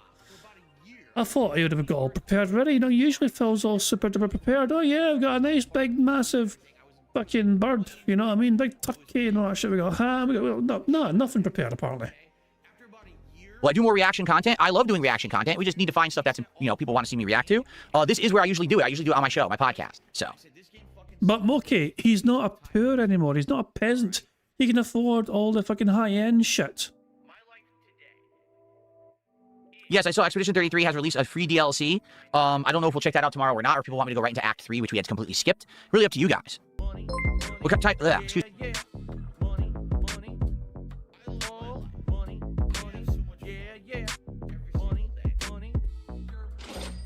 Kyle Denson tipped £1. He keeps saying hi to Jade, but he also says hello to Satan. Maybe there should be a sound clip and a free space. What do you think? He's not referenced Jade a second time. Oh, he's not, as far as I can tell, he's not said hi to Jade yet a second time. He said hi to Satan, but we don't have anything with Satan, because Phil and Satan, that's a natural relationship they have anyway. Every day Satan's there, and Phil is all special and sitting out and saying hi to Satan, so I'm not sure about that. If Phil does say hi to Jade again for a second bingo card, or even, I will definitely count it. I have been listening out for it. Jade has still been there, waiting, and I'm expecting Phil to make a reference to Jade. So yeah. But yeah, because it's a new game of bingo, because we have a brand new card here compared to the first game, any other reference to Jade, we get a free space for it for sure. The Satan one, shit man, I wouldn't mind having a free space in the future for Phil saying hi to Satan. It'd be fucking funny, but obviously, I'm not sure how. I'm trying to think of a good animation to have for that. You know what I'm saying? Like, what kind of sound effect and animation could we have to make the most of Phil saying hi to his bestest buddy Satan, Or not, or people want me to go right into Act 3, which we had completely skipped. Really up to you guys. What kind of Christmas tree do we have this year? None. We haven't had a tree in many years. We can't have a full tree because of Jasper Kitty. Jasper Kitty would try to climb it. We have had small trees before, like maybe like a few feet high, and put them on like an end table. But even I've got a fucking Christmas tree, Phil, for fuck's sake. We don't have a tree this year. We have a ton of decorations. We have candles and lights. We have little figurines and polar bears and all kinds of stuff that's winter themed, but we don't have an official Christmas tree. DJ, I'm not spoiling the unboxing. We're going to see what happens if and when it shows up.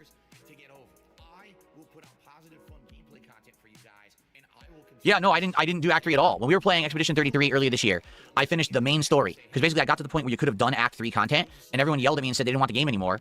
So I said, all right, then what I'll do is we'll just finish Act 2, the main story, and that's it. And I said, hey, if anything ever changes, if maybe I get a string of weeks where I do really good and it doesn't really matter if I play this game and make money on it or not or whatever, maybe we'll bring it back. But now things have changed. People actually want to see me play it. It won Game of the Year. Perhaps we'll actually get more notoriety and attention on the game because things have changed. All right, I hope that tomorrow people will show up, engage, support Act 3 of Clair Obscur. I love Clair Obscur. I was sad that I didn't get to play it longer earlier in the year because people didn't want it. But now things have, changed for the better. Hey guys, stop spamming Bradley the Badger in chat. I'm not reacting to any more trailers today, but I might in the future, just not today. Well, right, Ellipse, and technically you did Act 3, which is the story end, but not the side content. Right, I basically rushed through the story and did 0 side content for that whole third part of the game, right? There's tons that opened up. Oh, were you touching your ear or scratching your head there? Hold on. Was this an ear touch or is it a head scratch? Story end, but not the side content. Right, I basically rushed through the story. Is he scratching his ear? He's scratching his motherfucking ear. The behind the ear, that's an ear scratch. Burger. There we go. 5 in a row. That's concerning. God damn it, I forgot to change the sound file for fucking 3 in a row. God damn it. I have different sound effects as well for fucking getting a roll complete. God damn it. Yeah, so, but yeah, it's not 5 in a row, it's fucking 3 in a row. God damn it. I was trying to fix the fucking card, get a new card, and I completely forgot to change the sound effect as well for fucking 3x3 cards.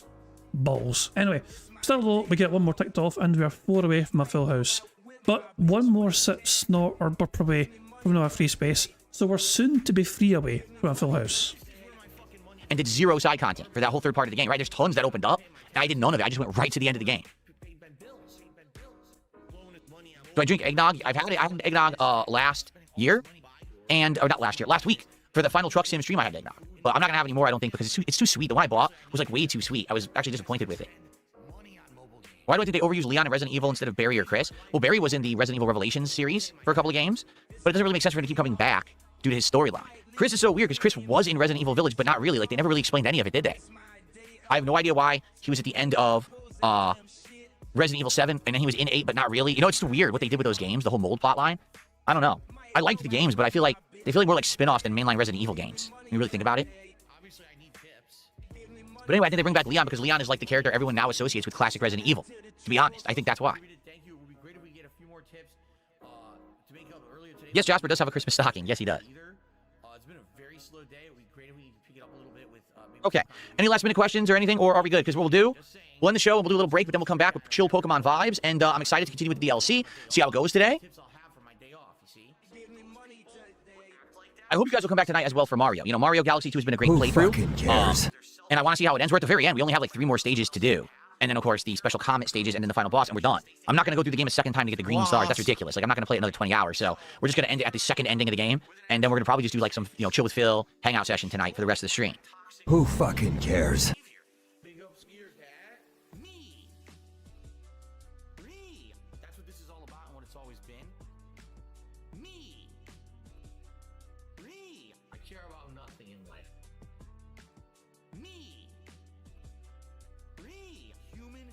All right, I think it's time to end the show. I'm looking like, oh wait, out of nowhere, Dear Broadcast just did a 10 euro super chat. Sorry, I interrupted my own humbug. He is really enjoying the chill stream. Thank you, Dear Broadcast. I appreciate that.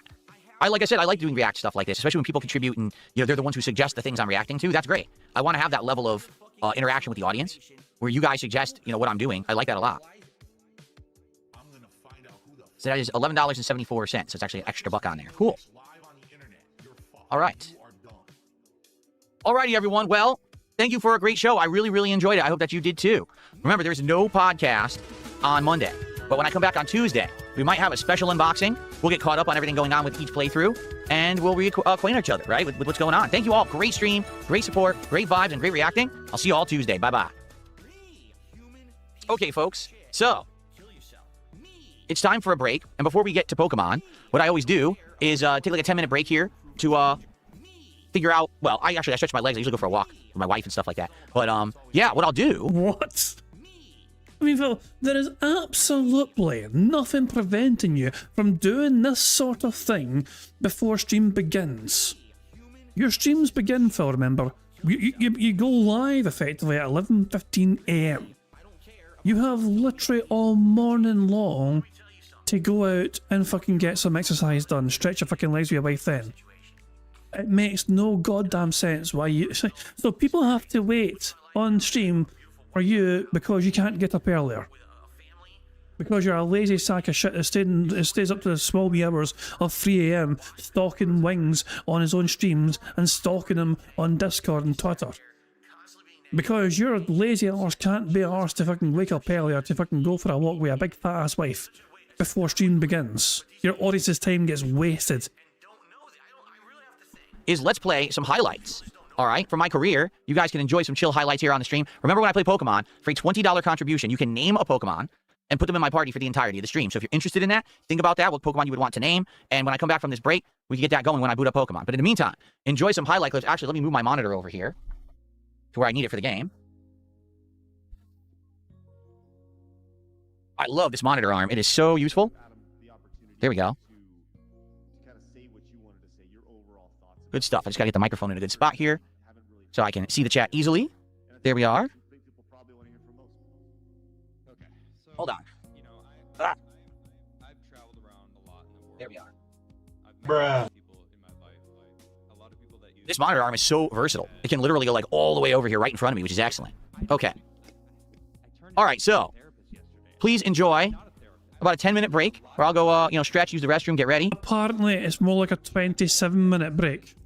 And we come back. It is Pokemon Legends Z ADLC. And it should be a good time. Thank you guys. Enjoy these clips. And I'll be back in a little bit. Cool. Bad man's fucked off for a while, but as I said, apparently it sounds about it's fucking 40 minutes past almost. Well, here we are here. I clicked on 40 minutes past. And he's gonna come back. Jesus, he was away for so long. Holy shit. Does he have an excuse, a reason?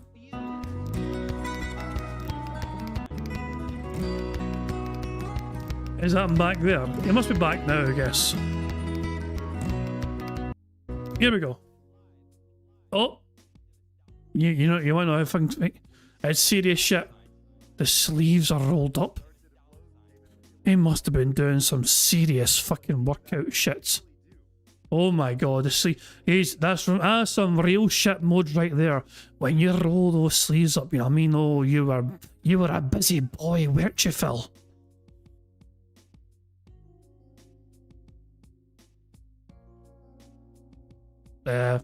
Phil?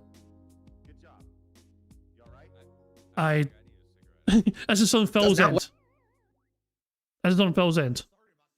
This is not raw Phil, this is actual Phil. They fucked up. That was the start of my YouTube career. Today, many years later, things are a lot better, that's for sure. That is for certain. He's muted. We have to assume it's actual Phil. Yes, it must be.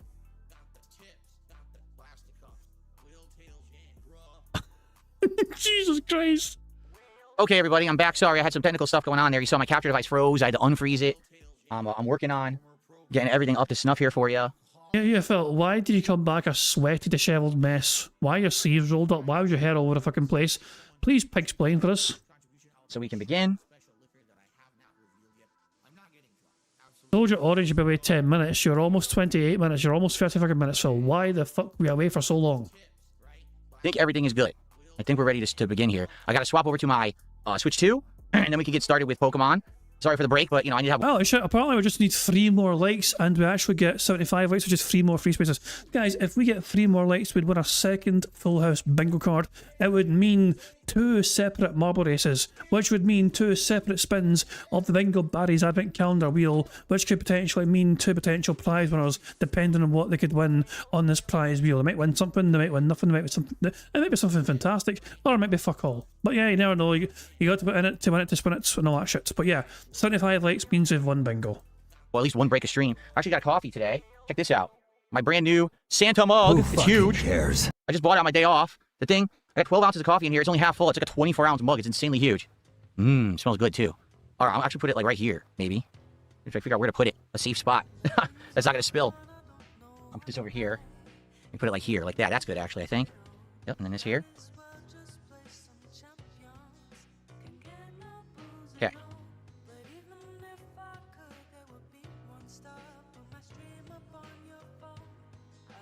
Apparently we have 76 likes. That is fantastic news, guys. That means we got 3 more free spaces.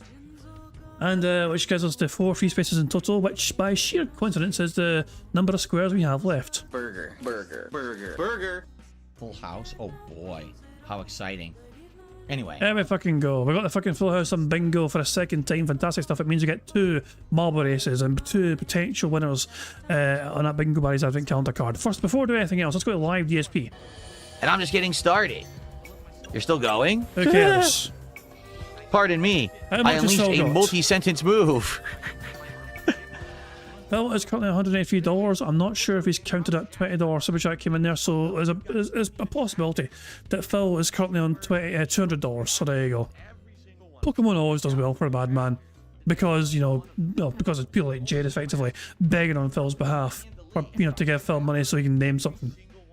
There you go. But guys, now we have some marbles to take care of. Okay, so if you allow me a wee second here, I will get the marbles game loaded up. We can pick 2 random courses, and then we can see who gets to fucking be the winning marbles this time around. Who will it fucking possibly be? Who fucking knows? We'll have to wait and see. Here we fucking go. The thing's all loading up now. Shit, let's just go here. Let's go. Race. Community. And random. Our random course has a 98% elimination rate called Deadly Bouncing Ending. It is 2 minutes and 40 seconds long on average, but a lot of you are about to fucking die. In marbles. What is it? Not in real life, in marbles. So there we go. So here we go. Is it the course? I think. Ooh. What is this big red square, ominous looking motherfucker? Do we go through here? We go into here. What? What is this? And then what the fuck's? I'm so confused. And the finish is over. Can I get through here? Let me through. It's a fucking balls. Hold on. Let me out. Let me out. Oh, for fuck's sake. Let me out. Yeah, I got fucking trapped in that fucking thing. And the finish is over there. How do you... My god.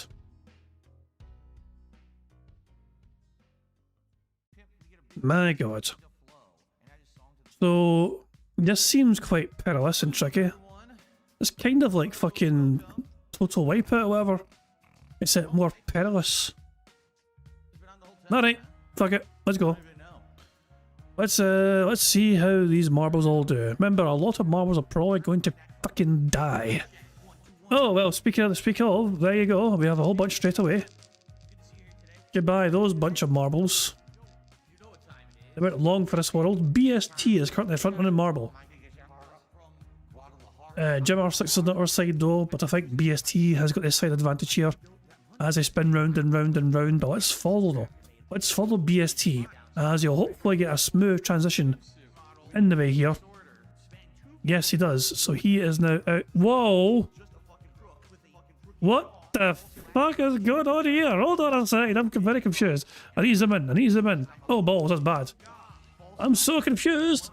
I'm getting out of here. I'm very confused. Holy shit! Wait. Oh no, I died. Damn it. I thought I was going to potentially win there. Battery Exhausted has come out of that in first place right now, but here's everyone. Everyone's here now. And the challenge, of course, is to get across the other side here. If you fall down there, you're dead, I think. You need to bounce over. Can anyone bounce over? Is anyone going to bounce inside the finish? Oh, I think you get sent back the way in a teleporter to try again. Oh. Come on, can somebody make it? Can anyone fucking make it across here? Bounce along each trampoline. Someone's got to make it. And the fact that it sends you back the way to try again until you fucking get knocked off altogether. If you fall on this first thing, you get a potential chance to try again. Can somebody make it? Meow Blocked is gone. Blind Daughter's gone. I think I'm still alive. Aiton has gone. Oh, a whole bunch of marble. A whole bunch just fucking died there. But it's here we go. It's a fresh list of them. Oh, and there's some more that died there. Can any survive here? Can any get across here? Nope, some are getting knocked off altogether here. We're down to the last 69 marbles. Nice. But yeah, very challenging map indeed. Can anyone finish? Mookie's gone. Mookie's gone. Oh well, there's no winner. Mookie won't win this race, at least not this particular round anyway. Dashy, I'll say they get to live to try again. Mark O'Shaughnessy. Oh, they almost got knocked in, but they got knocked off to their demise. We're down to almost the last 50 marbles here. Of course, the fewer marbles there are, the less risk there is of getting, you know, bumping into each other. But it's navigating these trampolines, you know, without these fucking things hitting you. It is difficult, obviously. We're down to the last 46 marbles here. Wait, a lot of it. Someone just died past me. Mr. Gorehill just died there. These marbles are getting knocked left, right and centre. We might not even have a winner in this particular round. We might have to try again.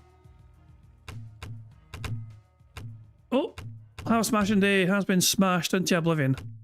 Chris Sizemore is gone as well. Baltic Bro has been battered into the air. We're down to almost the last 30 marbles now. Broside Phil still hanging in there, it looks like. Those Ian Sorare, Span Rag, Lautry Britannia, S and his son as well. Stephen Housley, Warren's still there, Aton's gone. Roachbait is gone as well, unlucky to you. So is Ian Sorare, they're now gone. Captain Murphy survives another day, Ulf Arbalist also survives. Elaine Walls trying to speedrun a sit, but they got knocked out as well. Mr. Pika fan's still alive down there as well. This will take a wee while. We're down to the last 25 marbles here. Sonny's still alive. I didn't even know Sonny was still alive, but there you go. Dips as well, who has won marbles as well recently, and of course they've already got a prize. They got their Scottish soundboard pass to use whenever they want. Spanrag, very close, but they're gone altogether. Sick Monkey's gone as well. But yeah, we're definitely getting fewer and fewer marbles as things stand here. But can anyone make it over here?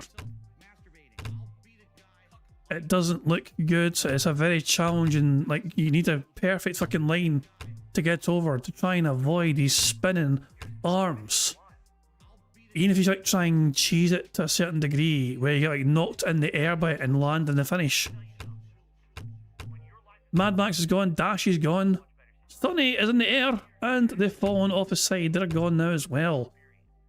Dips is also gone. We've lost quite a few marbles. We're down to the last 10.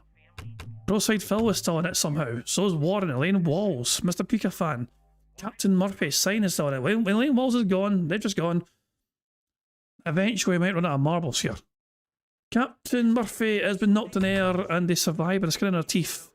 That was a very close one. Disc Optimus is still in it as well. Sign is still, they're gone. Sign's gone. Sign, whatever. They're gone. But we're down to a final 8 marble. Destroyer still in it as well. Warren, well, they had to try again. They got knocked. They couldn't even fucking jump. The first jump failed. But yeah, we're down to our last 8. 7 now. Stephen Housley has now gone. So let's see. Can we see anyone here? Let's change our perspective here. So I need to get across all these trampolines here. Of course, the problem as well is if someone just die. Yeah, Joe Badger's gone. The problem, of course, is you're approaching this at an angle, so you're not a straight line. So you just sometimes fall straight down anyway. So we're down to the last 6 marbles. Captain Murphy, Destroyer, Mr. Pika fan, Disc Optimus, Warren, Broside Phil, and is that another death? No, it's not. Disc Optimist. And they can't make it. Broside Phil can't make it.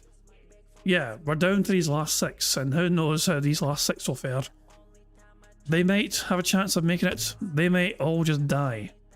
But we are committed and locked in here. Oh, is that a bad thing or a good thing? Captain Murphy survives. Mr. Pika fan. They couldn't quite make it. They couldn't quite judge bounces here. Broside Phil still in it. Warren's still in it. Destroyer has been knocked backwards by this arm. And they drop down, so Broside Phil's gone! The big beefy bastard is gone and eliminated. It's down to our final 5 here.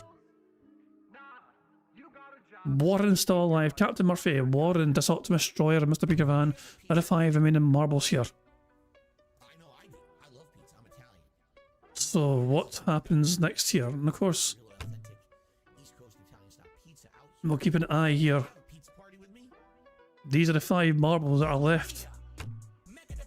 Warren has been knocked into the air. Is that good? But no, Warren's gone. Unlucky Warren. It was a good try. Some of these, like, it's just sometimes the way these arms hit you. Oh, Mr. Pika Fan has been knocked into the air as well, and they're gone. We're down to our final 3. Captain Murphy, Destroyer, and Dis Optimus. Destroyer might be gone. They are gone. We're down to our last 2. Dis Optimus and Captain Murphy. Captain Murphy taking a very, very slow approach here. Oops, sorry. Yeah, yeah, and it just goes straight to the start. So Dis Optimus now, we're going to follow each individual marble here as they each give a go to try and cross over. Behind, Captain Murphy's right behind. Dis Optimus is going to be falling straight back down, yeah.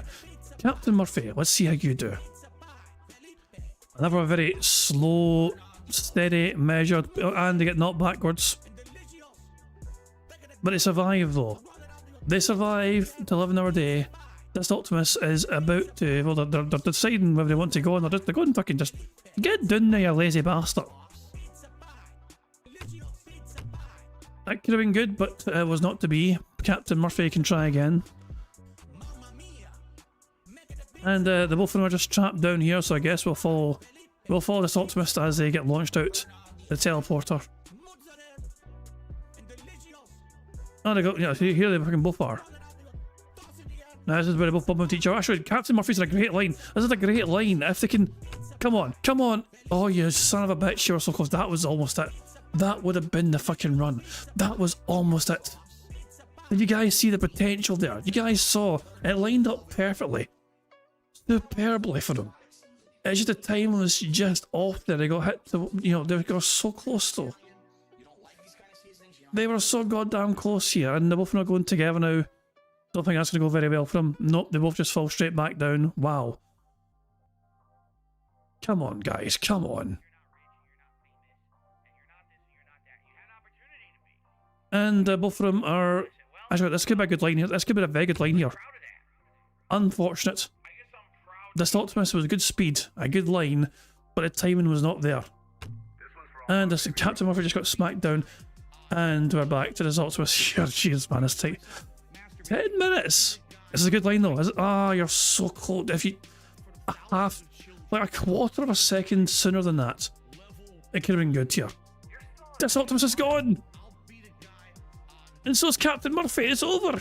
No one wins! Nobody fucking wins. Okay, after 10 minutes of that, I'm gonna hit a random track. We could try again, but no. Let's just hit a random track and see what we're given here. Oh! This is wrong. Hold on. We need to go back to main menu. Main menu. We need to go back to main menu because when you hit random track, it doesn't give you all marbles. So fuck it. Yeah, the thing went all weird there. Happy map. 4 minutes 17 seconds. 90% elimination rate. Fuck it. Here we go. Remember, this is still our first race technically, because we have 2 separate winners.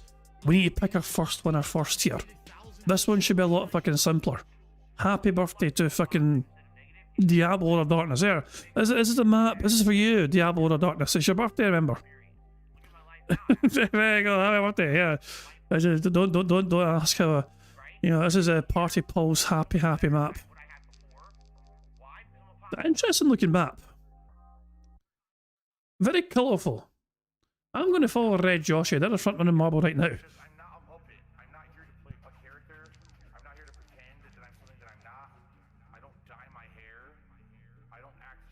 So very straightforward map so far currently here. Red Joshi followed by every single other marble to ever exist.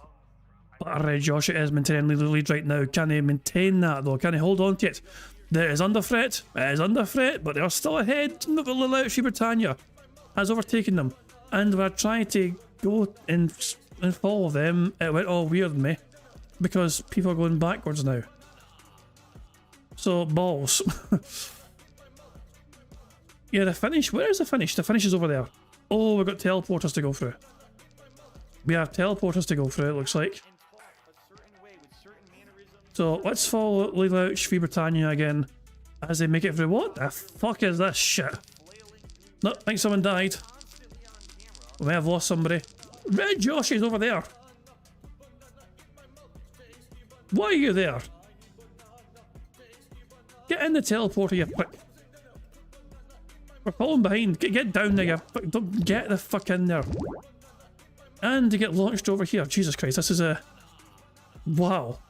See, I want to follow somebody and not be too confused what's going on. I'm not sure who's winning. And I'm scared to find... I'm scared to fucking press any more buttons. I'm following Red Joshi. It seems like they know where I'm going. Right, okay, let's fucking go straight forward here. Who's winning here? Hi, I'm Stu is currently winning. That was a bizarre sequence of fucking events. Dapper Dragons send us as a map from Sonic Adventure 2, I swear. It is a very interesting looking map, especially the colours here sides. But currently it looks like the Hi Am Stu is winning. Red Josh is second, Pam Solo is third, Nidhogg is fourth, Unsalted Skies is fifth. And Mammon is now up there as well. They're catching up here. It looks like Hi Am Stu has been slowed down, but that is a potentially good bounce for him. Going the outside here is a good thing. You don't have to attract an inside. But you don't get slowed down like that either though, that's a bad thing for them. Red Joshi has flown by them. Red Joshi now in lead, but they got slowed down a little bit there as well by that bamboo stick. And Hi Am Stu has got momentum now, and they have regained the lead here. As we get closer and closer towards the end, which is over there in some capacity, we're still a wee bit away from the finish line though. And Dapper Dragon says this is a 19% survival rate. Actually, it's a 19% elimination rate. Most marbles will finish, but it does seem like it's quite back and forth for how it goes. It's a very close race still. Hi Am Stu is doing okay, but they're going to slow down here. That and all these things up ahead. Jumping Frog is now ahead. You see what I mean though? That the lead can very easily change back and forth. People can get held up here. Marbles can get held up. Other marbles can get bumped into each other, and somebody can just fucking come blitzing by here. Like Pam Solo is threatening to do exactly that right now. Jumping Frog and Hi Am Stu are still the front runners, but Pam Solo is caught up to third place here. Jumping Frog though is the front running marble right now, and the finish line is within sight. It is within sight. I think we might be very close to the finish line here. It's just a speed boost, and you get yeeted over. And do you make it? Jumping Frog has made it into the finish line first. There you fucking go, and yeah, there you go. Jumping Frog has won this first marble race here. Hi Am Stu was second, Mammon was third, Captain Murphy was fourth, Aishamoto was fifth, Pam Solo was sixth, Red Joshi was seventh, Miss Kitty was eighth, Johnny V2 was ninth, and T-Linget Soldier was 10th. So there we go. And some marbles have died and perished. Well, look at all that. It just a whole bunch of marbles getting sent over. And they land perfectly in that fucking portal. I think it's a permanent loop. I think they're in a loop just going back and forward like this the whole time. Yeah, it must be. It must be, I think. Yeah. It is my name. I can see my name. But there you go. We have a winner for this first marble race anyway, and it is going to be Jumping Frog. So Jumping Frog has won the first marble race. Now, let's hit random track and see if it fucking holds on to all the marbles this time around. It should do. It better do.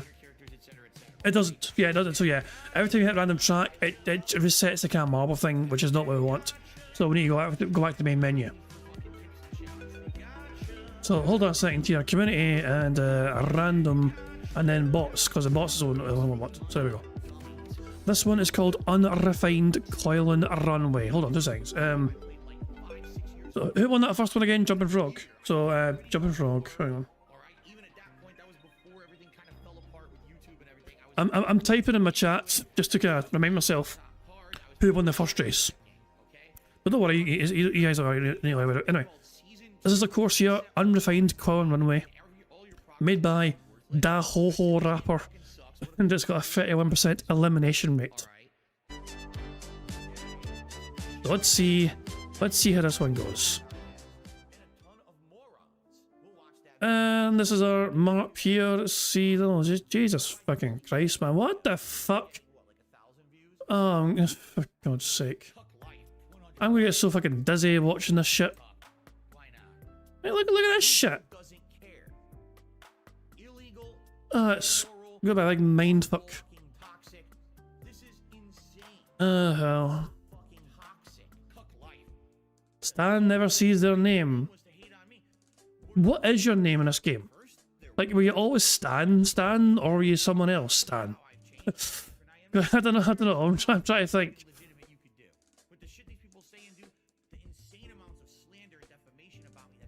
It's possible it's an old version of your name. Like, all these marble names were the names that people submitted at the time of their post. If that makes sense. Anyway, we have our divergence of marbles going left and right here, and meet up in the fucking middle here, and they've been launched around in circles here. Very confusing, but I think Captain Murphy might be the front running marble right now. At least in the first one, it's made it down here, and I assume that's a good thing. It looks like you want to go down here, and Captain Murphy has done exactly that. Can they get ahead here before everyone comes down and potentially blocks them? They can. So Captain Murphy is the front running marble right now. Oh, and MRC Midnight has fallen to demise, as has Jim R6. Unlucky there. Apparently other marbles are ahead of Captain Murphy, but I think that's a bad thing. Actually, Ian So Rare might be doing well. Yeah, why was Captain Murphy all the way down there? I don't understand. Apparently I'm doing well. I don't understand how the hell that happened, but fuck this, I'm waiting out here. Like, some bastard come out here first so I can fucking follow you. Miss Kitty, thank you, Miss Kitty. And Captain Murphy ended up being the first one out here after all. But I've been overtaken by Shao Shimigami and Miss Kitty. And Prophet's there, the dirty bastard Prophet is also there. But Shao Shimigami is the front running marble right now. And they're following down this Plinko style thing here. Daijo Dan, though, has got a very good exit from the tube there. And Daijo Dan has got an advantage over all other marbles right now. It is looking good for Daijo Dan. Prophet and Shao Shimigami and Miss Kitty are all behind, though. Chasing. Tom has been eliminated. I don't know how. Rip Tom. Daijo Dan, very slow exit there, but they will get some boosts here, potentially. I don't know if he's a good boost or bad boosts, but Daijo Dan has made it to the... Well, they were in, and now they're back out. They got knocked back out, so that's not going to be good news for them. It's going to give other people a chance to catch up with Captain Murphy, who flew over that, and Miss Kitty as well, and now those two have taken full advantage. The Mad Max is gone. Captain Murphy been knocked backwards here. Someone just got fried in my ear. I don't know what happened there. Prophet and Woods all of a sudden are the front running. I'm following Prophet. Even though Woods is in first place, I'm going to follow the Canadian perverted bald mad lad, feet loving fucking himself. Prophet. Gordon Flowers pointed at Derek is gone. Tix Animate is gone. Detract Media has gone. But I'm going to follow Prophet, as they look like they know where they're going. Let's see what happens here. The finish is down there, we're not far away from the finish. As Woods is still ahead, barely. And I feel we've got to follow Woods. But they've been caught up here. Woods has the advantage, barely. Prophet's in second place, barely. Can Woods capitalise? The finish is so close. I can't see what's happening. The finish is right there. Is there anyone on the other side? Miss Kitty's on the other side. But Woods has gotten through first. Mr. White is overtaken almost. Mr. White came out nowhere. Miss Kitty, though, has sniped them both, and Miss Kitty has actually finished first on the other side. Woods was second, Mr. White was third, Prophet was fourth, Bob was fifth, Sick Monkey was sixth, Jory Tate was seventh, David Riley was eighth, Daijo Dan was ninth, and Codeine Crusader Andy was 10th. So there you fucking go. What an exciting race that was. That was fucking all over the goddamn place, but there you fucking go. And most marbles survived. At this rate, only 10 marbles perished, although some more might die when the big fire barrier comes to nuke them all into oblivion. Because the course has got to end within the next 20 seconds. And that is indeed happening. That is happening right now to the slow bastards back there. So there we go. But yeah, excellent stuff indeed. And by the way, as I said, I've still not heard back yet from one of the marble race winners at the end of November. Like, I've not heard back from Veloran, who was second, and I've not heard back from 4th place either, who would have been eligible for a prize if Veloran hadn't showed up. 4th place was a gang of wolves. So that community post I made at the end of November, highlighting who finished between 1st and 6th, if you're 4th, 5th or 6th, you could still have a chance of getting a prize. So I'm just saying, just because you weren't top 3 doesn't mean you can't win something, because I've not heard from Veloran who finished 2nd, and also 4th place I've not heard from either yet. Gang of Wolves that was. So yeah, I can't mind who finished 5th and 6th, but it's in the community post for the end of November, so there you go. But Miss Kitty won this race, Jumping Frog won the first marble race, and Miss Kitty won the second marble race. That was an exciting marble race for sure. But now there's one more thing for us to take care of, and that is of course for us to fucking spin this Bingo Baddies advent calendar. First of all, we're going to spin it for Jumping Frog. Let's see what they could potentially win here. A little bit something, a little bit anything, a little bit fuck all. Let's see. They're going to fall on a no prize for you square. That is unfortunate. But Jumping Frog, you win no prize. That's just the way it goes sometimes. Unlucky there. Give it one more wee shuffle, and this time we're going to spin for Miss Kitty. Well, Miss Kitty fare any better than the Jumping Frog. Miss Kitty at least gets an intro shout out on the next bingo stream. So there we are. Well done to Miss Kitty, your name at least gets a shout out on the intro for the next bingo stream, so there we are. Good stuff indeed. Now, I think I'm going to just wrap it up all there and all that jazz. Thank you guys very much for joining me for some robust bingo antics on this very fine Sunday. Phil tried his best to bore us all to fucking tears, but we managed to fucking get through it all in the end and get 2 full house bingos. Now, that second one was brutal. That second one was hard going, just to say the least. Phil was so goddamn boring, but you guys wanted a second bingo, and I'm not one to try and disappoint you guys, despite my best efforts too, so there we go. But we'll return tomorrow. And it should be a shorter bingo tomorrow, of course, because Phil's not planned to do a proper podcast. We'll see what happens between now and then. He's having a very good day stream for Pokemon because he's got $200+ so far. But the next stream, of course, we'll see what happens because he's fucking playing Mario. He's probably going to have some chill afterwards as well. We may get some interesting salt. We'll have to wait and see and find out tomorrow. Until then, guys, I do hope you all enjoy the rest of your fine Sunday, and I'm going to end how I always end, by playing notorious PIG contributions made by the supremely talented Pixar Animations. Thank you once again to Branddude for the raid in the stream earlier on. I do appreciate that. And yeah, actually, I was able to actually hear from Branddude on Discord as well earlier on, so it's good. I'm glad I was able to get a wee word with him, and I'll talk to him a wee bit more, of course, later on. So it's good to be talking to him again and all that jazz.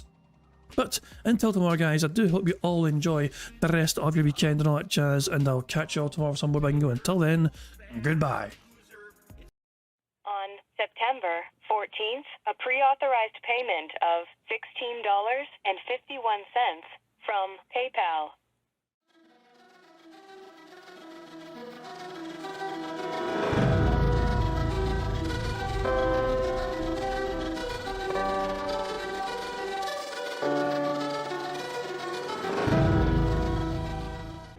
All right, Luna Mills has tipped me $1.30.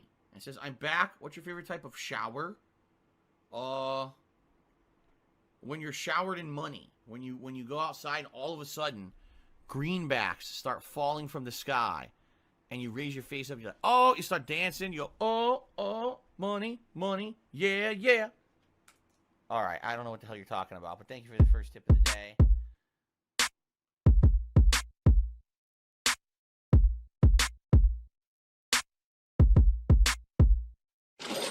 Money, money, yeah, yeah.